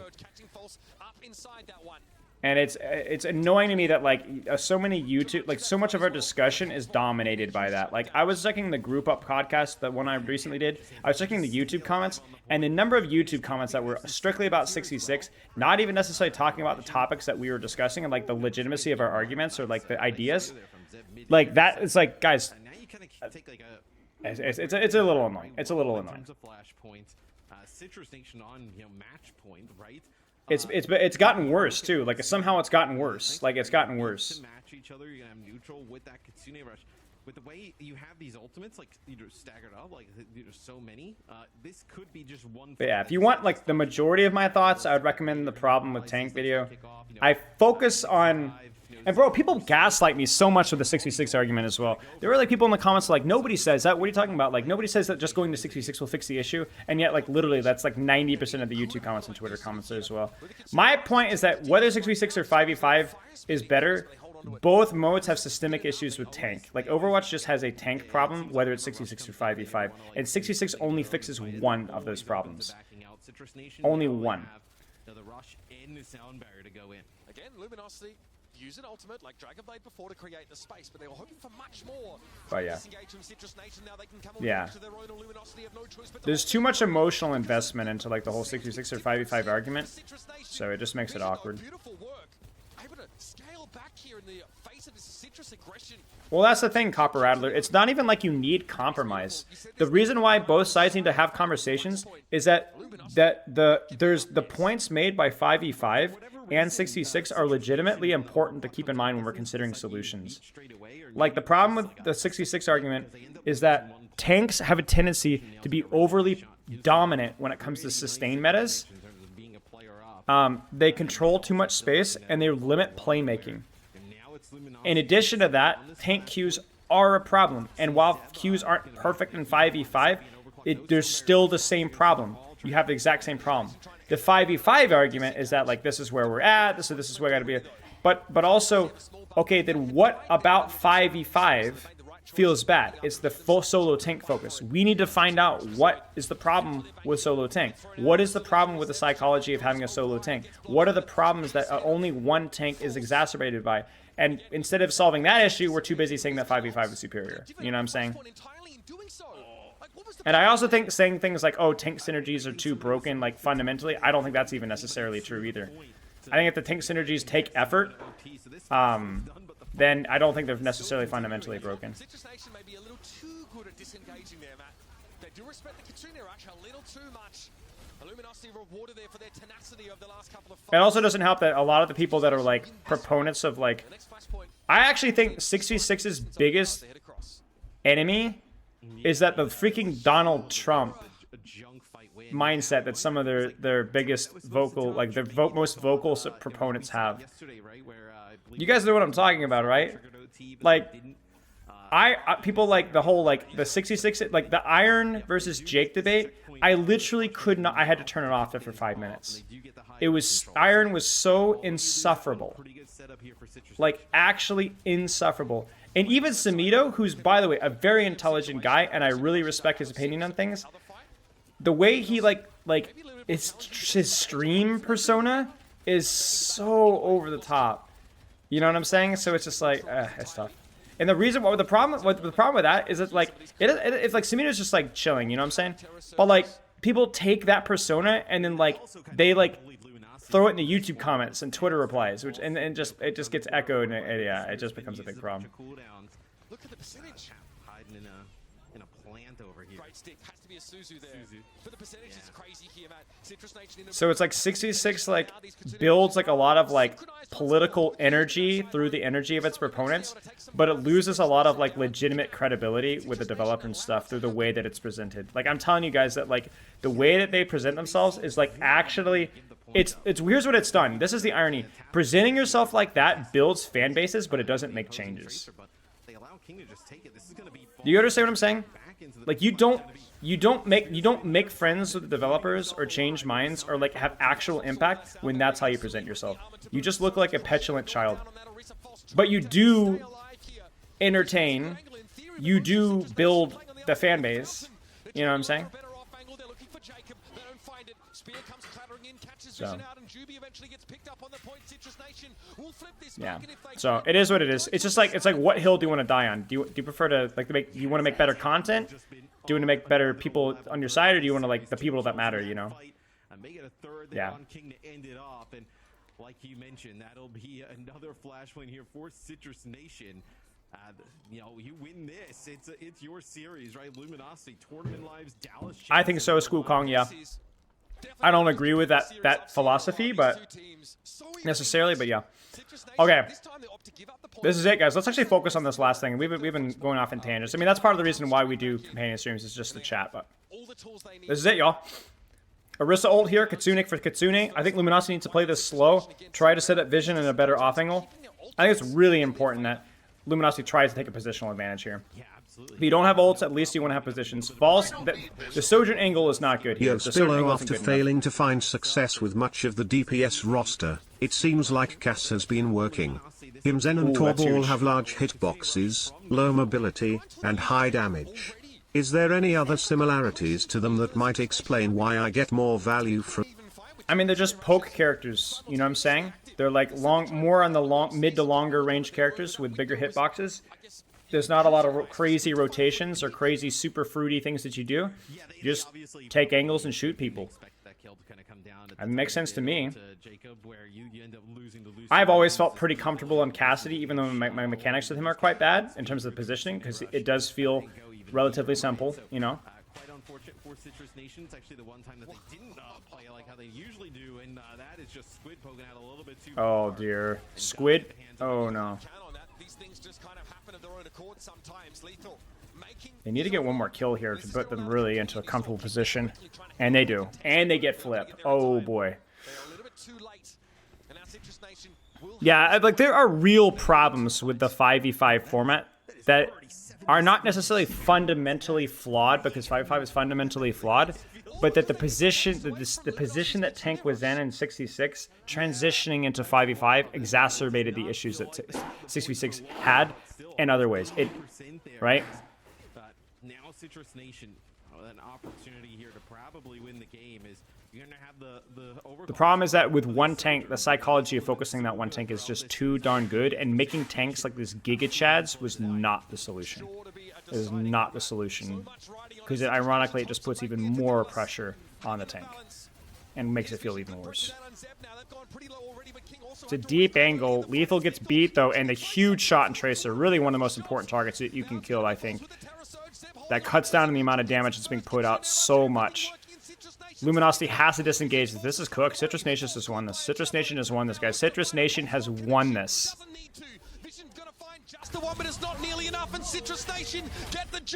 That is unreal. Is that it, guys? What's the bracket look like? Man, a little bit of an upset there, I would say, as Citrus Nation, we know they've been playing really well as of late.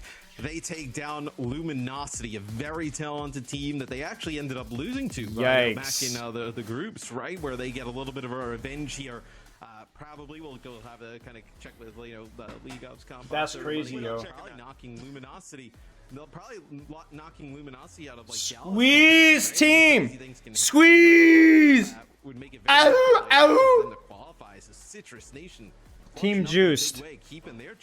No, Citrus hasn't made Dallas yet. I think they need to win one more game. Really had to win for themselves, and especially only winning the one map here is pretty darn devastating for them. I know Zoe's going to be very pleased about this, because she was our only desk member that makes that prediction. But we saw False get subbed in for Flashpoint to play that Orisa mirror, and still Citrus Nation were undeniably better at it. The way they disengaged away from Kitsune rushes, while it did give away an early advantage on that last Flashpoint, they were able to come back in with an old advantage and take it away. Alright, go to No Duck Gamer. Like some hair? No, I've got plenty of it. It's so weird looking. Surely gonna do a post-match interview. Well, maybe, maybe not.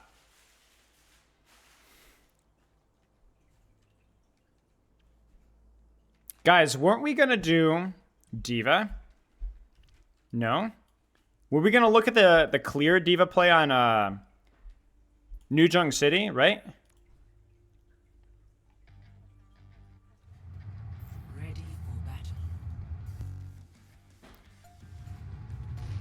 Bro, what is this, man? This is so cool. Okay, so let's talk about this here. Okay, so this is Korean contenders. Korean OWCS. I don't even know who Clear is. All right, now I have to look who the frick is Clear. Who is this guy? Talk to me. Clear. What team is this? Not Falcons. Some Honeypot. Clear is on DAF. I don't know any of these players.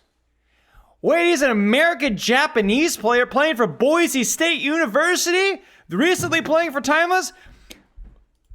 Who is this white boy?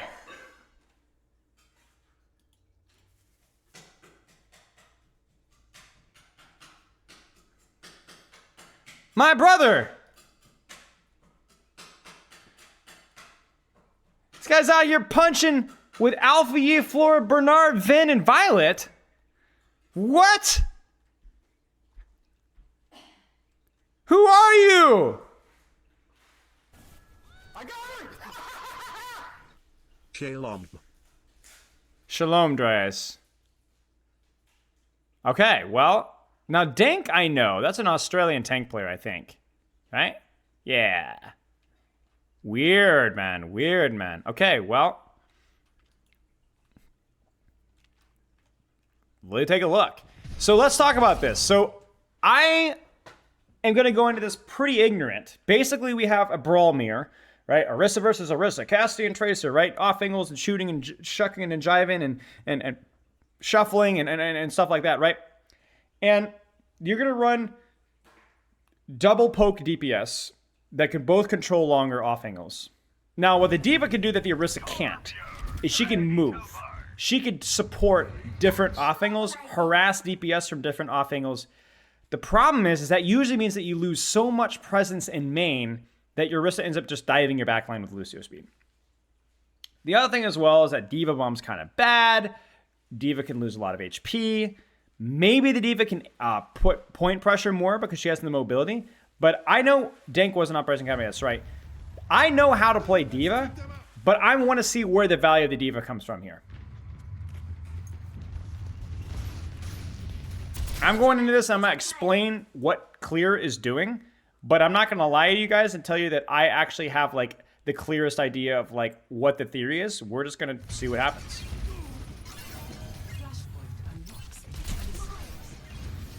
Avoiding damage. D.Va's a shotgun character. You do not take any damage unnecessarily. I think they're waiting for point to unlock. I think they're going to utilize the D.Va on point.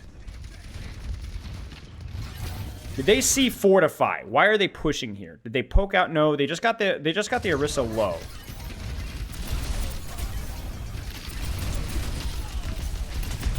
Chat, I have no idea. I just think that they just put Cassidy and Torbjorn and they just dumped damage onto the Orisa.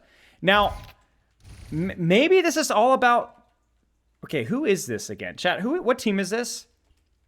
Who are these teams of frauds? Yeah, maybe this is just a tank bus comp. DAF. Who's the other team? From the gamer? FTG. Okay. You guys coach FTG. How do you win?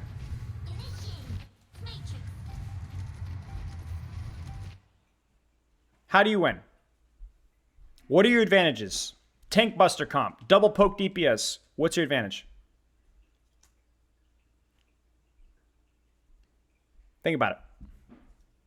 Close range. You got it. So, close range and angles. Yep. So, where should Alpha Yi be right now? Where should Violet be right now? Where should Finn or whatever Flora be right now? Right. Either you need to have Bernard playing more passively with Lucio speed, or you need Tracer coking up the gills here with Lucio and Kiriko here. Close the distance, play off angles. I see no off angles. I see a stack. I see nothing of this. So I am going to stay focused on what Clear is doing well, but there is already a major, major red flag with how this is being executed. Suzu's late as well. So the D.Va's here is just basically being used to allow these double poke greed comps to be able to close the distance safely.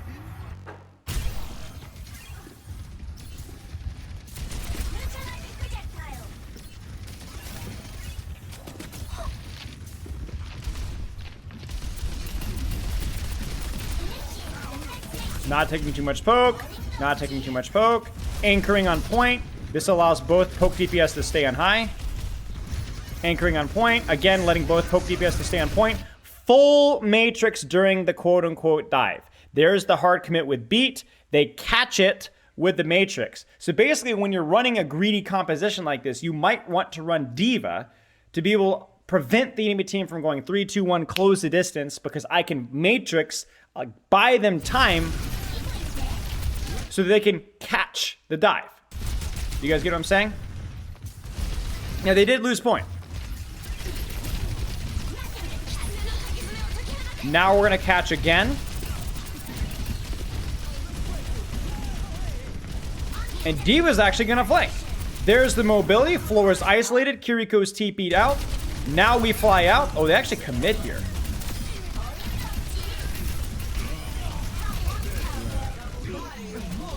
Do you notice that this D.Va is doing one of two things? She's flanking on the backline, or she's matrixing. She's not spending a lot of time trading tanks. She's not spending a lot of time sitting on the front line unless she's matrixing her team.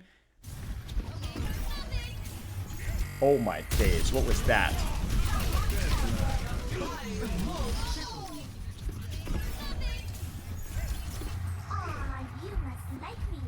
And when I say what is that, I also want to point out that that was a complete brain dead play from Alpha Yi. What is Alpha Yi doing? What is LFG doing? Why? What is wrong with you? What was the plan? Why did he run? Why did we just waste Aristo? Why did we just waste Pulse Bomb? What's going on?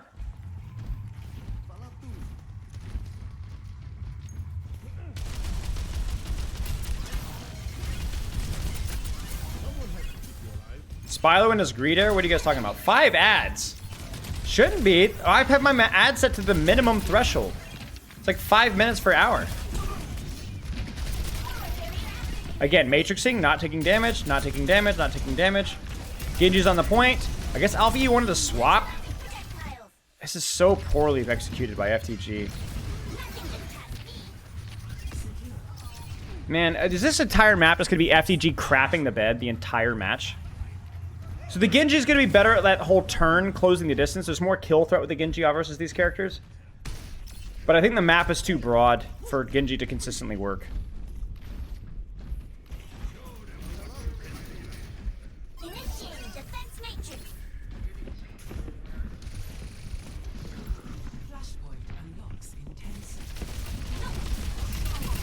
So close range off angle, close range off angle, close range off angle.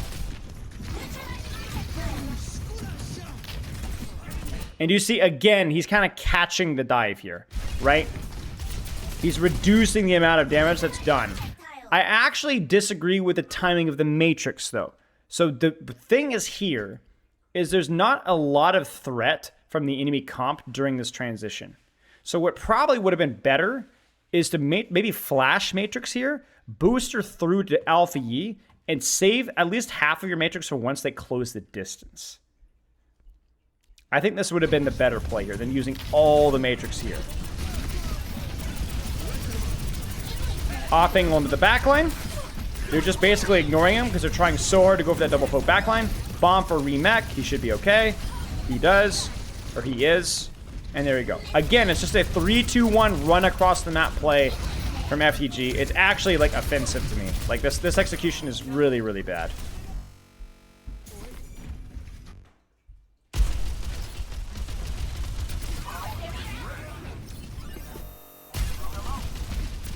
Okay, again, stuffing close. Don't take damage, don't take damage, don't take damage. He should be able to touch just in time. He does. Eats the javelin, more point focus, more point stall. This should probably be a death here. I think that they lost. Losing their damage there was too expensive, but they will be able to stall for a little bit. No, Zarya would be terrible. Because Zarya would get absolutely melted by Cassidy Torbjorn from that long a distance. No, I don't think so, Tusk.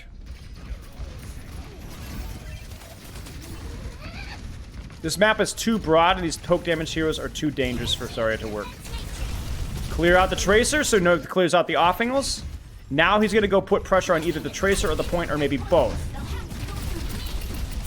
Trying to avoid damage, trying to avoid damage, trying to avoid damage. There's the point pressure. There's the javelin spin. We're shooting Orisa here because Orisa's what's close. Clears it out. Yes, that's funny.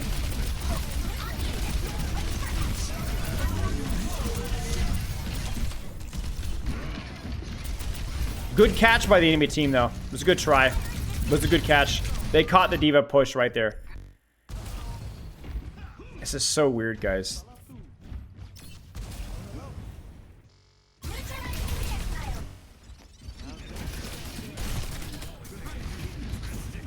Alright, guys. 3, 2, 1. Let's take top.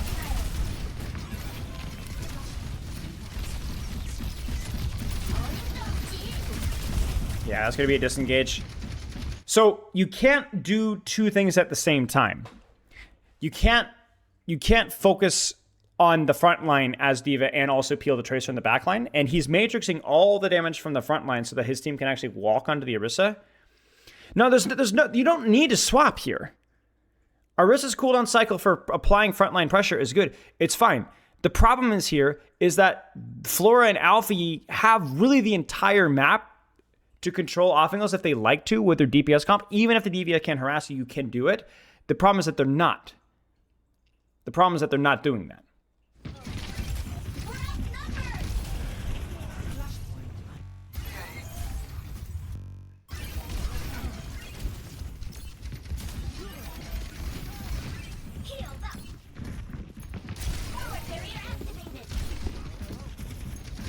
Everybody's here. Matrix on front line. Take damage. Matrix on front line. Take damage. Matrix on front line. Matrix, Matrix, Matrix, Matrix, Matrix, Matrix. Drop bomb. Don't know why I didn't drop bomb there. No idea what happened there. That was a big mistake there from Clear. I don't know if that was just a goof or what. But basically, what the Orisa is doing is the D.Va's doing, she's flashing Matrix, absorbing damage, flashing Matrix, absorbing damage. And because everything's happening in like this one tiny little bubble, she's able to make it work. She's able to make it work.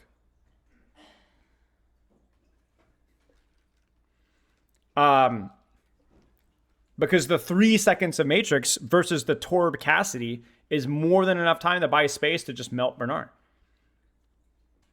The weakness of D.Va, though, is that if you do have more off-angle pressure from the Tracer, is that she can't apply backline and frontline pressure. She can't be in two places at once. The D.Va's not a bad character necessarily, but the Orisa can function just fine. And the biggest weakness with D.Va is Bomb is just not a good ultimate.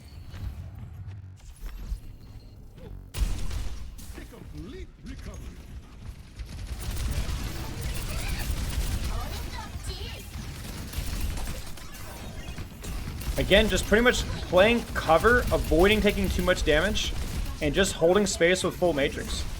Everything can be eaten here with Matrix. Everything. I am going to be surprised, Sarah, yes. Because Terra considered a good ultimate. It's better than D.Va Bomb. A lot better. Look at all that backline attention that he's getting. Like, I cannot stress how important it is that every single time Clear is engaging, he's matrixing 5 people. Every single time. Look at this. 1, 2, 3, 4, 5. Okay, not 5 people, 4 people. This cannot be the case. You cannot have the D.Va Matrix get that much value. Because look at the positions that Clear's team has as opposed to where FTG is. It's too much. It's too much. Alpha E is literally operating on an island and has been almost this entire game. I mean, this is why D.Va Bomb's bad ult.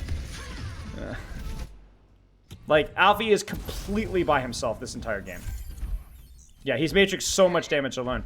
This is like, okay, have you guys ever played Tiny Overwatch? You guys ever played Tiny Overwatch, like the two-dimensional thing?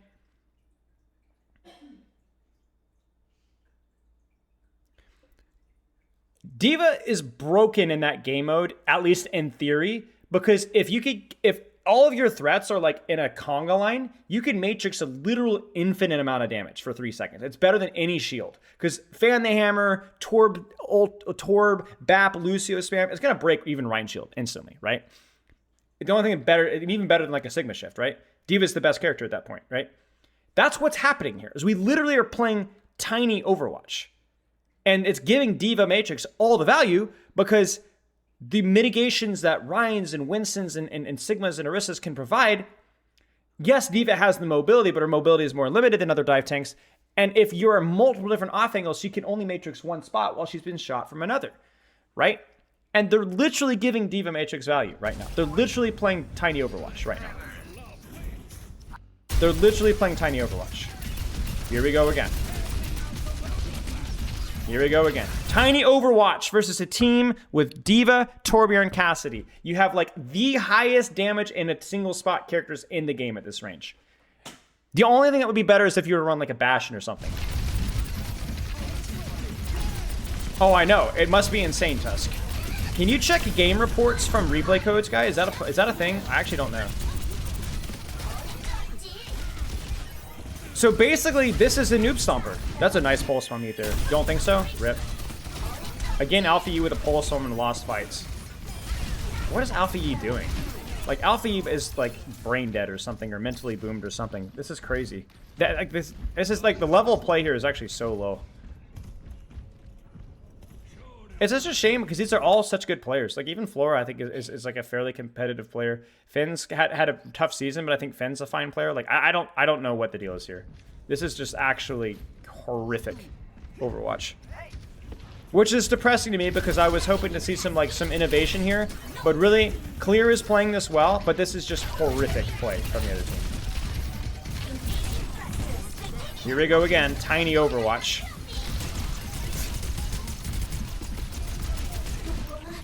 This is unreal, really. Tiny Overwatch! There's now a Tracer inside of us, too. Why not? Why not? Why not 5 people? Why not? Look at this.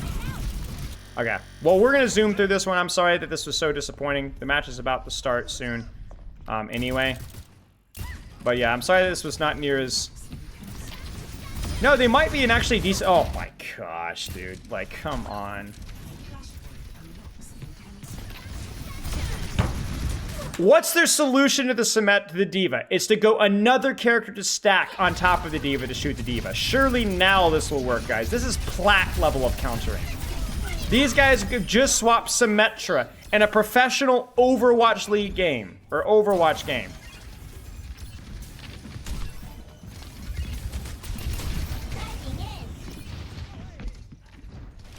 I cannot believe this, man. Matrix, Matrix, Matrix, Matrix. Matrix, everyone's at a Congo. Literally everybody's shooting through BAP window. Everybody! Everybody! Not a single angle. Not a single angle. Not one. Not one. Clear is freaking out, but Clear's not even taking damage. He's standing behind a wall. Look at this. Surely Symmetra will solve our problems here. This is unreal. This may be one of the worst things that I have ever seen in professional Overwatch at a tier 1 level. And this should be tier 1 level with these players. This legitimately may be the worst Overwatch that I have ever seen in tier 1 level, at least for the last year. This is worse than anything that the Vegas Eternal or Vancouver Titan. This is awful. This is awful. This is nauseatingly bad execution in every single possible way. Absolute fraud watch right there. Absolute fraud watch right there. This team would lose to an NA contenders team playing like this. This is embarrassing. That's actually insane.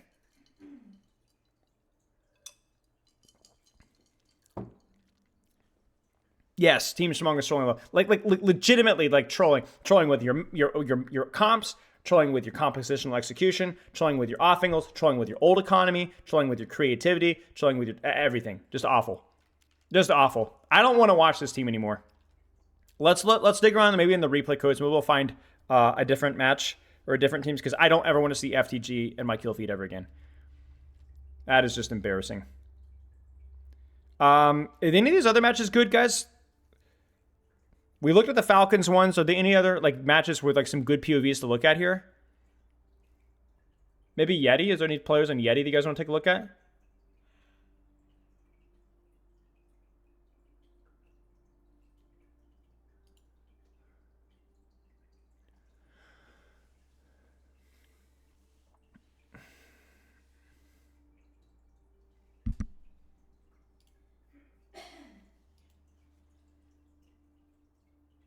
Find a game in GM if we duo queue. I'm honestly not too sure, but if I know that they're aware that it is a body. Yeah, I'm not sure. I know there's been some duo issues. I know it's that they're aware that it's an issue. Can I review SSG versus Ents one day? Yeah, potentially. I don't think the most recent match was super interesting necessarily. I mean, it was okay. I think Power Iso was pretty good.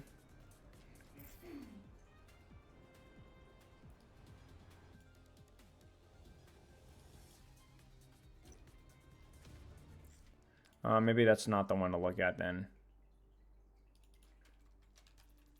Crazy Raccoon we already looked at. I don't want to see this FTG again. Let's maybe Yeti puts FTG out of their misery. Ready for battle. That's working again now that we're allowing narrow groups at GM+. Perfect, there you go. Blizzwinter is the guy. So, whatever Blizzwinter says, obey him. If he says, touch your toes, send your PayPal, social security number, you do exactly what he says. Pot ends.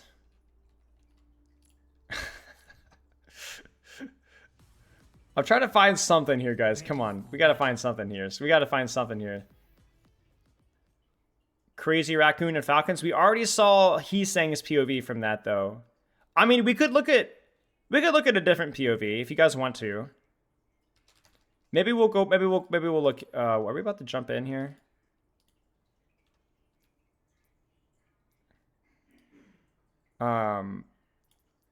Maybe we'll look. Maybe there's a POV. What POV would you guys like to look at?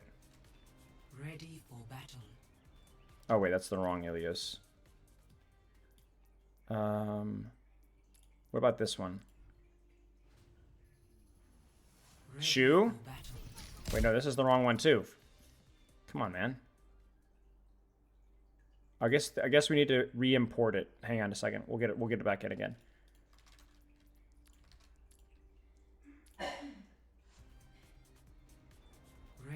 What do you guys think? Should we look at Shoe POV? Shoe POV? What else is played here? Oh, it's already in my list.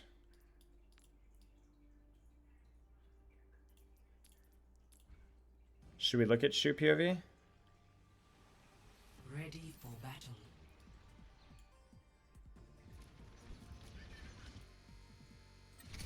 Lip on Coliseum? I mean, yeah, but it's gonna be so boring. It's just gonna be like the most passive. Okay, we're also starting the match as well, so let's jump ahead to the match. But they're also gonna it's just gonna be super boring stuff. You know what I'm saying? 100%. Like Lip's gonna hit a shot, and then Lip's gonna hit another shot. There's not a lot of dynamics, even how you can position as Sojourn. We've seen this on OWCS from them as well. Hawk picking this diva when there is a bit of verticality involved in the map. And generally, if she can get a pitched battle against the Winston... Okay, anti-dive spam stuff. M80, that comp should look familiar. This is basically anti-dive spam, is what it is. Control as many off angles as possible. Diva does well versus in peeling, but also does very well into marking and pressuring the enemy Winston. Yeah, definitely puts a little bit more pressure, on a Sugar Free, right? Putting that, pressure on the back line, going at Pelican with that Torb. It's also a little bit easier to kind of... I like M80's comp. You're not going to beat these guys in a draw mirror. It's not going to happen. Or a dive mirror. So you might as well roll out the cheese. Throw some chaos in there. I respect it. I respect it a lot. Are Saw going to do it? We'll see here. We'll see. I'm pulling for Citrus, man. I'm citrus headed. I'm a citrus head. So they're gonna back up. M80 gets control of the point first, and gets that first kill, which really kind of results in Toronto just backing all. No, this isn't a daft copy. This is not a copy. This is a legit. This is a very common anti-dive comp that occasionally people will pull out. It's not definitely. There's not. This isn't anything particularly unique. It is unique to see, but it's not a unique idea. Pelican gets smoked. I don't know where Liar's positioned here. Pelican must have gotten caught out there. That was a little bit unfortunate. Nice execution there. So the way Toronto has to win this is they have to keep prodding these flanks. They have to keep prodding these flanks out until they see a cooldown advantage that they can commit off of. Because you can force Tormir and Overload, you can force roll, you can choke things out. You can also put Merit in pretty much any off angle that you want because there's actually nothing that's going to be diving or approaching your mount. So, yeah. Then get happy down. Things fall apart. I'm curious how they go about this, right? You know, attacking with the Torbjorn. The Torbjorn's pretty good once you kind of get control of the point, right? Pushing in, being the offensive, being the proactive team with the You guys better be grateful for Gavin for taking his time out on a Saturday to answer these questions for you guys. So for every question that's answered, I better see at least a thank you. You could also just put him in your will as well. That would work too. With an assist of the Winston in that kill feed, Toronto maintains some control here. Someone is so good. Like, he gets into that situation there. I know the hindrance. He already is in your will. Okay, then we're good. I don't like the stacking I'm seeing here from M80. That gives a lot of pressure from that Winston engage. Beat is used. I'd like to see the Torb cast split off a little bit here. I think if you can, as long as you have Overload here, Torbjorn can greed his angles just a little bit. That bomb is getting nothing. But they did get Merit. That's huge. Did you see Honeypot rizzing girls 2 nights in a row after the matches? I did not see that now. The Defiant not fully giving up, but they will concede the point for now. Yeah. I mean, they get that kill on a Happy. Let's see if they try good flip. It looks like they just... It's going to be going back to a neutral fight, which really favors M80. M80 has the worst ults, for sure, but they have a fairly decent neutral, just to be able to click and shoot people, with the exception of Merit Rail, which he just used. They may have got to give up a bit of ground here, but have gotten into the lead now in terms of that capture percentage. Oop, someone low, someone low, someone low, someone. This is the split that we want. This is the split that we want. You guys see that split? There's a TP for us. They could actually push this. They could push this. Ah! Okay, they did push this. He needs help. He needs help. He needs help. He needs help. Oh. Oh, okay. Not the end of the world. They did get a trade there. Did they kill Tracer? No. Who did they kill? They're gonna have to try and keep him up, keep him in mech, as it's gonna be M80 getting it into overtime. So they kind of got what they wanted here. Hold on to the point for this line now. Huge. Oh, Pelican. The Matrix isn't quite there. Okay. Hawk's gonna reset, and then we're gonna have one more fight here. You can't allow rank inflation if you want to set the physical accurate. Amen. Soren, get shut down. I don't even know what we're talking about, but if Soren's against it, I'm for it, and vice versa. Stagger maxing from the Defiant has to be cancelled out there. As M80 will be coming out of spawn in force and in numbers. Still just the pulse point to rely on here. Liar's beat. Absolutely crucial. He was highlighted at the start of the game as good Torbolt. The coverage is decent. I would have preferred a little bit more defensive coverage. That beat is really bad. That could cost them here. That beat was on a literally air. They do get the kill, though. Okay, that's all that matters. Someone needs to die before Primal, though. As long as someone's got his Primal, there's... Oh, okay, he doesn't. But we should be okay. We should be okay. And there is a touch. Very low, was able to keep okay, there it is, guys. Roll the dice. Roll the dice. And this is the M80 we thought we would see, right? That could definitely give Toronto a run for their money. And, you know, we got players historically who've played, obviously, at the same level, been of the same caliber. Nice, guys. I don't think this comp works as well on this map, though. I think that you're able to either just cheese it with just normal stuff. I don't think you can cheese this map as easily. With Sugarfree potentially playing this Genji in combination with a Cassidy and Dino, Blizzwinter doesn't have anything to do with the hero design choices that I'm aware of. So you're not going to get answers to any of those questions. 34-1 in map score over the course of this stage 2. Well, it's because Boo Hawk is actually playing versus a functional team when it comes to taking off angles. It's a dive comp, so it's a little bit apples to oranges. But Clear was literally just matrixing, playing tiny Overwatch because that's all that FTG were doing. So that's all Clear had to do. To get the most out of their DPS. Toronto here take this high ground position through the middle part of the map. We're going to have a rush mirror here. Someone more than happy to match tanks should it be required. after the Winston round doesn't Genji Cassidy. I like the Genji Cassidy. I think Tracer's good on this map as well, but I think that there's fewer flank options available, so that having that burst from the Genji is actually pretty useful. And I think the same argument goes with the Cassidy over the Sojourn here, just the tighter space. I like Toronto Defiance comp a little bit better. 3 shots off, takes out Happy pretty much instantly. Is look at this pressure coming in from Sugar Free. Yeah, I mean, you've used the word twice now, and it's very true because Sugar Free doesn't need to get kills on his own there. The fact that he makes Tracer's gonna be more about sustained pressure from an off angle. Sojourn's gonna be about, you know, building the rail. But I think look at the damage differential here. Like that's like even with the hero swap, like that's a lot of the information that you need to know there. Cassidy has a lot of neutral pressure, and this feels more like an Oasis where there's not a lot of space for the Sojourn to do what she needs to do. Easy sight lines for Merit to shoot is enough, right? You know how good Merit is. He's going to come up with some Sugar Free can just dash out Jeez. if Happy, Instant fortified. Nice javelin to the Genji though. Ooh, that is ballsy to say the least. Takes a bit of damage there from that Deadeye, but Merit pulls it maybe a little early. Still, there, matey. Have not had the point yet this round. Now an Amp makes just to contend with. They are getting the heck out of there. That is not something. Yeah, it's just a closer range map. You would never play Cassidy, or you probably wouldn't play Cassidy versus Sojourn unless you're playing like some anti-dive comp on the previous round of Samoa. I don't even know if we'll see Cassidy in the next round, but yeah, here we might see Cassidy next round. Yeah. Immortality field trying to keep himself alive for a little bit as round 2 looking much more different than round number 1, as this one's been all Defiant. Crucially for M80, at least they have a beat that they can match. Yeah, I mean, I don't even know what you do if you're M80. I think the Kiriko is a good swap. I don't think you necessarily need the support. You have to play deeper around your mobile heroes, more into your mobility. It's got to be here for M80. They have to make something happen. Looks very, very good up against the Winston with that Diva setup. That's a Hawk special. This one, though, good kite. Hawk is in trouble. They do Suzu him out. It's a really good disengage from M80 there.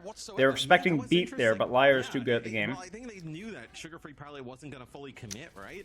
Sojourn ult, probably right now. Oh my gosh, he just melts. There's the Genji. There's the Genji. The turn that we say, right? Just the immediately burst. So even though it's traded, the character had an ultimate. The character is no longer there.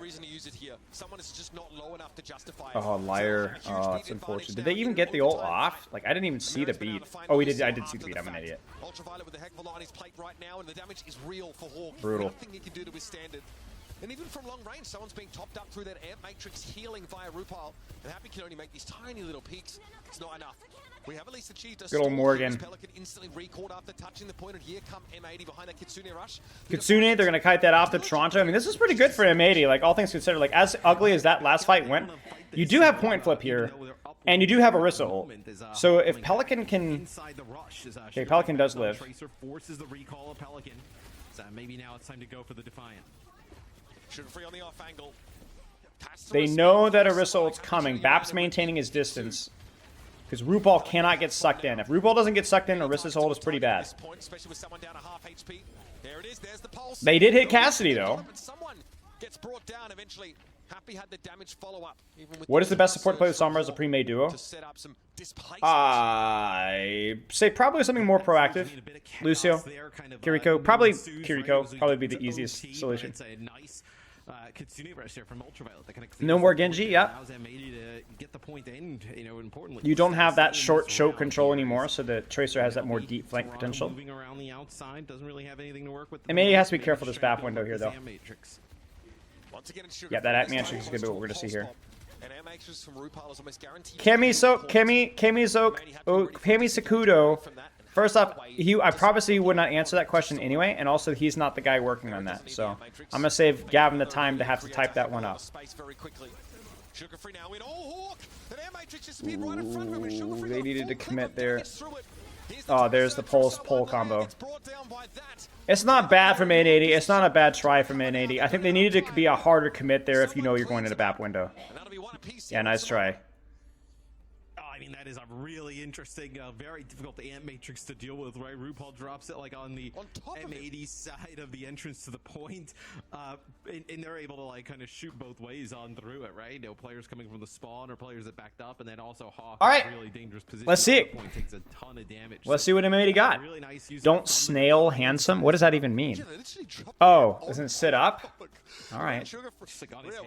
Hey, what they always say, it's the best posture is your next posture. You know what I'm saying? Because Orisa's model is so wide, you just play from either side of the wall, and you guaranteed to get huge amount of amp from that.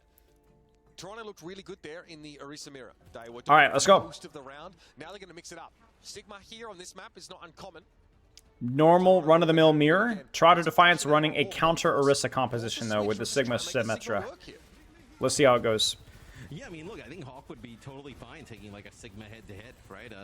Against someone. I think Hawk probably prefers that than trying to play this Orisa into the Sigma. The sim is really interesting. I'm curious of, yeah, I think it's like happy, right? You know, building up these railgun shots at range, right? With, you know, not a ton of range on the side of the Defiant. Oof, they closed the distance, guys. They got close to the Sigma. They need to find the Symmetra, though. I don't know where she is. They found her. Or no, they found the Cassidy, rather. Excuse me. You're in deep trouble. They get flipped, but they're going to have to give it up almost immediately. That's Regenerative Burst already focused, and they will get flipped back. That was good. Like, the advantage of the Orisa there is closing the distance versus the Sigma. It can be hard with accretion, but that's the goal.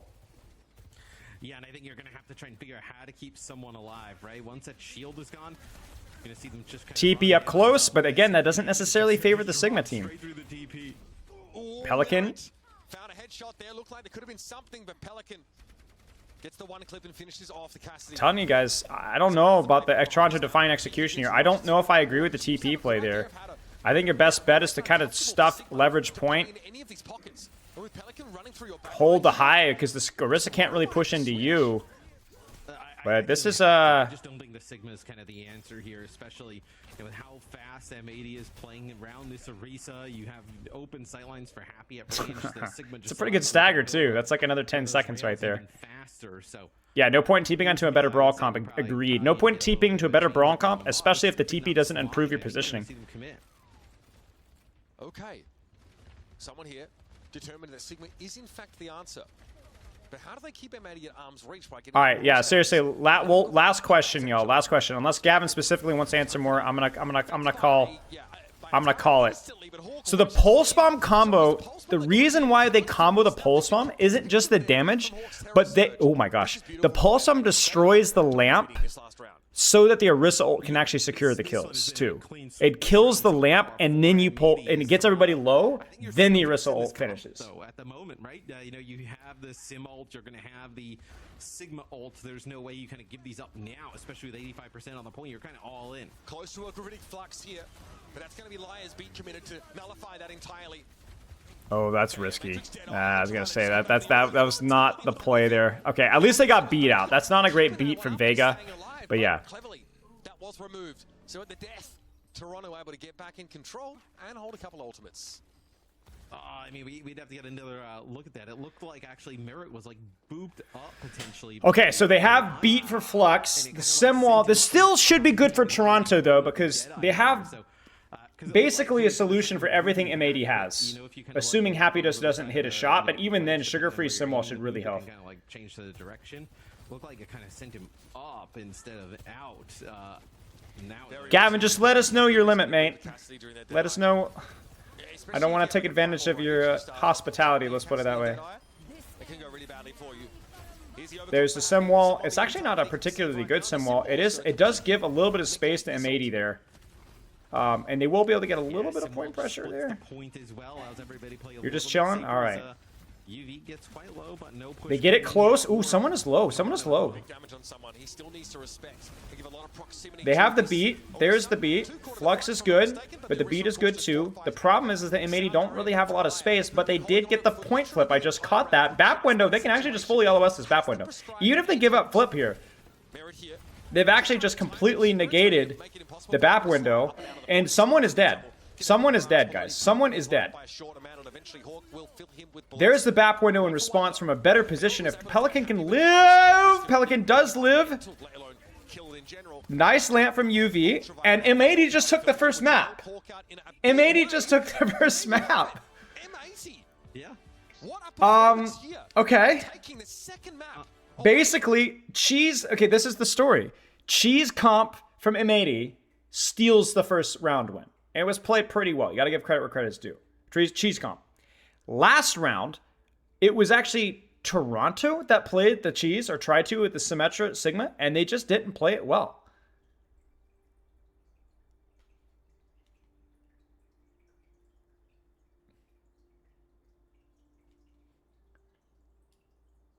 So the story of the weird comps, I guess.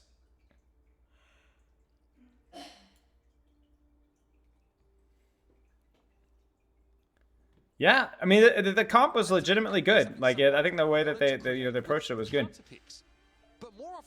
Yeah. So I mean obviously like I still think Toronto's the heavy favorites here still even despite, but still I mean hey gotta give credit where credit is due. Okay, Gavin, now that you're here, I don't know if this is like something that's like you just have to kind of find the balance with. One thing that I've noticed, maybe you guys in chat have noticed as well, is that the Smurf detection seems a lot weaker than it was in previous seasons. I've noticed that like you tend to lose less on loss streaks and win less on win streaks. Like if you guys see like the Franz unranked GM on Venture, he was like on like a 13 game win streak, and he had like the win streak modifier, but he was like in plat for like 20 games. I'm not sure if that's like that. I understand that's probably a pretty tricky balance because you don't want people like ranks fluctuating too much, but I have noticed that. And I don't think it's just about the Smurfs. I think also it's what keeps the level of skill equivalent. I'm not sure if that makes sense. Okay, I'm honestly not too sure, Gavin. I know for a fact you guys remember. Okay, here's let me show you what it is. Let me show you what it is. Awkward Overwatch. What was the unranked GM, guys, that Awkward did for like an hour? And he was all... Or maybe it was the initial placement? Where is it, guys? Was it Reaper? It was Reaper. Maybe it was Reaper, maybe. Like, look at that. An hour. He was there. Or maybe Baptiste? And then DeFran took like, oh gosh, like how many games with like a 95% win rate? Yeah, maybe there's something to do with like quick play MMR. Yeah, maybe that's it. Maybe that's it. I don't know.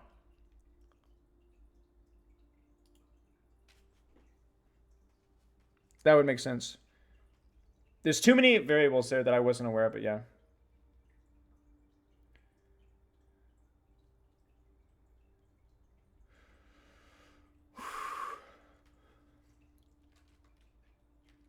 I think the real question is, when I won 2 games in a row and Diamond won, why wasn't I immediately Grandmaster?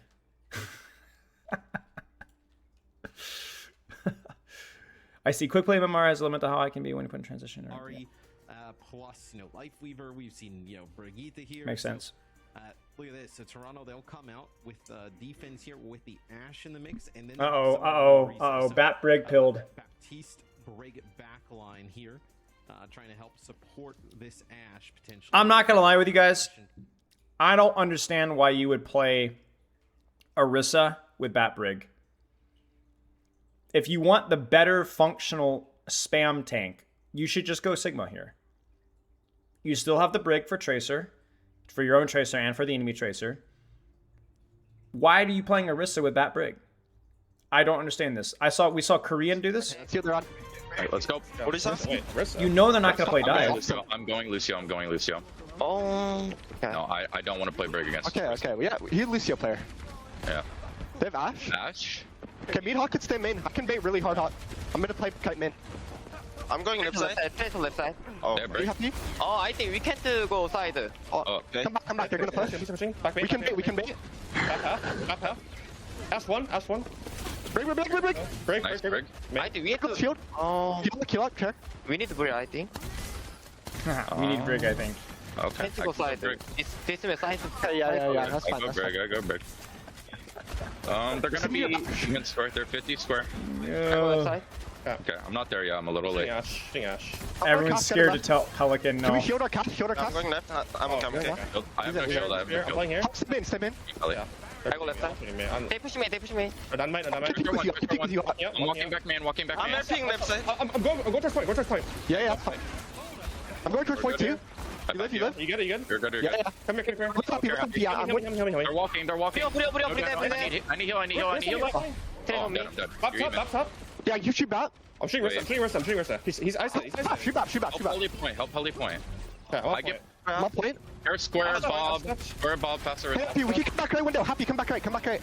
Yep. Hawk live. Yeah, I'm back soon. 3, 2, I packed 1. Oh, they're not here. They're not here. Come right. Just tap window, just tap window, bro. Just tap window. The sideline was fine. The Riz is right there. That's free milk. I need heal. I can walk him soon. UV is so hard coming though, bro. Come here. Tracer on me, help me. Come forward. Hop player. I can't. The Tracer's on me. No recall. Kill that guy. He's higher. He's high ground. Come back and carry Hawk. I'm almost there, Hawk. I'm unhappy. Touch. They use pulse Orisa. They have Bob. Here, Bob. Left side. Very happy. You guys live. We're coming back with ults. Just live. Yeah. I'm on. Oh, it's actually so tragic that Liar dies there, man. I will. Yeah. Come right. Yeah. Go point. They don't window. They go point. Yeah, just go point. Tracer no recall. I'm going to rally. Okay. Rissa. No gold, right? They have rally. 3, 2, 1. Oh, unfortunate rally timing. Secure. Tracer. Tracer point. Tracer, carry me. Push. You need it. Tracer already.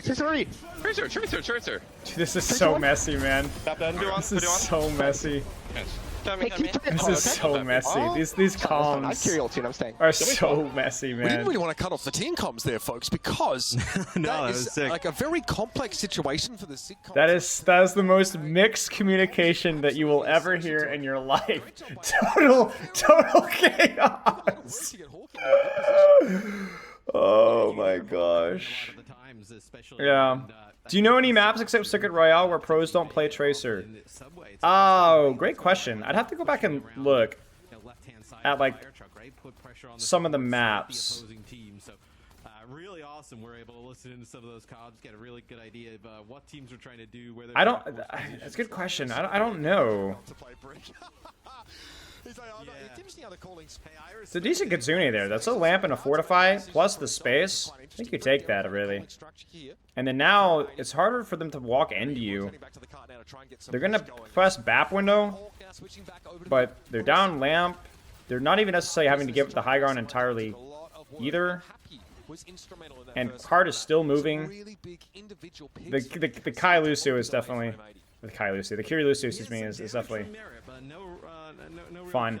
Okay, they're gonna retake top. They should be able to speed there first. They get there out. Liar gets smoked. That is a Vega whip shot there that takes Liar out. So that's a huge first pick. Brick's good. No speed. Brick's good. Very powerful there. Someone able to bring Hawk down to get caught inside the subway. Got found without a ticket. You hate to see it. They're pretty vigilant. Ash again, yeah. Not. M80 here.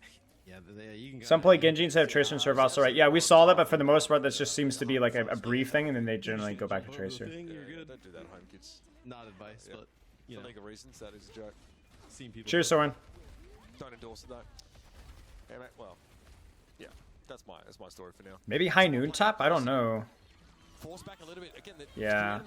The Suzu's good. Oh, there's no Suzu. We tried to live during the damage reduction. I wonder if it makes more sense for M80 to try and force cart first before doing those rotations. Even if they have the Lucio comp, like I don't think that their brawl is that much better in short range. I think they need to try and cause a little bit more chaos with their mobile supports first.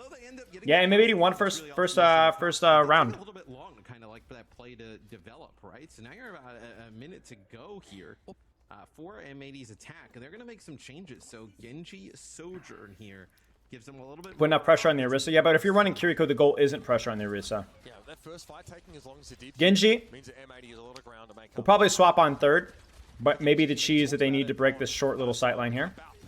It's definitely good versus the Ashe as well. Kitsune is good. Ooh. Using Kitsune. Oh no! Happy! Somebody needs to die. Somebody needs to die from 80 right now. Or 80 needs to get a kill now. There it is. Huge, huge, huge. That could have been disastrous. Point. They got it. Okay. The Suzu's good. Don't let Hawk die. Oh no, No, that's actually so bad. That was so started so good. Of course, an unanswered terror surge, but I'm looking at Liar. I'm looking at that beat. Well, Hawk goes Winston here. I like the Winston choice. Hawk is now going to have to come back on the Winston just to get a touch here. They got the touch. Respawn advantage huge for the Defiant. Not a good matchup into the Orisa. No! Pelican, no! Ah, no! He could have left point. They killed Vega. RuPaul needs to die. 5, 4, 3, 2, 1. RuPaul die. No. Oh. That's actually so disastrous, man. That should have been at the push should have died on third. That was tragic. There won't be a touch at all for them. Ultraviolet down to a pulse. Yeah, it feels like RuPaul's come out with some really big kills, right? I know once they get to that second point on the Baptiste, able to do some really nice work. So that'll be M80 getting the first point, and then getting just about to finishing the second checkpoint. So not a terrible offense at all for M80, which a map win here, I think you really need to kind of like, if you were M80 and in between this, like stress how important this map is. We talked about how Toronto, right? They're what, like you said, they only dropped one map. Man, the level of play is like, it just ain't the Overwatch League anymore, guys. Oh man, it's still fun to watch though. Has not really been it, right? You can kind of force that. Really start to get in their head a little bit. Yeah, and also just showing you. All right. Afraid of them. You also don't. I don't think Hanzo. No way, Hanzo's the play, right? M80 were not expecting Toronto to be playing the Orisa, right? I don't even know what you play here. Ash, Ash Tor maybe if you want to go cheese. And that's something that someone's able to I think Hanzo's just so bad. No one shot, man. They have a deep hero pool, and they are always okay, we're doing it, guys. We're gonna do the Hanzo. Okay. Well, let's see how it goes. We're like back in the spam hybrid. To the story from the Defiant, how are they going to put together this attack with not that far? Yeah, maybe the Hanzo is really good on versus the Orisa. I'm just gonna shoot main for a second, and then when they back, I can take left. How they call? Sigma. Big. Hans. Is that Hanzo? Hanzo. Hanzo Torp. Hanzo Torp. Hanzo Torp, yeah. Widow's good, I think, here. The EDR is pretty funny. Come left. Yeah. Oh, we messed it up. Oops. We're walking up now. They looking for brick. They looking for push. Yeah. Torp Hanzo left. Oh, put it back. I'm okay. Yeah. 시간. 100 point. Yeah, 100 point. There's just no space controlled by M80 right now. That Tracer with the EDR is doing so much work. 시그너십. I'm shooting brick. Can't speak. That's someone calling, by the way. Terminate. I'm gonna push. Ready? 시간. 노시. 한조. 윈도스. I'm taking. How's the one? 내 윈도. 돌비 앞. Nice. 야, 컴다. 대 윈도. Yeah. Okay, wait. Give me stagger Sigma. Okay. That's it. Yeah, sugar-free, man. I saw break. Yeah, I think you stop break. Oh, yeah. I saw break. Yeah, go break. 레이시어 블락 플레이, okay? This point, we've traced it. Yeah, 블락. If they try to turn our widow. I would have. Remarkably different communications here from the Toronto Defiant. Much It's a lot cleaner from Toronto, if you guys Less noticed. to talk about, but we saw the impact of that widow here, Matt. No instant kills, but an unreal amount of healing. Do I expect? I think Vega's a good player.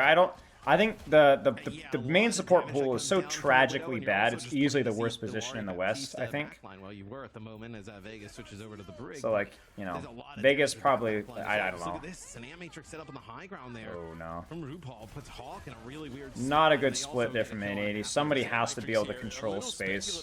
Easy for the Toronto Defiant to fold away from this and to be completely unbothered by it, or dive in. Use that, immortality field just to protect them against any of that ridiculous burst damage. And this is a dominant attack. What's going on from the Toronto Defiant? Infrasight up for Merit here is a very scary prospect for MA to walk into, especially Happy in the Widow Mirror. Yeah, it was like, how are they going to bounce back from losing a map? Looks like they are just been crushing it here on the I think he's good. Side. I think he's a good player. Merit with walls, going to have Infrasight here, going to be able to see exactly what's going on. Importantly, Sugar-Free can see where Happy is. Bit of an odd Infrasight, honestly. It doesn't really seem like he was in a position to do much about it. 3-2-1 NA hive mind works occasionally. There you go. Toronto wasn't really ult positioned there to stop that one. Kind of know where we are anyway, so we may as well make it obvious what we're trying to do. Great rushdown fight here. Not something that the Sigma comp is always able to pivot into, Matt. But that was quite convincing. Yeah, they're even with the walls on the other side, right? They're able to just kind of like push on up straight through. Is Merit now is going to move away from the Widow. It's going to go and play the Sojourn here. So I think you're kind of like, okay, we're not going to just kind of get in this Widow. Pulse Swap is a pretty big ultimate in this composition because Lamp could definitely shut it down, but there's Widowmaker versus Widowmaker, and everybody's kind of waiting, Sugar Free. right? You lose time there as Pelican finds Sugar Free on the. But there's like a lot more targets that are like viable to shoot and a lot easier to stick here. So keep an eye on these pulse bombs from both tracers here because they should be big. Happy to try and play this pick against multiple teams on the attacking side, especially the last phase of the map, which is not historically very good for her. But he's a big fan. It's just how he likes to play. Chill there. Infosite's probably pretty soon here. There it is. The respawn advantage is crazy here for M80 on defense. There's the pulse bomb. This is an amp matrix use here from Good shot there from UV, or from Merit onto UV rather. Huge fight here. Oh man, they just needed to get another trade there. Like that was messy as that was. Somebody else from Toronto should have died. So even though they will get a recontest here, we would have liked to have been messier in the opposite direction. This sheer weight of ultimates to try and win the fight out. Vega, okay, no longer on the brick here. Yeah. You don't need to win another fight though. Happy switched off the Widow. Again, it's just too close now. These Pelicans fights are happening. Serious trouble. C9. Not enough room for the Widow to be able to get it. Oh man. Oh jeez, dude. You know, let that be proof that it happens to the best of us. The best of them, not me. I wouldn't. I mean, I might do that, but it's pretty unlikely. Okay, maybe I would do that, but that was still. Ay, guys. And then some. Ay. That's rough. That's rough. That's rough. That is rough. That is really rough. You just joined to a nasty C9. Pelican ended up having to leave point faster than I think the Hawk was expecting, and they just didn't quite get it. They almost got it.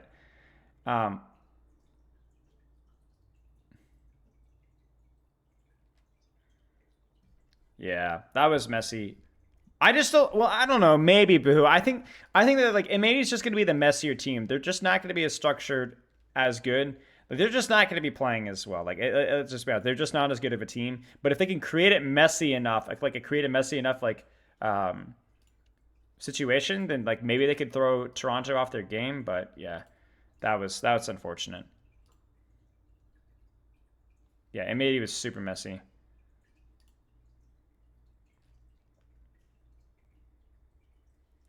I mean, they also screwed up their attack as well. Like Pelican died touching point before beat came out when he really had no reason to die for it as well. Like I think in general, like the communication with like touches and stuff like that was like, it just wasn't there on attack or defense. Like straight up, they also failed to cap first point, I think, because Pelican left first point and like there was like not a clear communication about that either. It's a bit of a mess.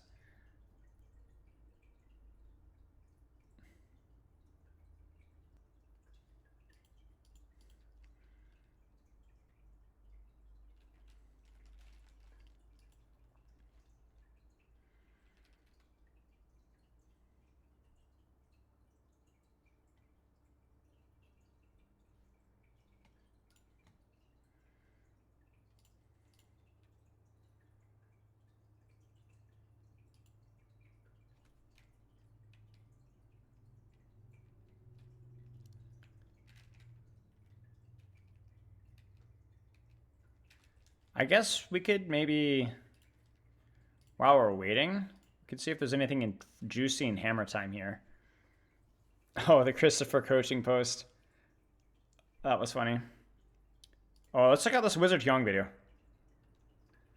I wanted to check this one. I was recently coaching few Grandmaster players that are around top 100 to 200 and found out they were having trouble reading the game flow. I mean, obviously, they know simple things like following up on their tank as Tracer, but they did not see the small indicators on if the fight is going to happen soon or not. So they were a little slow to follow up and missing the key timings. And I also saw a lot of the lower ranked players struggling to find out when to push and when to back. In other words, reading the game flow. So today, I'm going to give you a simple tip on how to do that. Before we begin, for those who don't know who I am, I'm Heesang. I work for many different professional Overwatch teams for about 7 years, winning 2 regular season #1 and a few stage championships on the way. Also working with about 70 professional players, including the very best ones like a lot of the players you would recognize. Last year, I retired, and now I'm focusing on sharing my knowledge to the general public. So for reading the game flow, there's 3 stages of the game. First one is the free fight, where teams rotate from their spawn to setup. In this phase, there isn't much trade in resources because it's simply too far to do damage for the most part. Teams literally cannot see each other. And the next is the poke phase. Now teams are close enough to do efficient damage and they're looking for opportunities to go in, which means the spike can happen anytime soon. And the last stage is the spike. In this stage, there's a spike in resources. Teams are using some big skills like Winston Bubble, maybe some ultimates, and a lot of other resources like HP as well. And this is when usually a push or an engagement of a team happens. Each team's spike is commonly called a turn as well. We pretty much see the turn. We remember. Does that sound familiar? all know that playing around this spike, following up on team's engagement is ideal, which is obvious, but there's other more benefits when you play around team spike. You play off of your team's distraction and resources, so you do more free damage. Instead of using your HP to do damage, you can use your team's HP. Like in this example of Alpha E, enemy team cannot really focus him or chase him down because his Orisa and his team is right at the enemy's base. And by definition, if you... Alright, we'll jump in here. Okay, thank you. Oh my gosh, Coliseo. And had to play something a little bit more standard, but they will stay with the Sigma here, so... You know, again, we're dealing with the dichotomy. Can someone rush up? Gavin, I gotta know. I don't know if you know this around the water cooler or not. Was the remove the glass cry baby rage that I had? Did Ryan find that funny, or did Ryan get his feelings hurt?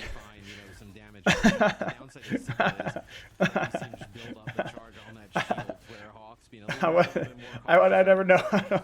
I never know if like the memes that are a little bit tough. I can never tell, man. I like the Sigma certainly for first fight. It's a lot of damage. It's a lot of pressure on the small choke. As this map evolves and opens up angles, having something that's a little bit more mobile, a little bit more dynamic, like the Orisa and the Kiriko will help. I don't think that would hurt Ryan's win since he joined well after that glass was added. Ah, okay. I knew Ryan sounded like a reasonable guy. See, that's the thing. That's the strategy, guys. It's like, as long as they're no-name developers that I don't know who they are, especially if they were there before I was there, they're not real people, so that could be as insulting and rude as I'd like to. See, that's the real reason why I'm officially a Blizzard shill now. Is because I saw like, you know, Alec and Gavin, and I was like, oh wow, they're actually like real human beings, and they're not like AI Blizzard drones. So it really hurt my ability to like call them hurtful things. So my content's gone down the drain since then. Oh man, your partner says you're an AI. Which partner? Is it Morgan? I agree with Morgan's tastes. So if it's Morgan, I think he might be right. Oh no, sorry, you're not your work partner. Okay, never mind. Well, let's put it this way: if they have, yeah, I got you. Yeah, I got you. I totally. Okay. Well, I don't know. If they're still living with you, apparently they must have something for AI. So either they have really bad tastes, or you know, maybe you're not AI. So either way, it's a W for you. Terra Surge to survive the flux there, actually. Did you guys see that? Because it fortifies you. Jury's still out, to be honest? Alright, fair enough. Was it Morgan? Like, man, that must be a toxic work environment. It's almost as bad as, like, my team. Calling each other AI. Kitsune, will it get kited? It will... Yes, they get the shift. They use the beat as well. They catch Merit. So despite, I think, Toronto being the better team here, the more fight that happens in the glass, the more Amadius, BAP, and Sigma is going to be advantaged, in my opinion.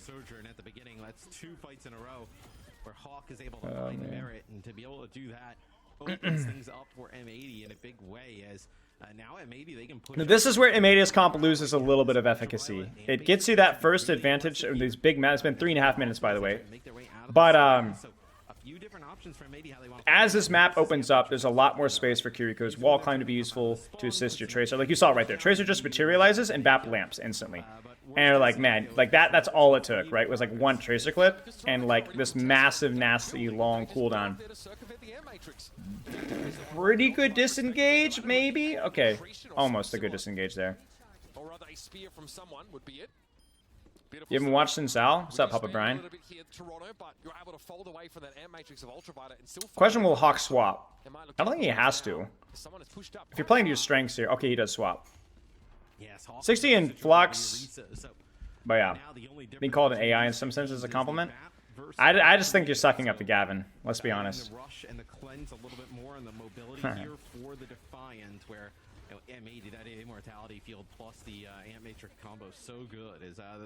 Mary Surgeon is so aggressive, yeah. I don't understand that pulse bomb from Pelican. They're all S-king out. Even if you hit that, it's not going to do anything. Questionable. M80 still has the lead here. The problem is that they don't have anything to do with the lead because they don't have any ultimates. Putting someone on the back foot there does buy them a little bit of time. They are going to set up lit angles, but really Happy needs to hit a shot here. Otherwise, we're going to be in some trouble. Surprised Toronto has given up as much space as they have. Maybe they're just scared around playing around that high ground when the BAP can play top. I guess because we're back in the middle here, and I think that like BAP is really good when you're playing in the middle here, and they're just giving time for M80 to build ults here. I'm not. Maybe they're thinking. Maybe there's a misread with the ult track. Like, I don't understand Toronto's approach there. There must have been a misread with the ult track that they gave up so much space there because they actually had a significant ult advantage, did nothing, and then just let M80 build ults and/or just roll the mechanic dice.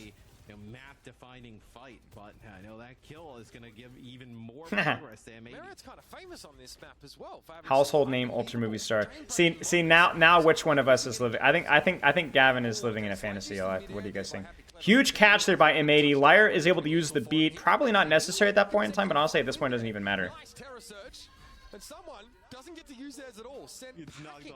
How? I mean, they must have got booped before the Terror Surge started. I think Kiriko's just to get back faster, to be honest with you all.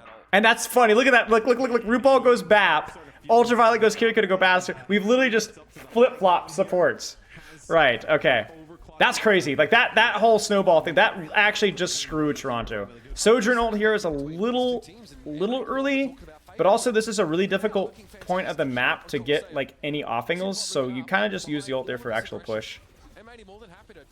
That's actually the perfect match. Yes, if I've seen any like 1980s movie, you know, like the ultra nerdy and the super, you know, the super hot woman, that's how it goes, right? They can kite that. They can kite that. Liar! Ah, liar! I swear. Liar got caught in the crossfire there.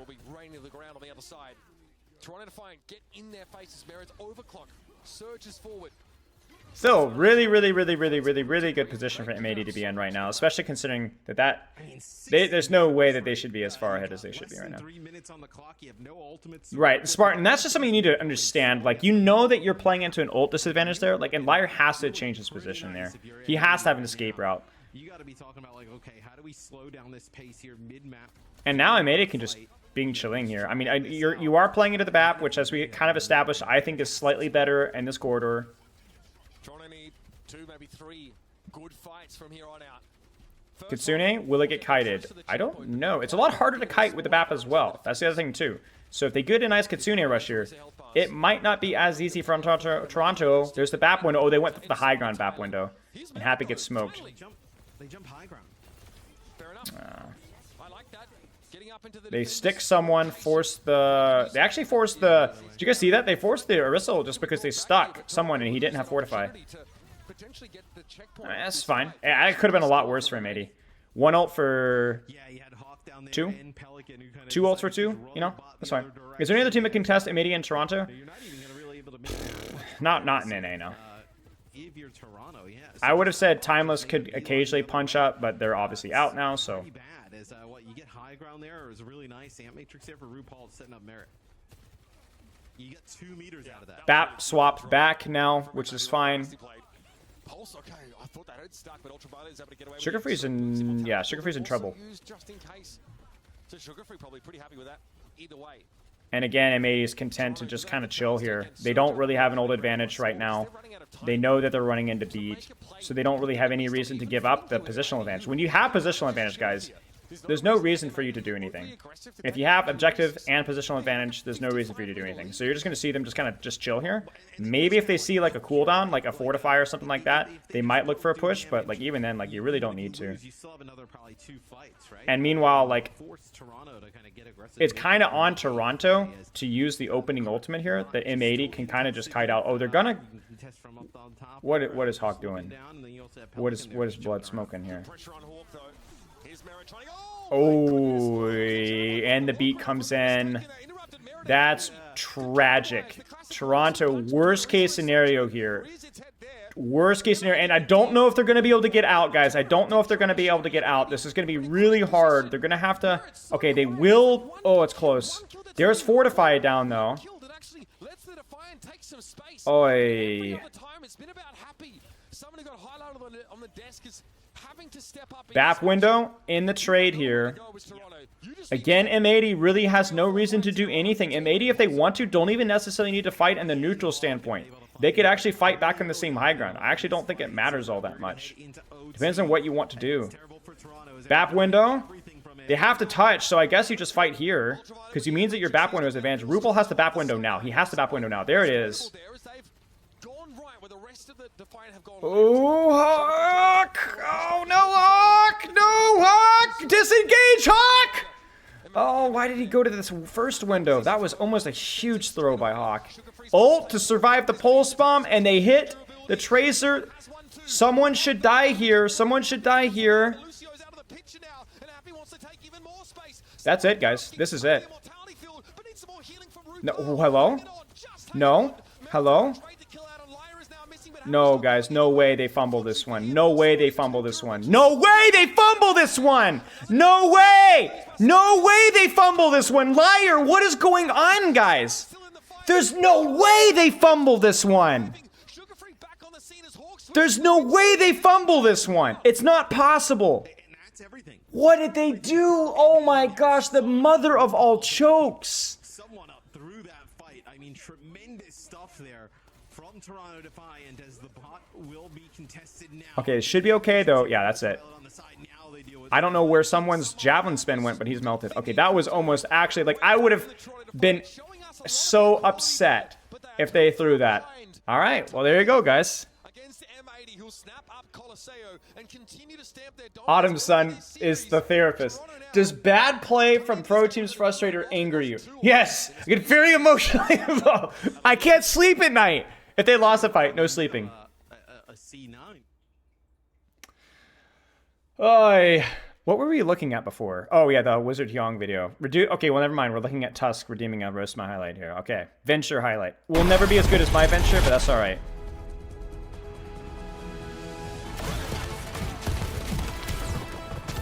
Nice Juki.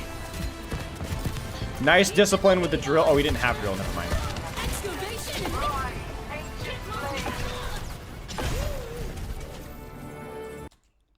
It's all right, Tusk. It's a 2K. It's not quite as good as my plays, but it's all right. Those shots were honestly the best part of the clip. I don't even necessarily think you needed your ultimate to kill the life there. I think he was dead either way, and then you don't even finish the kill in Sojourn. Cool guys don't look like explosions, but cool guys do kill people.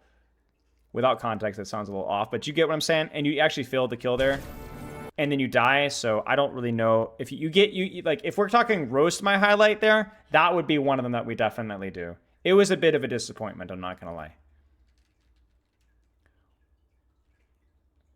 Overwatch, don't even get me started. You have resource spike instead of smaller resource trade, you're more likely to go above the threshold of getting a kill. This is something I've talked about a long time ago. Like, this is why timing matters, because you can always min-max your pressure, but breaking the threshold of like synchronizing Winston Bubble, Tracer Engage, and an on-and-aid might be what you need to get a kill. So pressure matters, but synchronizing that pressure to actually secure a kill is the most important thing. Sometimes you need 100 resources instead of just 50 resources to kill the enemy Ana. Like, you might be hitting all your clips, but you're missing that small little follow-up damage from your Winston. So we all know the benefits, but in reality, we still go in alone, or we just don't even realize my Ana was AFK in spawn and still go in. Or when your Queen uses all the resources to go in, of course, in this case, Queen was a little too aggressive, not even looking back at the team, but still, nobody on the team follows up for the spike. If you look at the Ana's POV, she didn't even know there was a spike. And sometimes, Overwatch becomes the wrestling tag match. Ryan goes in first, and then the Reaper is the next. So if you don't read the spike, it can easily start the vicious cycle, going in one by one, not having enough focus fire to finish a target, and the tag match begins. Of course, it's very natural that we don't see all the signals. Even pros can see them all. That's why they still need to communicate them. But remember, it's very scalable. Just try to see a little more signals every game. So the first advice, when you see the spike, take advantage of it like Alpha E instead of doing the tag match. So when do you use your turn or create the spike? Well, usually tanks have more control and responsibilities for that. When you see a resource advantage, like your team is up one, enemy super low, having ultimate advantage, you can go in. Or you can see enemy backline overextending and getting too close to our team, or maybe too far away from cover, can also be a trigger. But even if you don't have a clear green light, you can still look for something small, like enemy team using bubble, or simply not looking at you for a second. You can yes and no. Yes and no. If you should be looking, if you're a tank and you're a DPS and you're support, you should not be looking for opportunities to look for turns. Characters that have powerful cooldowns should be using their cooldowns as part of their turn, regardless of whether the opportunity presents itself. You don't look for opportunities you don't look for the enemy team to miss position to look for a nade. You look for nade to force miss positions. You don't wait for somebody to use a cooldown to jump as Winston. You use your Winston jump to force those cooldowns. You know what I'm saying? Still make a small bet, creating a smaller resource trade. The bigger the advantage is, the bigger spike you can go for. There's way more to understand. Right. Most cooldowns in Overwatch are proactive. Most cooldowns are proactive. Like, as in, you should be looking to utilize them proactively. And your own, from your own off angles. There's very few exceptions to that rule. I would say Kiriko, you need to position in a way that's going to get your teleporter forced. Lucy needs to be looking to be able to use his amp. Orisa Javelin Spin is generally more of a proactive ultimate. Even something like a regenerative burst with Baptiste, oftentimes you want to position on off angles where you're going to get your shift forced because you're doing so much damage, just putting so much pressure.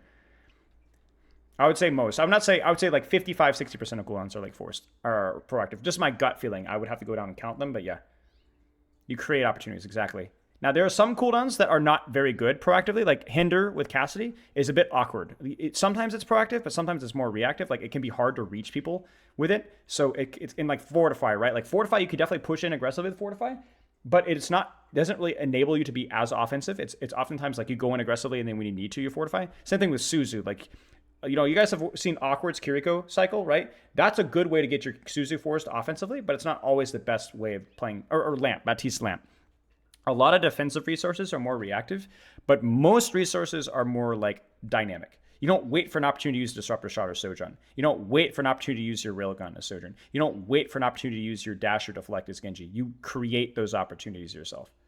Sending triggers for going in, but this is a very quick summary. But he is right about the turn, about the timing, the synchronization of pressure. So I'm curious to see where he goes with that, because that's something that I've been saying for legitimate years. The most thing that people don't talk about is timing. Sometimes we just might not have much control in engaging or creating a spike. But what we can do is reading the spike and getting ready for that. After the pre-fight stage, aka the rotation and the setup, when your team now goes into a poking phase, now the fight can happen anytime soon. So you usually want to avoid going for too far of a flank, because not only it's hard to follow up in the fight, but your team might get 4v5'd before you arrive. Also, we want to save our resources so we can stack and sync our resources for the spike. I don't mean that you don't use any of your resources or abilities in the poking phase. There should be a constant trade in resources, but usually a smaller trade. For example, if you're playing Ana, if you blindly use your nade and sleep dart when your tank is about to go in, that's not good. In this But see, the problem with this example is not that before the tank, the problem is that the fight hasn't started yet. As soon as the poke phase has initiated, you should be using your cooldowns whenever there's a good opportunity. Okay, I'm just checking. So, like, the problem with this nade is the poke phase has not started yet. Right? Let's mute the video and point out when would be a good time to nade. Like, 2 seconds after the video clipped off. As soon as there's an opportunity to nade, you should look for it. If you're playing Ana, if you blindly use your nade and sleep darts when your tank is about to go in, that's not good. In this case, you would rather want to save them for the spike. But if you see a perfect opportunity for the nade... But see, the thing is that don't save them for the spike. I don't like that advice. You create the spike with your nade when your team can follow up off of it. Does that make sense? You start the spike yourself when you can see that your team can actually capitalize off of your spike. If your Kiriko and Junker Queen are in spawn, there is no chance that they could possibly capitalize off of that nade. All right, we got a few more seconds. Not the blind one or the low value one. Of course, you want to go for it, and that can actually become the trigger for your team to go in. So if it's a really good opportunity, you should capitalize on it. Tank but initiates, if it's just a low value one, and your team's about to have a but not always. Spike, you should save your resources and sync with them. Of course, it's comp dependent as well. For poke comps, it's a little more. But see, this is where you know, it's not comp dependent. It's not. Just go, just use it. Especially in ranked, which is the 99% of audiences, and like it doesn't matter.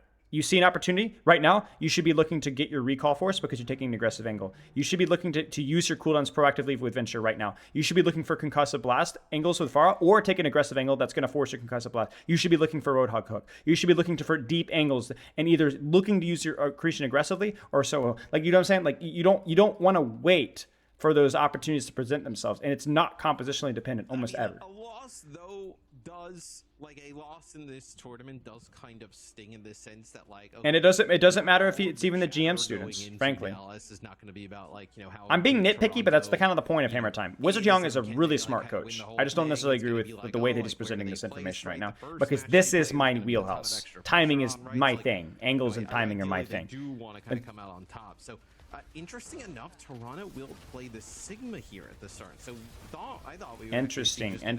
Sigma is definitely unusual.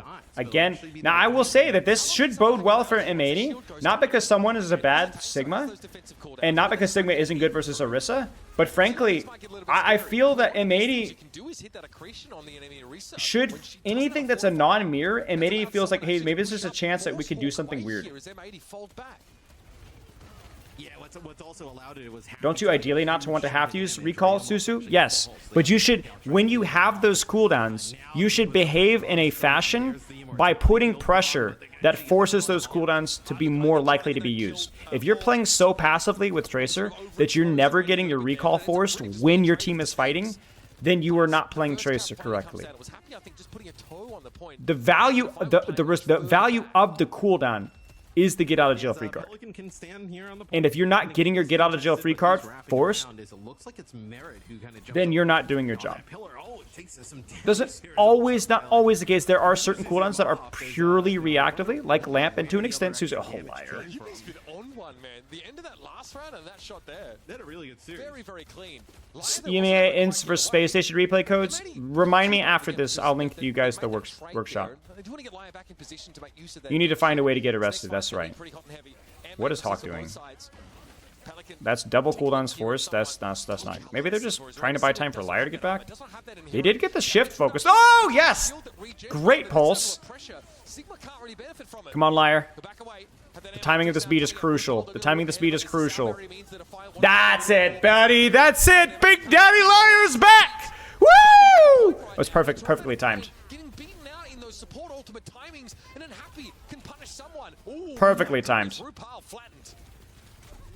Well, it just feels like they have to put so much resources into someone to keep him up on the Sigma, right? You have to use the immortality field, the AM matrix. I never doubted, guys. You guys are liar doubters. Typical. I bet you guys were saying something about how like main support's a weak position. Oh no, UV. There we go. To the Orisa, the point will go back to duality of man moment. Yes, exactly. That's good. I told you guys, I'm telling you guys, there's the Orisa swap. I think Toronto Defiant sometimes overthinks things. Maybe not overthinks things. That's not true. Maybe that's part of like their player development. It's like they're like learning to like expand, but it feels like they try to like Florida Mayhem things, you know? And they just not it. They just aren't him anymore. You know what I'm saying? Maybe someone is, but like. There's just like, it's like the Symmetra Sigma thing. It's like, I immediately, when I saw that, I was like, okay, maybe there's a chance, like, they're just the better team in every way. I don't know. You guys know what I'm saying? Kasaurus isn't Gumbo. I don't even think it's fair to say it's like the coaching, you know? It's like, there's just a different scrim environment. They're different players. The level of execution, the ability to flex, like seeing what SSG did on Esperanza today versus ENCE, I just don't think some teams are going to do that. You're a liar, truther. Amen. Yeah, I mean, even right Yeah, there, players understanding individually matters too. Players understanding individually matters more than coaching. You know, allows them to take the point here. They'll get a little bit of an early lead, as it doesn't look like Toronto wants to drop down to the point just yet, as the Kitsune rush will be really difficult to deal with. Little messy there, but it does force a really awkward rotation, and M80 is doing this! We're doing it! You can throw it in, be a little bit more aggressive with it. I think it pays off. And a wee bit of a stagger on RuPaul. Forced Toronto to the disadvantageous low ground there. They had no choice but to acquiesce, and M80 followed up. I mean, like, someone may get how to play a situation, but maybe Merritt doesn't, right? They had following that, you know, that ultimate use by Hawk. Very worthwhile use of Terror Surge, which often isn't going to. Yeah, I don't know. I don't know who's. I don't think we really want to look for a scapegoat here. I think like you'd have to study things to know who to scapegoat here. We'll now see if Toronto can get value out of this Kitsune rush. I don't think it's as simple as like, oh, Mare is trolling here. Right? Last fight territory where M80 could go up 2-0 in terms of flash points. One flash All right, will they get pressure on the BAP? I think that's really important in this fight, to get pressure on UV. I think that is the one weakness. Oh! Can they Kitsune? Yeah, they need a Kitsune now. They need a Kitsune now. They need a Kitsune now. They need a Kitsune now. Well, I guess the plan was to beat engage under the BAP window, but that seems awkward. Someone is dead. Someone is dead. Someone is dead. Oh my days. Oh no, that's a crucial javelin miss there. Surely that doesn't cost them. It doesn't? Okay. Oof. Wow. Is there any specific team that you're rooting for? Not in the West, no. I think it'd be fun to see Citrus Nation, just because for the underdogs, but no, not particularly. Like, I know, I like someone. I got to meet someone. I think he's a cool guy. I like Sugar Free as well. He's a good guy. You know, I like Kasaurus. Kasaurus is a friend of mine. You know, I like Hawk. I like UV. We'll have to work with both of those guys before. Got to work a little bit with Gator. I don't, you know, I don't really care. I'm not SOG build, no. I would say SOG is like the meme team, but I think more SOG would just be fun just because SOG is fun. You know what I'm saying? Oh no, liar guys again. Michael Falk there for a second. Who the frick is Michael Falk? They're going to be able to take the point here. So some signs of life here for the Defiant. Yeah, I don't know. Are Happy and Pelican at LAN? Because that definitely matters. It matters a lot. Doesn't necessarily fix their issues, but it definitely matters. Happy like close the gap a little bit more, right? Oh, they are? Okay. Well, there you go. That definitely helps. Extra defensive capability. But are they giving him 80 to win? Yes, surely. How many of you guys are gambling with channel points? You know what I'm saying? Oh, dude, frick. We need to be gambling with channel points. My bad, guys. I forgot about this. I always forget this with companion streams. We need to be gambling. We need gambles. Gamblers? Any gamblers in chat? Any chronic addicts in chat? Oh, my days. The Genji swap is pretty saucy, I'm not gonna lie. I like it. I like the Genji swap because of the Baptiste, personally. I think that the ability to get on top of Bap and just ruin his haircut is, like, underrated. You get what I'm saying? This is all about cleaning up the Orisa. Merritt knows it's an easy kill if he comes forward with that overclock, and this will secure the gambling is good for the soul. That's true. That's true. I love that. I love that from you guys. I love that you guys are afraid to speak your truth. You know what I'm saying? I think the Genji's just a lot worse versus the Kiriko because you don't have like that burst of value is not useful when the character can just TP away, whereas the Tracer, like the more consistent sustained pressure is good. Yeah, Genji's fine in these mirrors and jet better. I'm just saying that like versus specifically the Baptiste, the Kiriko feels better. The Genji feels better. Did you know that 99% of Gamma's quit before the big one? That's right. That's right. Again, speak your truth, King. Speak your truth. Orisa's freaking weird. Or the Echo's freaking weird. I'm not gonna lie with you guys. It's a similar logic to the Genji. Liar. AJ.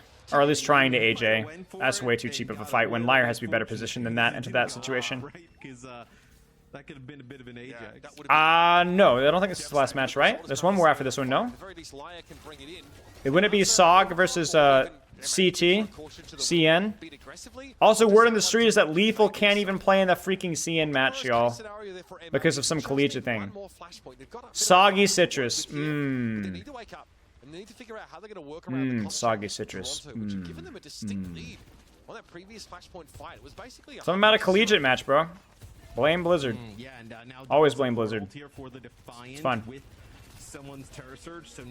Good disrupt shot. Nice little angle here. What can Happy do with this? What can Happy do with this? What can Happy do with this? Better Sojourn angle means that someone should get a CDs force. I don't know what Haka's doing there. Okay, maybe they're anticipating the... Ah! There's the Orisa copy. Well, that's not something you see every day. They will kill Vega. Sound barrier is huge. Lion managed to use theirs though, and that's been huge. It's a big old commitment. It's a big old commitment, but it's a big old commitment from both sides. 3 for 2 is not a bad retake. Really being felt in that fight.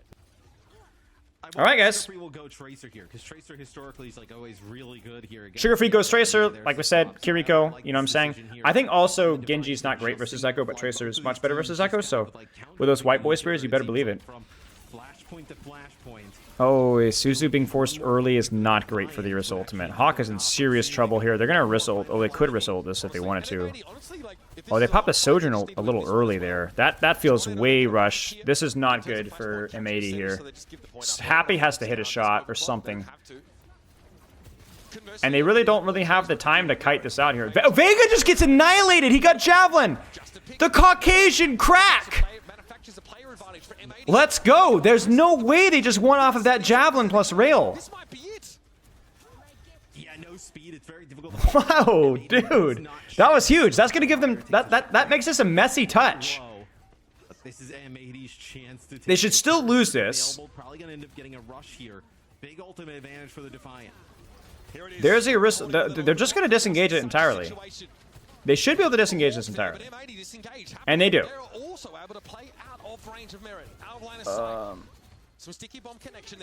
Oh, no, we missed it. No, we missed it. Oh, he gets him anyway. Okay.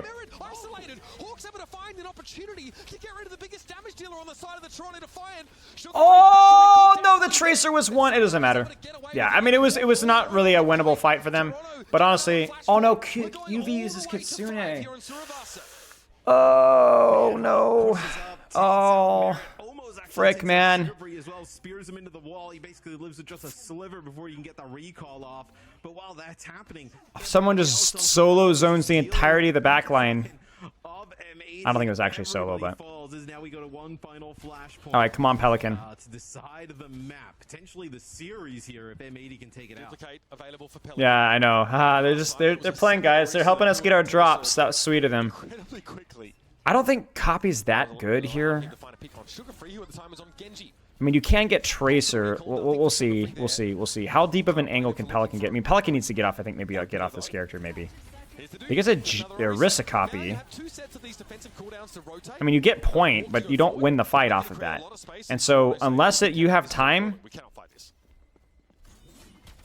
Unless you have time to get your beat, and I don't know if Liar will. Maybe? I mean, Liar... Yeah, I guess Liar will. But man, I don't know. The neutral of the Echo... Shots, right? You can find yourself in final fight territory rather quickly. Come on, Happy. Come on, Happy. Come on, Happy. Come on, Happy. Come on, Liar. Come on, Liar. Liar. It's all on Liar. It's all on Liar. Everyone's looking at Liar right now, staring him down. Will Liar do it? Yeah, loses all his armor. I don't love the off-angle control here from M80. It's looking messy. Oh, they give up flip. Where are the off-angles? Ah! I think that's the weakness of the Echo, is like the Tracer just wins the duel, so G wins the off-angle and then just pokes on point. Wait, what? Oh no, Pelican. Oh no, oh no, oh no, oh no. Oh. Okay, that was nice.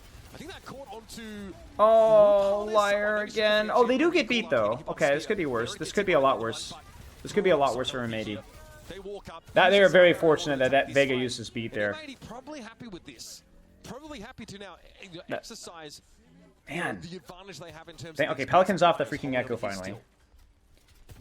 Yeah, and I like. Okay, guys, I'm gonna say it. M80 should win this. M80 should win this. They have this slight old advantage here. Orisa for Orisa, Sojourn for Sojourn, Beat for Pulse. If Happy can, nail this overclock, right? They should win this. You have the Tracer, you have the Kiriko. This is it. This is all down. This is everybody. I'm standing up. I'm standing up. Look at how low he's been poked, just trying to walk up. Come on, come on, come on, come on. Starting to feel that pressure, but Hawk on, he has a short window here. He's got to go. Soundbearer now keeps Hawk alive, and he gets another fortify with that terror. How does it kill nobody? No, it doesn't kill nobody. Okay, Orisa for Orisa, but no, they're down. They're down. They're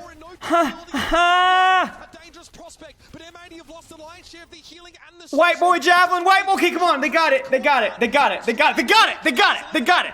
They got it. They got it! They got it! They got it! Yeah! Yeah! Real man hours! Yes! Testosterone Nation here in live! Yeah!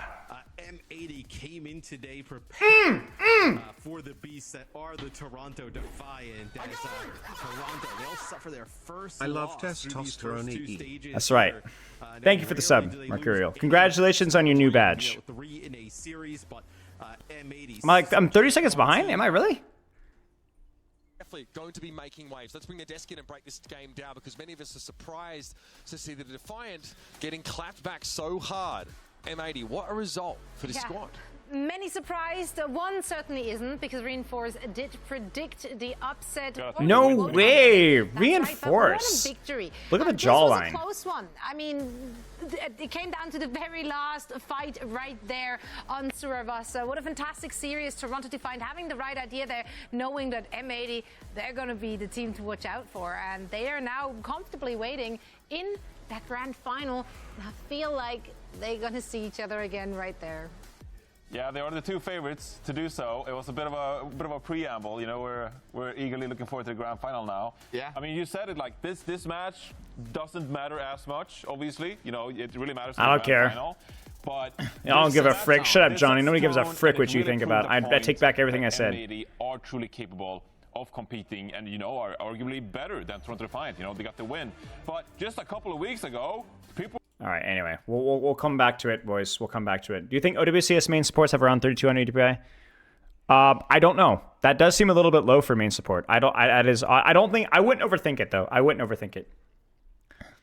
Liberal, but comps like dive, especially in Ross competition, saving up resources and syncing them with your team is much more emphasized. So coming back to the Grandmaster I guess maybe I'm just being too nitpicky with this whole video, but yeah. Of course, he knows to go in together when his tank is diving, and he usually does it well and also save his resources pretty well. But he was missing some key indicators telling if it's going to be my team's turn or the enemy team's turn. He was only reacting to Team Spike, not foreseeing what's going to happen.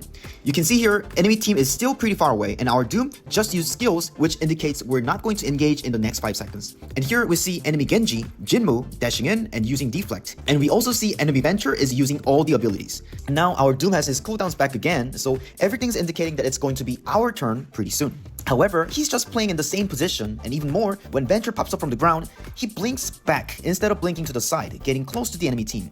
If he saw these little indicators sooner, reading the game.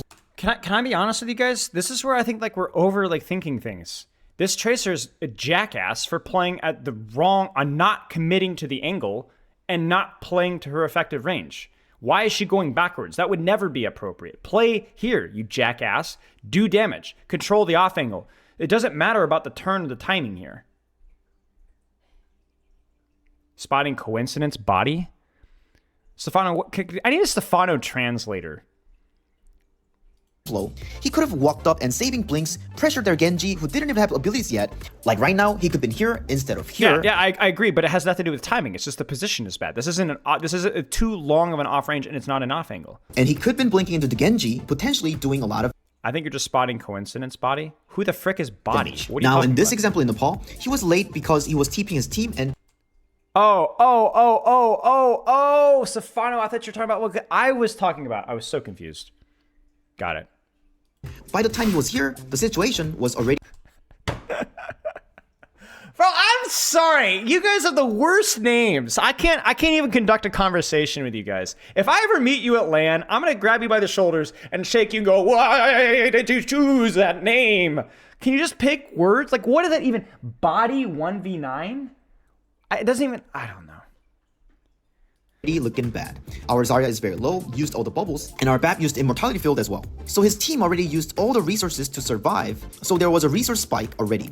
And now he has 3 blinks and a recall, all the resources, but we know that our team has a huge disadvantage, so we're not going to go in and send a recall. All the survival used team NG, potentially doing a lot of damage.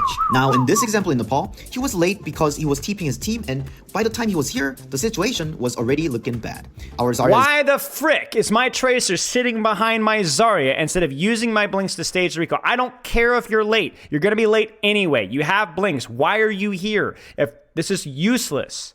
Very low, used all the bubbles, your angle and our sucks. BAP used Immortality Field as well. So his team already used all the resources to survive, so there was a resource spike already. Someone. And now he has 3 blinks and a recall, all the resources, but we know that our team has a huge disadvantage, so we're not going to go in anytime soon. So even if we know that we're probably not going to kill anyone, we want to go in now using all the blinks and recall, trying to distract the enemy team and potentially saving my Baptiste and Zarya. If you use your resources now to potentially buy the time for your team, really knowing that your team already used all the resources. But see, do you guys see what I'm saying? Like, this is just say get in a, this off-angle sucks. He just triple blinked right through main. He didn't stage at all. There's no spike. You will have your resources back for your team's next turn anyways. So to give you a recap, here are the list of indicators that will help you read the spike timing. Composition. If you're playing Rushy, Daibi, or Pokey composition. Distance between the teams. The closer you are, like both teams butting their heads, more likely something's going to happen. Resource advantages. The more resource advantage you have, like if the enemy is super low, the more likely your team would go in. Skills. Just like the 66 example, if their dive heroes just use their skills, it's less likely they're going to dive, and more likely it is going to be our turn sooner. Team tendency. Some players can be really aggressive and some can be very passive. So reading your team and enemy's tendency is a great predictor. Before we finish, I do want to add that in the low area low, games are much more random and less predictable. Even in the poking phase, your team can just randomly die, or a lot of the tanks would hug the corner and not move forward even when you're up 1 and not really pushing despite the huge advantage. But I think what I went over today would be a helpful guideline in general. Well, there's way more to reading the game flow, but I wanted to give you a simple game tip relating to the spike, your team's turn. Thanks for watching the video. If you Yeah, I don't know.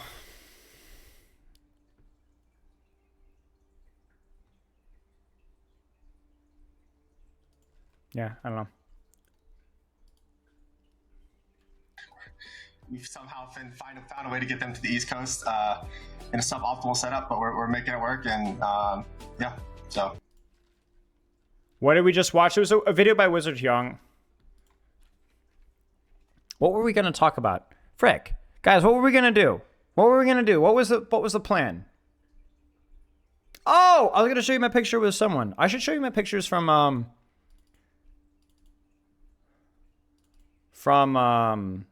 Toronto, if you guys ever want. Trying to make sure I'm not gonna. Yeah, if you get, yeah, you guys might find these fun. Me and Admiral. This was the Overwatch League after party after the season was over. What's the largest animal you think you could take in a 1v1?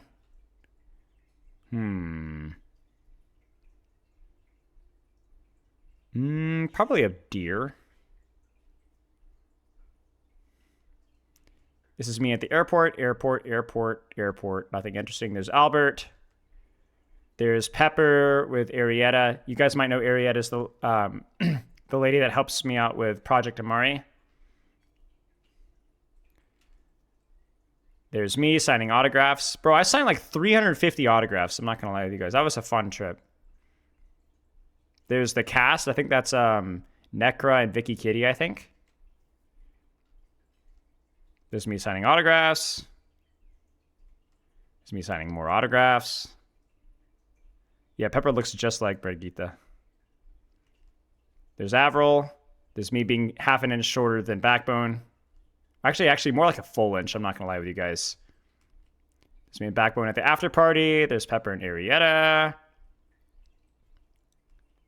There's Pepper in the bathroom. There's all the gear getting set up.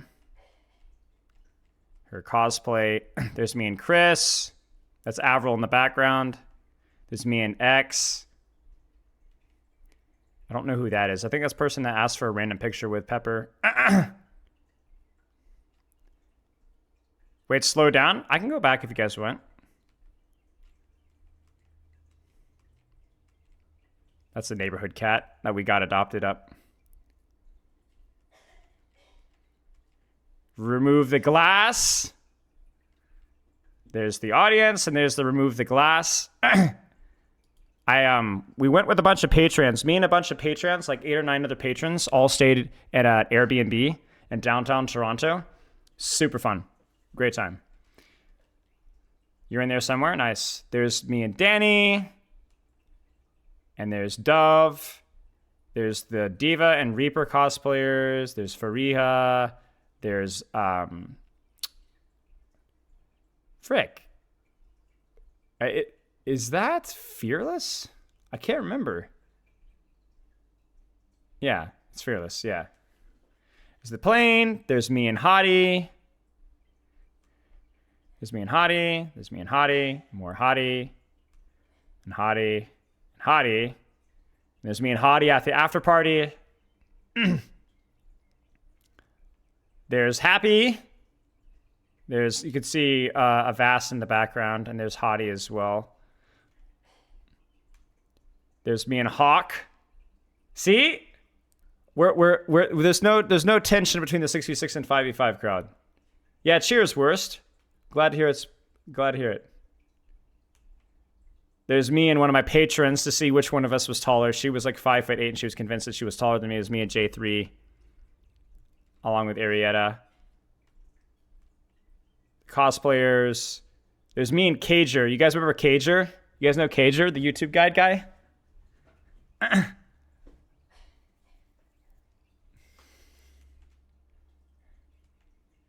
Then we went and did Korean barbecue with all the patrons. This is a hilarious picture. So these are the freaking Danes, man. These are the freaking Danes. Calex is like 6'4". Fisher is like 6'7". This guy is like as tall or taller than Reinforced. I'm 5'8.5", 5'9". I'm average height. These guys are absurdly tall. These are the guys I worked with back in 2021 with London. There's Kenobi. There's one of my patrons. Another cosplayer. There's Clups. There's Landon. There's Leg Day and Lemon Kiwi. There are my legs. There's me and Lemon Kiwi. 8.5 LOL. Copium. Yeah, whatever. There's me. Hey, there's me and the goat, guys. Me and Liar. Let's go. Me and the man that we just enjoyed watching.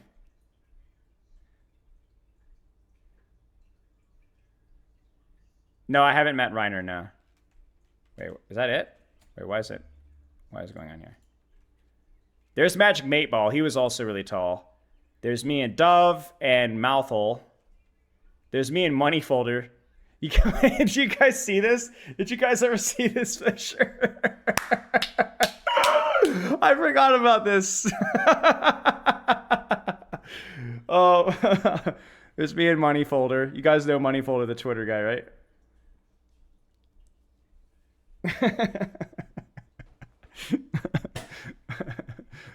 That was fun. I used to coach Moneyfolder back in the day. More in line with the Spilo size. Yeah, yeah, it was good. There's me and Nuki. There's me with all the Patreons. I don't know if you guys know this. This is Light Waves from Discord, if you know Light Waves. Mashed Potato. This is Tectris. I don't know if you guys remember Tectris. Phyresis, Kiev, Arietta, Gatsby. Yeah. So if any of you guys know any of those names, yes. Yeah, Tech is intense. Tech has got the good metal guitarist here. The pass is the first thing you see. It's the only thing you need to see. Oh, replay codes. Yes. Give me 1 second. Yeah, here you could check it out here. It'll be updated, I'm sure.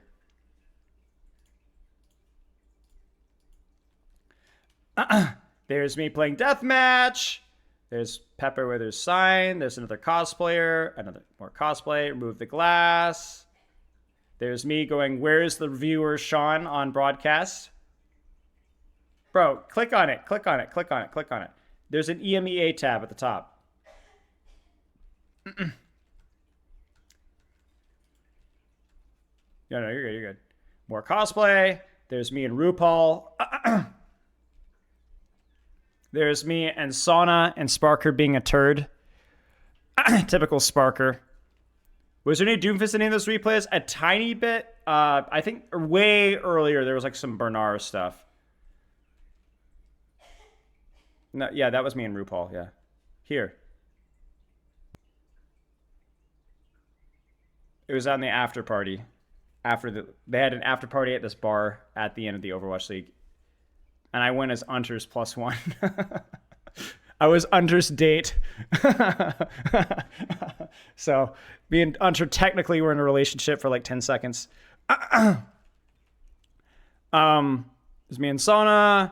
There's me and Seeker. No, Courier.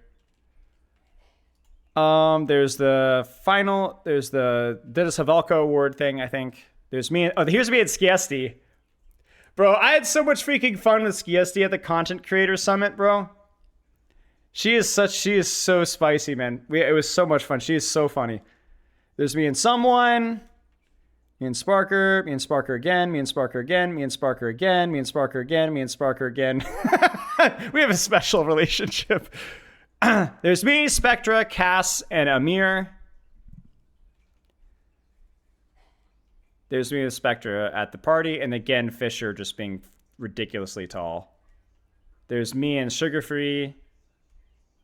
There's me and Sword. I don't know if you guys remember Coach Sword. There's Toronto, me and Ultraviolet. There's me and my date. There's me and Violet. I think that's it. I guess that's it. Yeah. So, mogging about every clip. Oh man, I was not mogging. Was Merritt there? Maybe. Yeah, Merritt was there. I don't remember. I don't think a lot of the Houston players yeah, Merritt might have been there, but I didn't get to say hi to everybody. I got to hang out a lot with the London boys, which was fun. Yeah.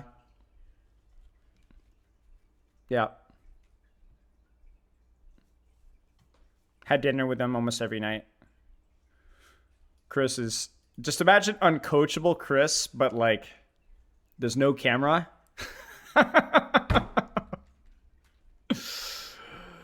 Yeah.